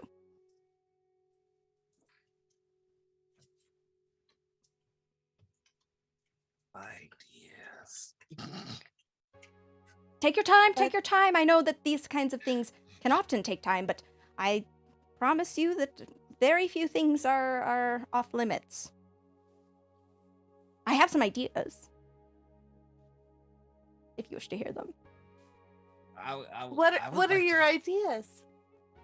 Well, firstly, I do have a council position open. It was previously held by the Shield of Helm, a guild leader, protector, and he'll look over kind of towards Bootstrap. I was Whereas looking thinking. at him, you can keep saying what I'm saying, but Mhm. I just want to confirm that he is looking at him with like, it's not death glare, but like he expected this as soon as he started fucking speaking. It's just, I was thinking we could perhaps have a more well-rounded view of, the criminal system throughout Norfordia. I do believe that there might be some room for improvement. Someone who perhaps works with local agencies, I don't know, could be quite something. Oh, you're really twisting my arm here. Just consider it. So there's this lady who sails out all the way to Ailton.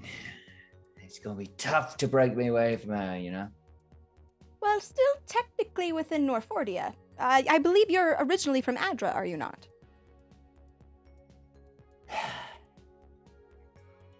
You've done the research? Yes. He turns to you, Rael, and goes, as I mentioned, very well informed. Seriously, I'm impressed. There's also the question of hill folk needing to return to their homes, perhaps being protected, caravans. I'm also open to suggestions that any of you might have.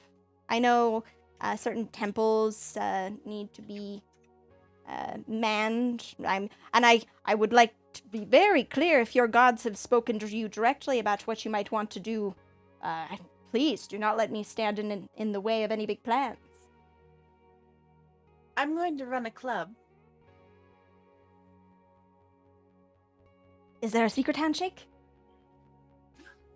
No. Something like this, perhaps. And he will watch as he will take his hands and they will dance, and a small glass orb will appear from nowhere as it dances across his fingers. Oh, Off, Sarah. He's got a fushigi?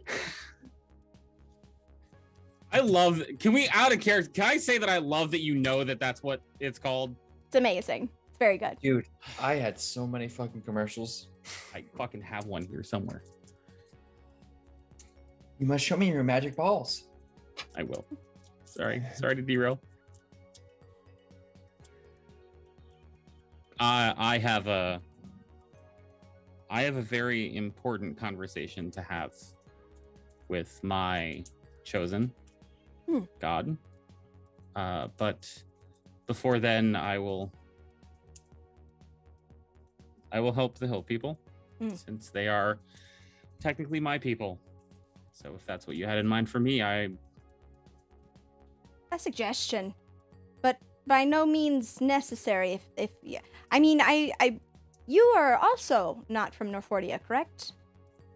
Correct. Redhepia? To the southwest? Yes. Well, perhaps you could spend your time, and if there is anything that you require, you have an IOU from a very particular world power. I'll remember that. Rael, you do look as if you have an idea that will just eat through your skull if you do not share it with me now. Out with it. I would require funding. For Done. Right. What is it for? Oh, I mean, if you don't want to know, it's nothing. Well, I knowing you, I suspect that it is something well worth investing in, but continue. We've uncovered Belarus's and Quicksilver's underground network, and we have access to their warehouses as well as their resources. And I was thinking that my agency isn't doing enough. And so I was hoping to perhaps convert those resources for a secret guild of our own so that we can keep our ear to the ground so the next time someone or some cult comes, we can snuff them before one of us has to sacrifice ourselves again. I will admit it would be nice to have someone with connections to the unseen within my intelligence inner circle, if that is something you are interested in. I would love to do that. Yes, I believe, I know Lady Arista has already recommended your service for any official Earling that I might have. But I believe that we should be able to work out something. She doesn't typically live in Hard Rest. And it's my understanding that there's an awfully large mansion there that could be used. I think I have some ideas for it. Well, I believe that we can spend some more time working out the particular details. But I am very pleased to have met you all here privately before we have to go do more glad handing of the folks. I do have one request. I will be giving a speech once we've returned to the ball. As Earls are often expected to do. Is there anything you would like me to say in particular? Anyone you would like me to call out or remember?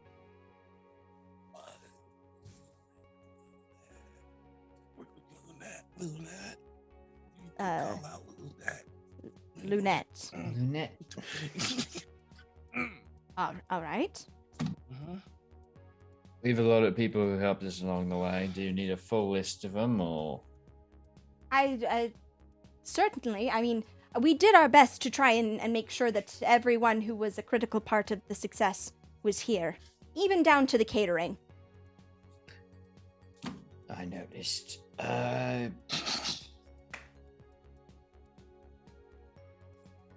say just give everyone a fair shout. Should be fine. Everyone you've caught here. Just make sure they all feel appreciated. Even, people who just brought us from one place to another. Mm-hmm. I believe I can do that. Bird, Elliot?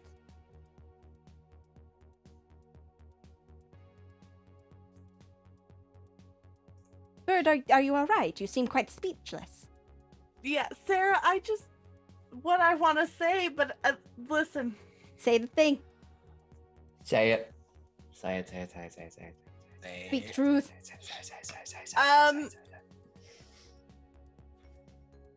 If you're asking me what I would like to do, then I would just say let's dance. He will have a massive grin split his face. I would like nothing more. You are first on the card, and he'll wink.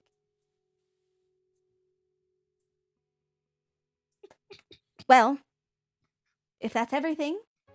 I have one. Yes. It strikes me that there were a number of chosen that stood up when others needed us to. And there are a lot who can no longer stand up because they gave their lives for this. I would ask that you thank them. Of course. It would be my honor.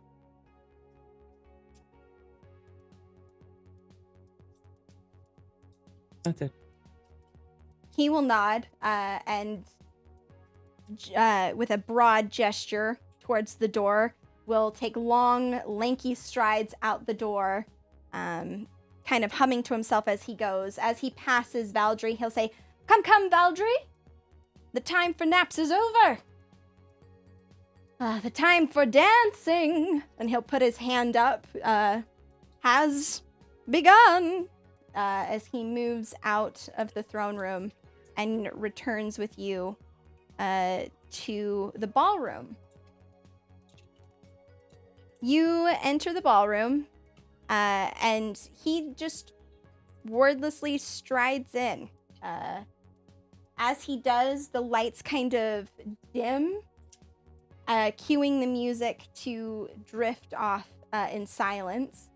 And everyone turns and looks at the entrance, and a light applause will ripple out, which he will quickly, now, kind of wave his hands down. The Earl of Norfordia stands, overlooking this ballroom, you flanking him to each side. Yes, could I have the chosen join me here, please? Every one of you? I know some of you would prefer not to, but I'm afraid I must exercise my nobility and insist. And you will watch as the more introverted chosen and everyone kind of comes up and stands next to you. Linux, Nyx, Maria, Dee, Colin, Jealousy, Kazareus, they all line up, flanking you. And the Earl will kind of step out in front and look back at you all. Aren't they something? These people here. Truly. I can't even imagine waking up one day and having the fate of the world rest on your shoulders. Truly a horrific experience. And yet, you arose to the occasion. I am forever grateful to each and every one of you for your sacrifice, for your duty, for your honor. Please accept our humblest thanks. And he will bow low, and from him, the rest of the chamber will follow. He'll stand upright and turn back to the crowd. But it is not without sacrifice.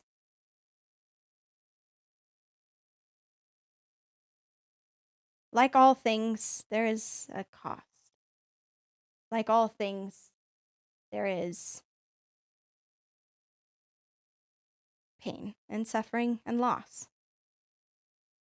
He'll wave his hand, and above, like on his left and on his right, two images will shimmer into existence. The first is the hulking form of a giant man, which you recognize as Tom Morello. Tom Fogg Morello was a father, a leader, a brother, a son. With his work with the Gollywogs, he was able to keep the cult of Snarl at bay, and he paid the ultimate sacrifice with his life. I met Tom once, in passing. He was a quiet soul. And the world is worse off for him not being in it. He'll turn and look at the visage and bow. Thank you, Tom. Thank you for everything. Thank you for truly being a son of record. He'll turn to the other side, where a shimmering form is kind of... The details on this one aren't crisp. And the Earl will look. I've got to be honest, I never met the infamous Frank Saris. A man who seems to transcend legend itself. An enigma, he seems. My intricate spy network was thwarted left and right trying to find this particular man. He will walk kind of around the feet as he looks up. You see, he seemed to be involved with everything and yet nothing at the same time. Do you know how frustrating that is? Trying to find someone who simply doesn't want to be found and can use reality on a whim. He turns back and looks at the four of you. No, I could not have done it. Only you. None of us could have done it. Only you. Only through your choices could it have been done. You brought the missing piece back into picture, back into focus. And for that, we are forever in your debt. It's funny. It's so simple now when you hear the passage of the bard's refrain. So glaringly obvious that we needed to find you. The wish, as he gestures to Bird. The vengeful, to Bootstrap. The just, to Rael. And the harrowed, with a reverent bow, to Elliot.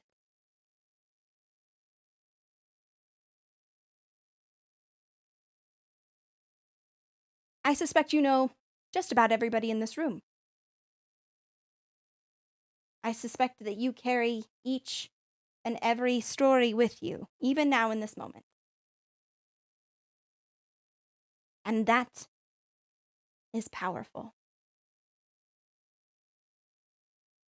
This would not have happened if not for you, or if not for your choices, and for you choosing to be bold, for you choosing to be vulnerable, for you choosing to be brave. And again, I say, thank you. And as he says that, he will actually get down on his knees in front of you and press his forehead into the floor. The rest of the ballroom following in suit.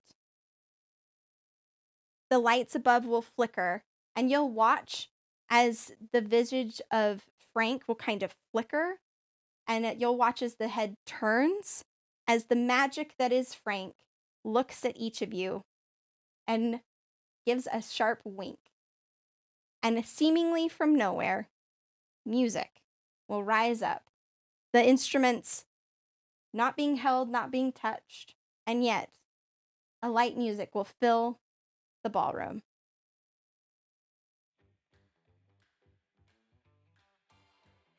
The Earl will sit up and look at you, and look at the crowd behind him. Well, that's enough of that. And he'll climb up to his feet and look at you, Bird. I believe, dancing is in order, as he holds out a hand, and everyone will stand and clap in a raucous applause as the Earl of Norfordia takes the chosen of Azuth and spins out onto the ballroom. And the dance floor erupts in a cacophony of laughter and song and dance.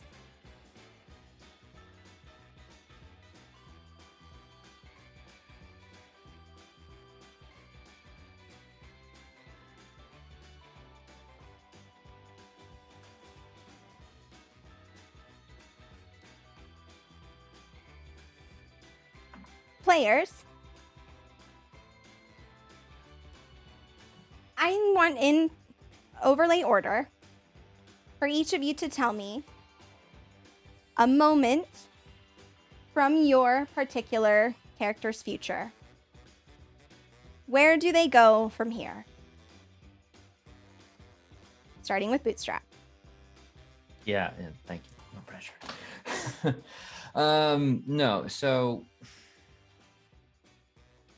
I guess we look a few more years in the future.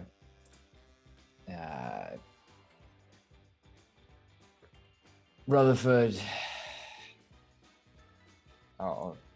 is Bootstrap is again reclined, going through the latest reports from Antony. Both of them older now, 20 copper. Additionally, seated in a chair across the table from him as he looks through things. And things are good. I mean, a lot of the criminal activity has had to stop being criminal, of course, which is frustrating. And he simply looks over reports from a certain agency that will be named later, I'm sure, as he goes through certain things. The hand crushed by the weight, Crazy D strangled till he turned pink. Locke, he's dead, they say. Rat was laid down after being spun round and round. Mac the dagger is where a cement bag is dropping somewhere. Hot Pants is made to lose that feeling down. Goo Goo is popped like a black balloon, and Oyo Komeva was silent. His rhythm was silenced, they say. Tusk, well, no one wants him anymore. And the scene will have Bootstrap more clothed than he usually is, but the scars on his back never heal. Why would they? They were the things that killed him, after all. But the tattoos that surround them, the remembrance of those that betrayed him, have faded. Like so many old things. And instead, over them, he has new names that seem, rather than to grip the wounds, to bind them. And in place of each of the Deirdrock 15, he has names of the Chosen that he fought alongside. They are written in a strange gold ink, and those in particular keep him going, because without them he would be nothing. He would just be another grumpy motherfucker out there in the world hurting people.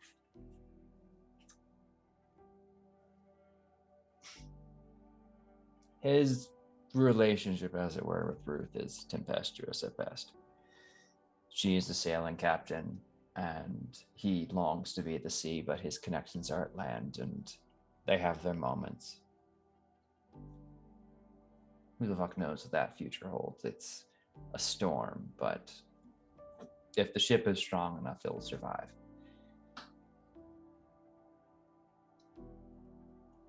And he's happy. He keeps in touch.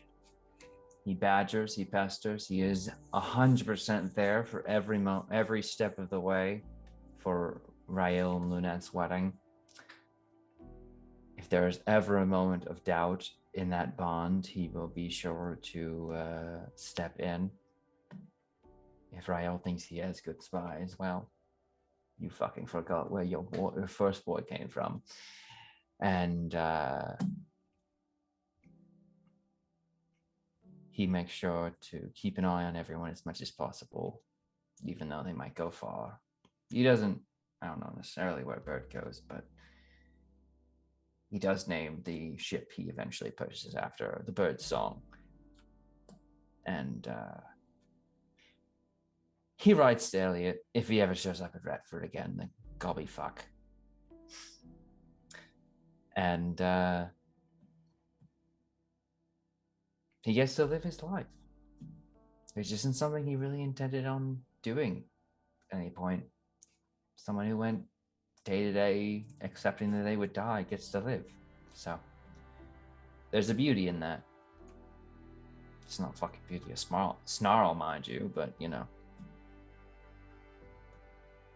There's a beauty in just living and caring about those who you care about. And he gets to do that. And he's glad for every day when he feels the old wounds start to, you know, every muscle he starts to feel sag a little bit. Every ache in his bones, he thinks of the old crew. And is grateful to old High Helm that he got to be around to experience them. And that's Bootstrap. He's a bastard, but he's a pretty good bastard. The best. Elliot.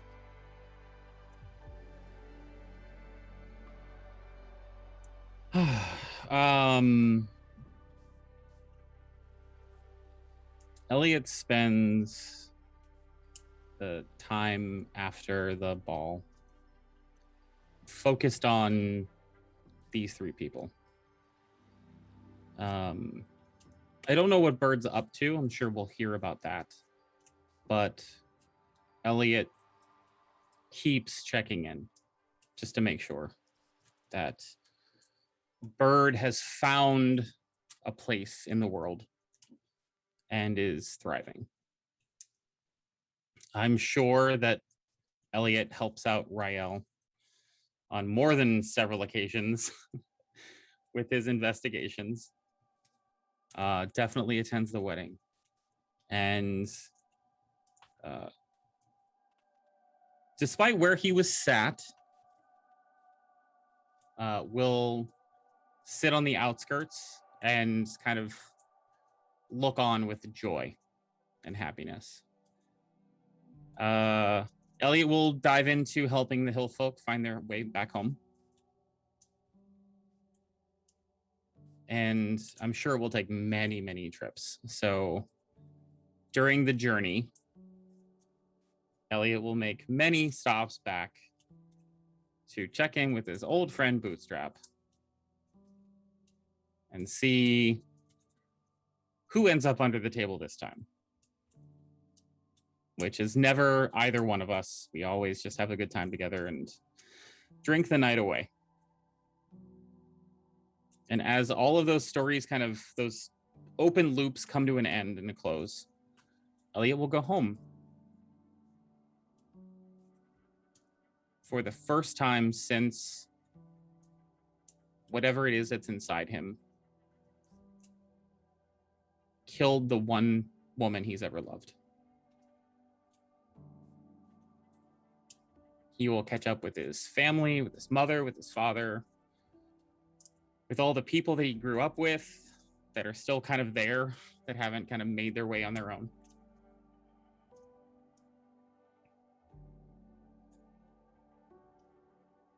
And then one day, he'll go into a room that's familiar. There's a hearth and a fireplace and a table with two chairs and a doorway. And next to the doorway, there'll be a shield and a sword. His father's. And he'll sit down and take the sword out. Actually take it out. And set it on the table.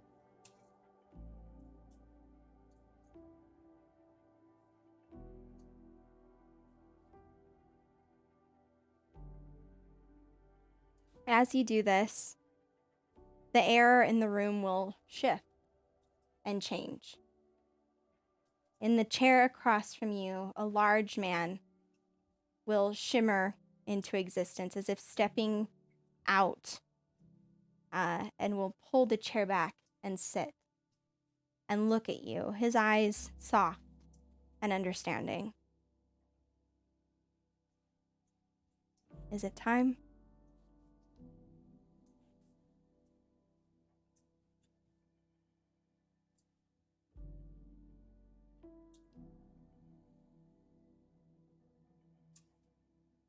No.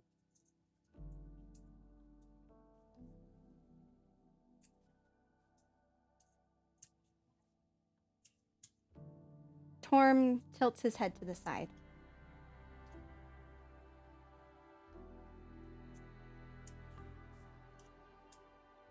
But you asked me to come here?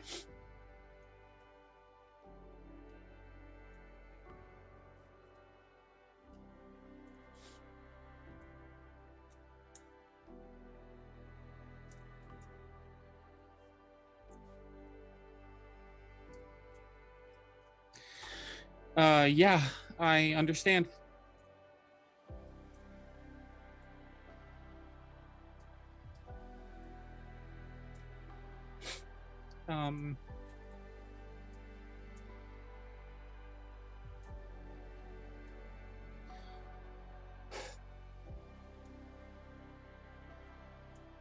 Somehow I ended up with more than I thought I could ever get.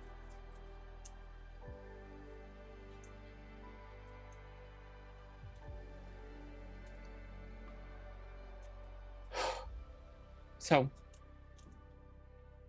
and Elliot pushes the sword across the table.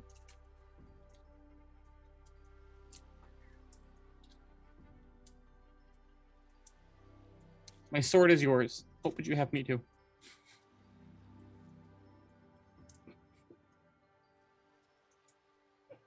Torm will stand and take the sword in his hand and offer it back out to you. I would have you stand, my son.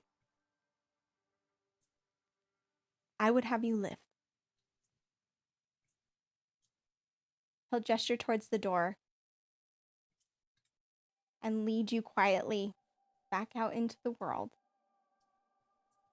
stepping into the green grass beyond this humble home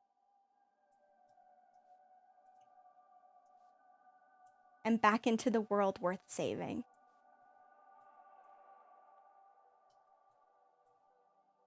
Rael.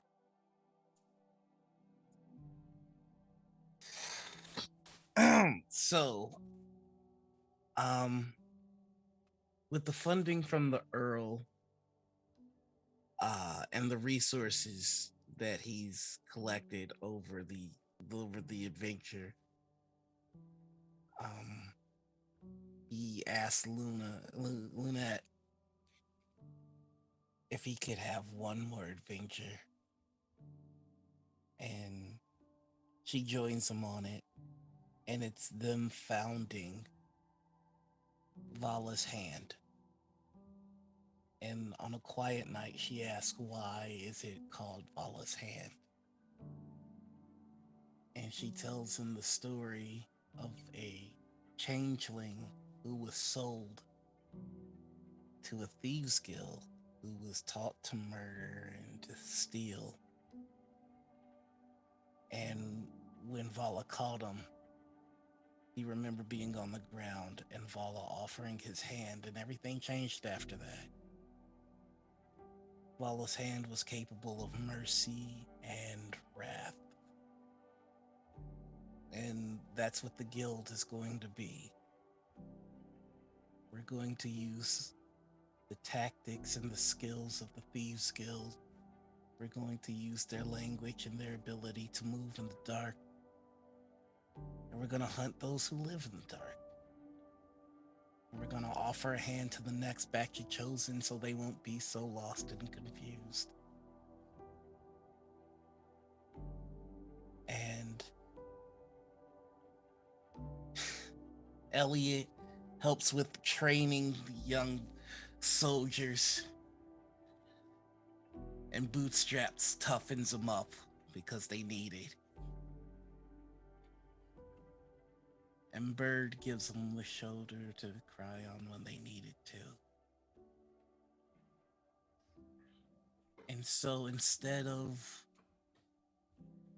the lost orphans being doomed to be adventurers figuring it out on their own or being sold like he was, there's another option.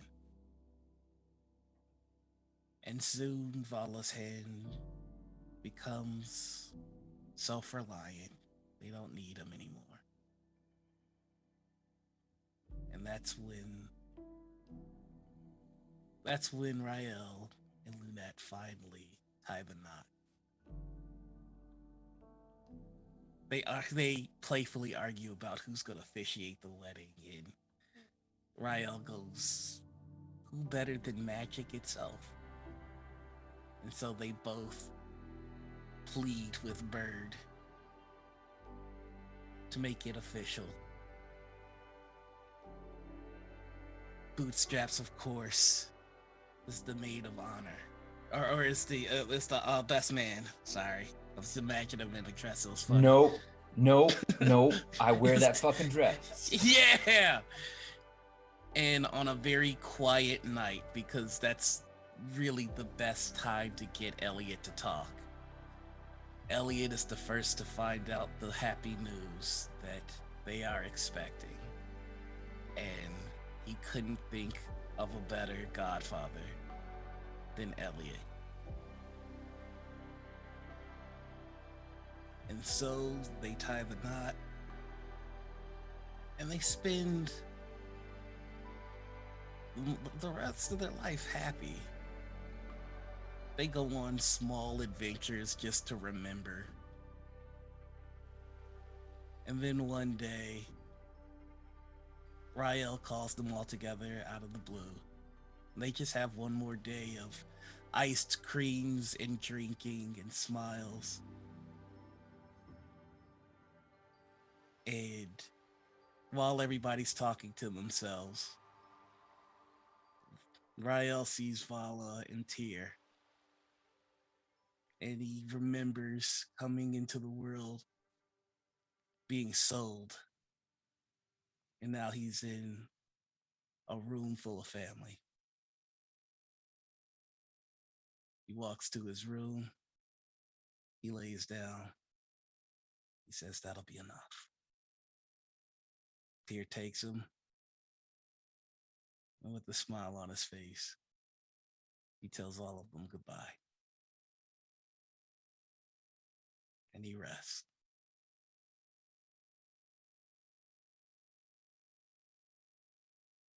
Have you ever heard the sound of church bells?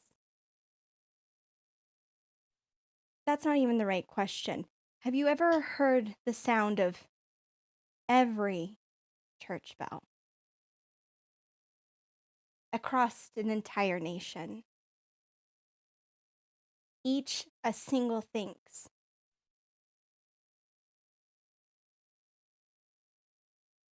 The country of Norfordia rippled with this sound the day that Rael Dexgry moved on to the next life. Each church bell and each temple ringing out the sound for justice. Because as he would often say, it is up to the living to give it.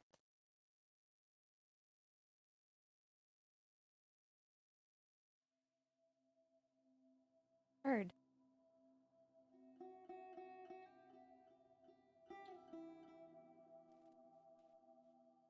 I had to go last. Or why you all had to come so hard. Reason, but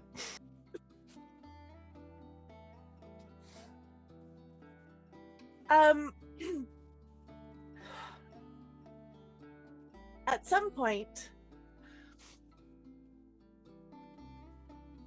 Bird would hold her club's ice cream social at her treehouse. Fanciest dress required.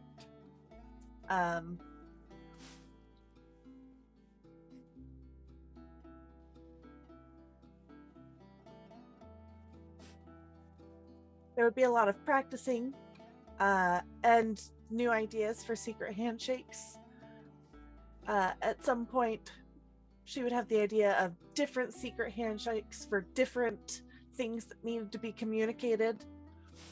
I'm sure Rael would work in some sort of ka thing into one of the secret handshakes. And this is just a moment. After that, Bird's just going to wander. Casila imagined Bird as she is and wished her into being as that. So Bird is not going to age. She's not going to change. She will be there when each of you go. And she will wander, helping out here and there. Until I think eventually she will sit down by a very familiar forest and say, "I'm tired. I think I'll just sit here." You sit at the edge of this forest. The trees old, ancient, because you wandered a very long time. No one can count the number of lives that Bird touched. No one can measure the good that she brought into this world. Save for one, and he is very proud of his blessed and chosen. And as you sit and look out, the air in front of you shimmers and changes. A golden light rippling in front of you. It's as if reality itself is bending itself in your presence. From the light emerges a hand, then two, and a foot, then two. And a half-elf form stands in front of you. A smile etched on its face. A voice that seems to echo in these woods around you. Hail and well met, my fellow weary traveler. Frank Saris holds a hand out.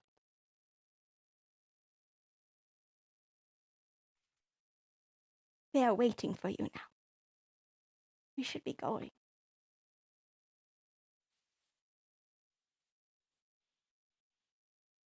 Bird will out and take his hand. He closes it around yours, and you feel the edges of reality bend and twist. And there's a flood of magic as you come undone. Your being rejoining with the very fabric of existence around you, your head filled with countless songs. And as Frank pulls you back into the weave, you feel all of these connections that you've made over the years. And you hear the soft, faintest sounds of a little girl's laugh as she welcomes you finally to the place that she's saved so that you might be together for the rest of your days.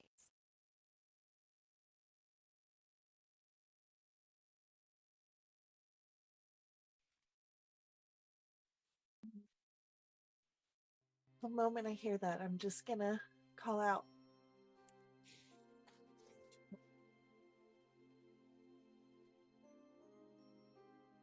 You'll feel a small hand. You'll never have to miss me anymore. And then you feel a heavy hand on your shoulder and a gruff voice telling you to chin up, birdie. It's not that rough. A soft voice teases you that you took long enough. And you feel as Elliot ruffles your hair. From the distance, you hear Rael call out that he's seemed to have found a perfectly good spot to sit. Should we all hurry up, though? They're gonna miss the sunset. And each of the chosen fade into legend.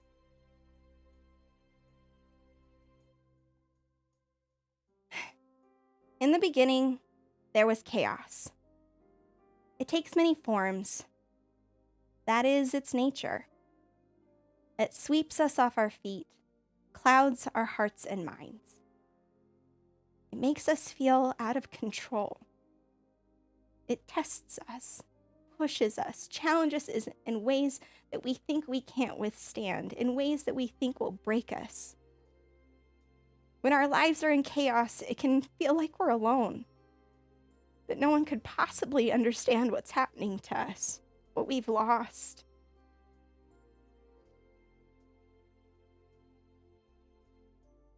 In the beginning, there was song. It takes many forms, as is its nature. It sweeps us off our feet. It clears our hearts and minds. It gives us a beat to follow. It heals us, pushes us, challenges us to be more than we thought we could ever be. With music, we make sense of the chaos. It makes us feel less alone, like there's someone out there who understands.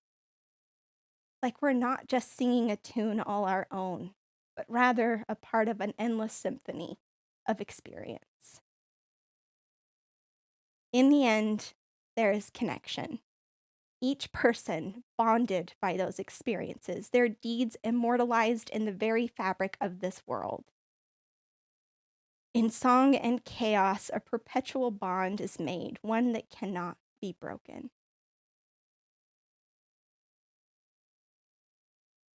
We are each chosen in our own ways, in our own lives, facing challenges that it can sometimes feel like we can't overcome. But if there's one detail, one little thing that you take from this story, please, I beg of you, let it be this: that we are all connected, that everything has a meaning, so long as you give it, and you are never alone.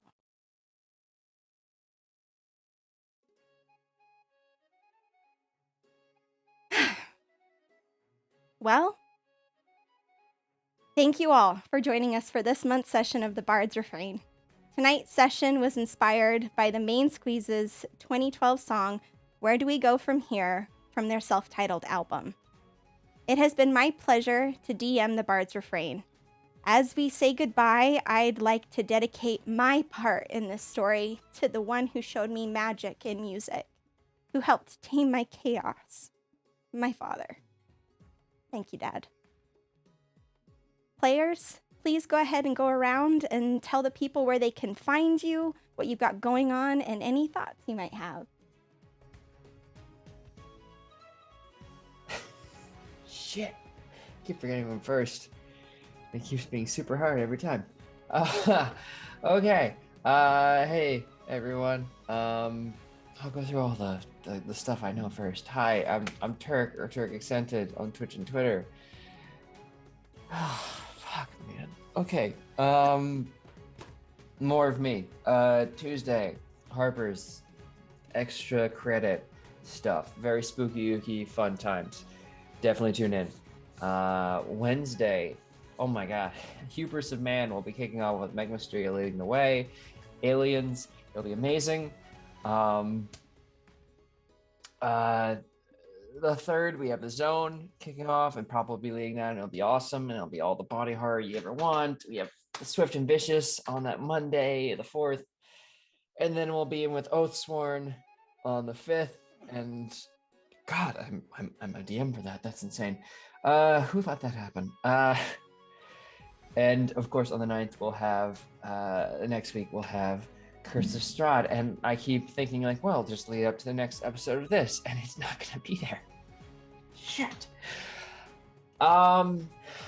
Okay. There's some advantages to going first. That means you don't have to cry when you're speaking, which is handy. Thank you so much to my fellow players, Saint Luca and Noir, for making this amazing, and thank you to Sarah for making this unforgettable. Shit.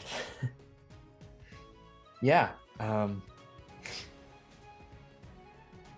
I still remember this was a fun one-shot idea back in the COVID lockdown times, which please don't make a thing again. It was enjoyable while it happened. It should not happen again. Come on, everyone, get vaccinated.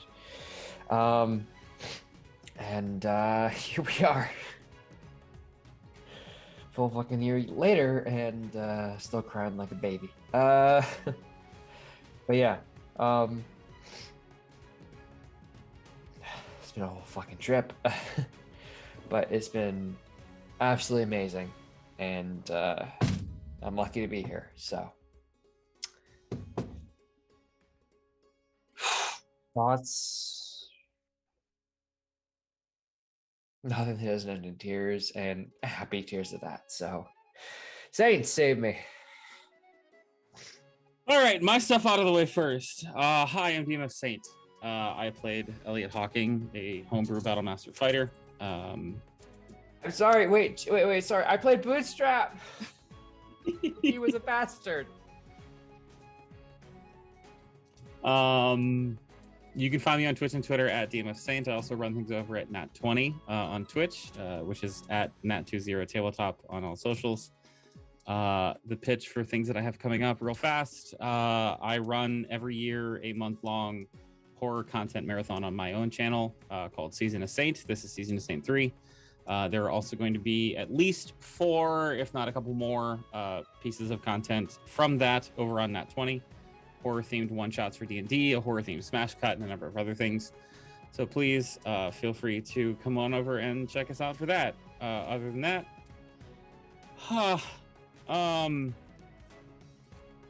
I feel like I won the lottery. It is very, very rare to sit at a table like this, and I'm very grateful for everyone's participation in this. And thank you for putting it together, Sarah. And any more, and I'm gonna fucking break down. So, hey, Noir, I guess you're up. Oh, no, shit. All right. But let's just get right into it. Hi, everybody. I'm Noir. You can find me in the club crying. No, you can find me all over the internet as the Noir Nicholas. That's Twitter, Twitch, YouTube, TikTok, and Instagram. Please show me some love on Twitch because Twitch is not. And I'm close to 1K, so every little bit helps. Fuck, man, I've got feelings. Tomorrow you can find me. I GM Kobo Presses into the Southlands. Oh my god, my emotions. Monday I'm doing something. I think I don't fucking know. I'm the new producer for Rivals of Waterdeep or whatever. And Saturday mornings I do fucking morning ritual overall critical misses. I love this game. Like I this is like the first character as a player that I've gotten to like sunset, and like I knew he was going to have a private investigative thing, but like our intro kind of showed us how small it was in comparison to everything else. So having the agency and then having the party members like being family at the end of it, and then having a wife and kids, and it's just like I think I'm gonna delete Rael's character sheet. Like I think I'm gonna let him rest. Like I think he's Save done. that shit for fucking forever. How dare you? No, How? Hey, no, actually, I'm sorry. I hate to interrupt too, but like, I'm gonna lean into this. There needs to be like a Bard's Refrain, like the adventure you mentioned. We need to do that. Oh, we do need a one shot. Oh man, because it's just like I've Now never that's how you- deleted a character sheet. You saved it.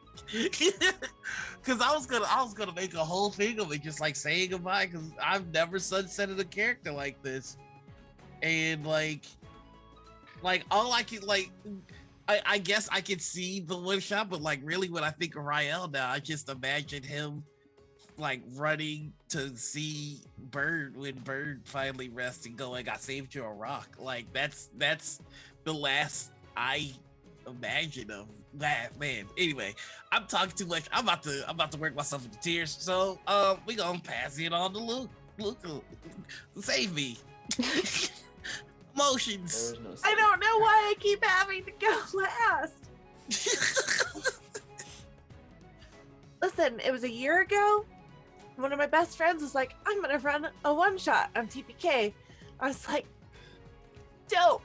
I'm gonna bring a character, and it's gonna be an imaginary friend that a very lonely little girl wished into being, and has since passed. She'll be fine. Like, that's a pretty heavy character, but it's a one shot. And then it turned into a campaign, and it's been a wonderful campaign and a wonderful table, and I love you all very much. Check the schedule. I'm on it all month. I'm Lukalok, and I played Bird, the half-elf druid. That leaves me. Hi, I'm Osarix Franco, and you can find me on Twitch and Twitter at Osarix Franco. I'm in a variety of TPK shows such as The Harpers, the upcoming Stargate Basilisk, and other one-shots like Too Swift, Too Vicious on October 4th, run by yours truly. Check out the schedule for more details. Coming up, we have many, many days of Halloween, and trust me, you are not going to want to miss a single one. We return with Murder and Coffee on the 23rd with my new co-host, the incredible Lukalok. You can also find me over at Nat20 Tabletop in Morningstar and Company, Against the Tides, and various other sundries. I am so, so very grateful to have been a part of any of this and all of this. I've said it before, I'll say it again, and I will not stop saying it until the end of time. This table was my dream team. When I had this idea for this one shot and I had this thing that I wanted to do, these were the people I wanted to play with, and I cannot express to you enough how grateful I am that you have showed up every single month for a year to tell this, over a year now, technically, to finish telling out this story that has grown to mean so much to me. And just hearing you and being a part of your stories makes all the difference. Thank you to chat for always coming out and supporting us. If you like the Bard's Refrain, we are up for a Game Hers Award for TTRPG Campaign of the Year. So go vote and do all the things. I don't know if we can, maybe we'll post the link in the chat, maybe not. But that to me is one of the highest honors to be nominated from members of our community to do this. And I could not be more grateful, proud, thrilled to have just been on this adventure with all of you. So with that, one last time, thank you, travelers. Enjoy your rest and your respite. And never forget that the devil is in the details. Good night, everybody.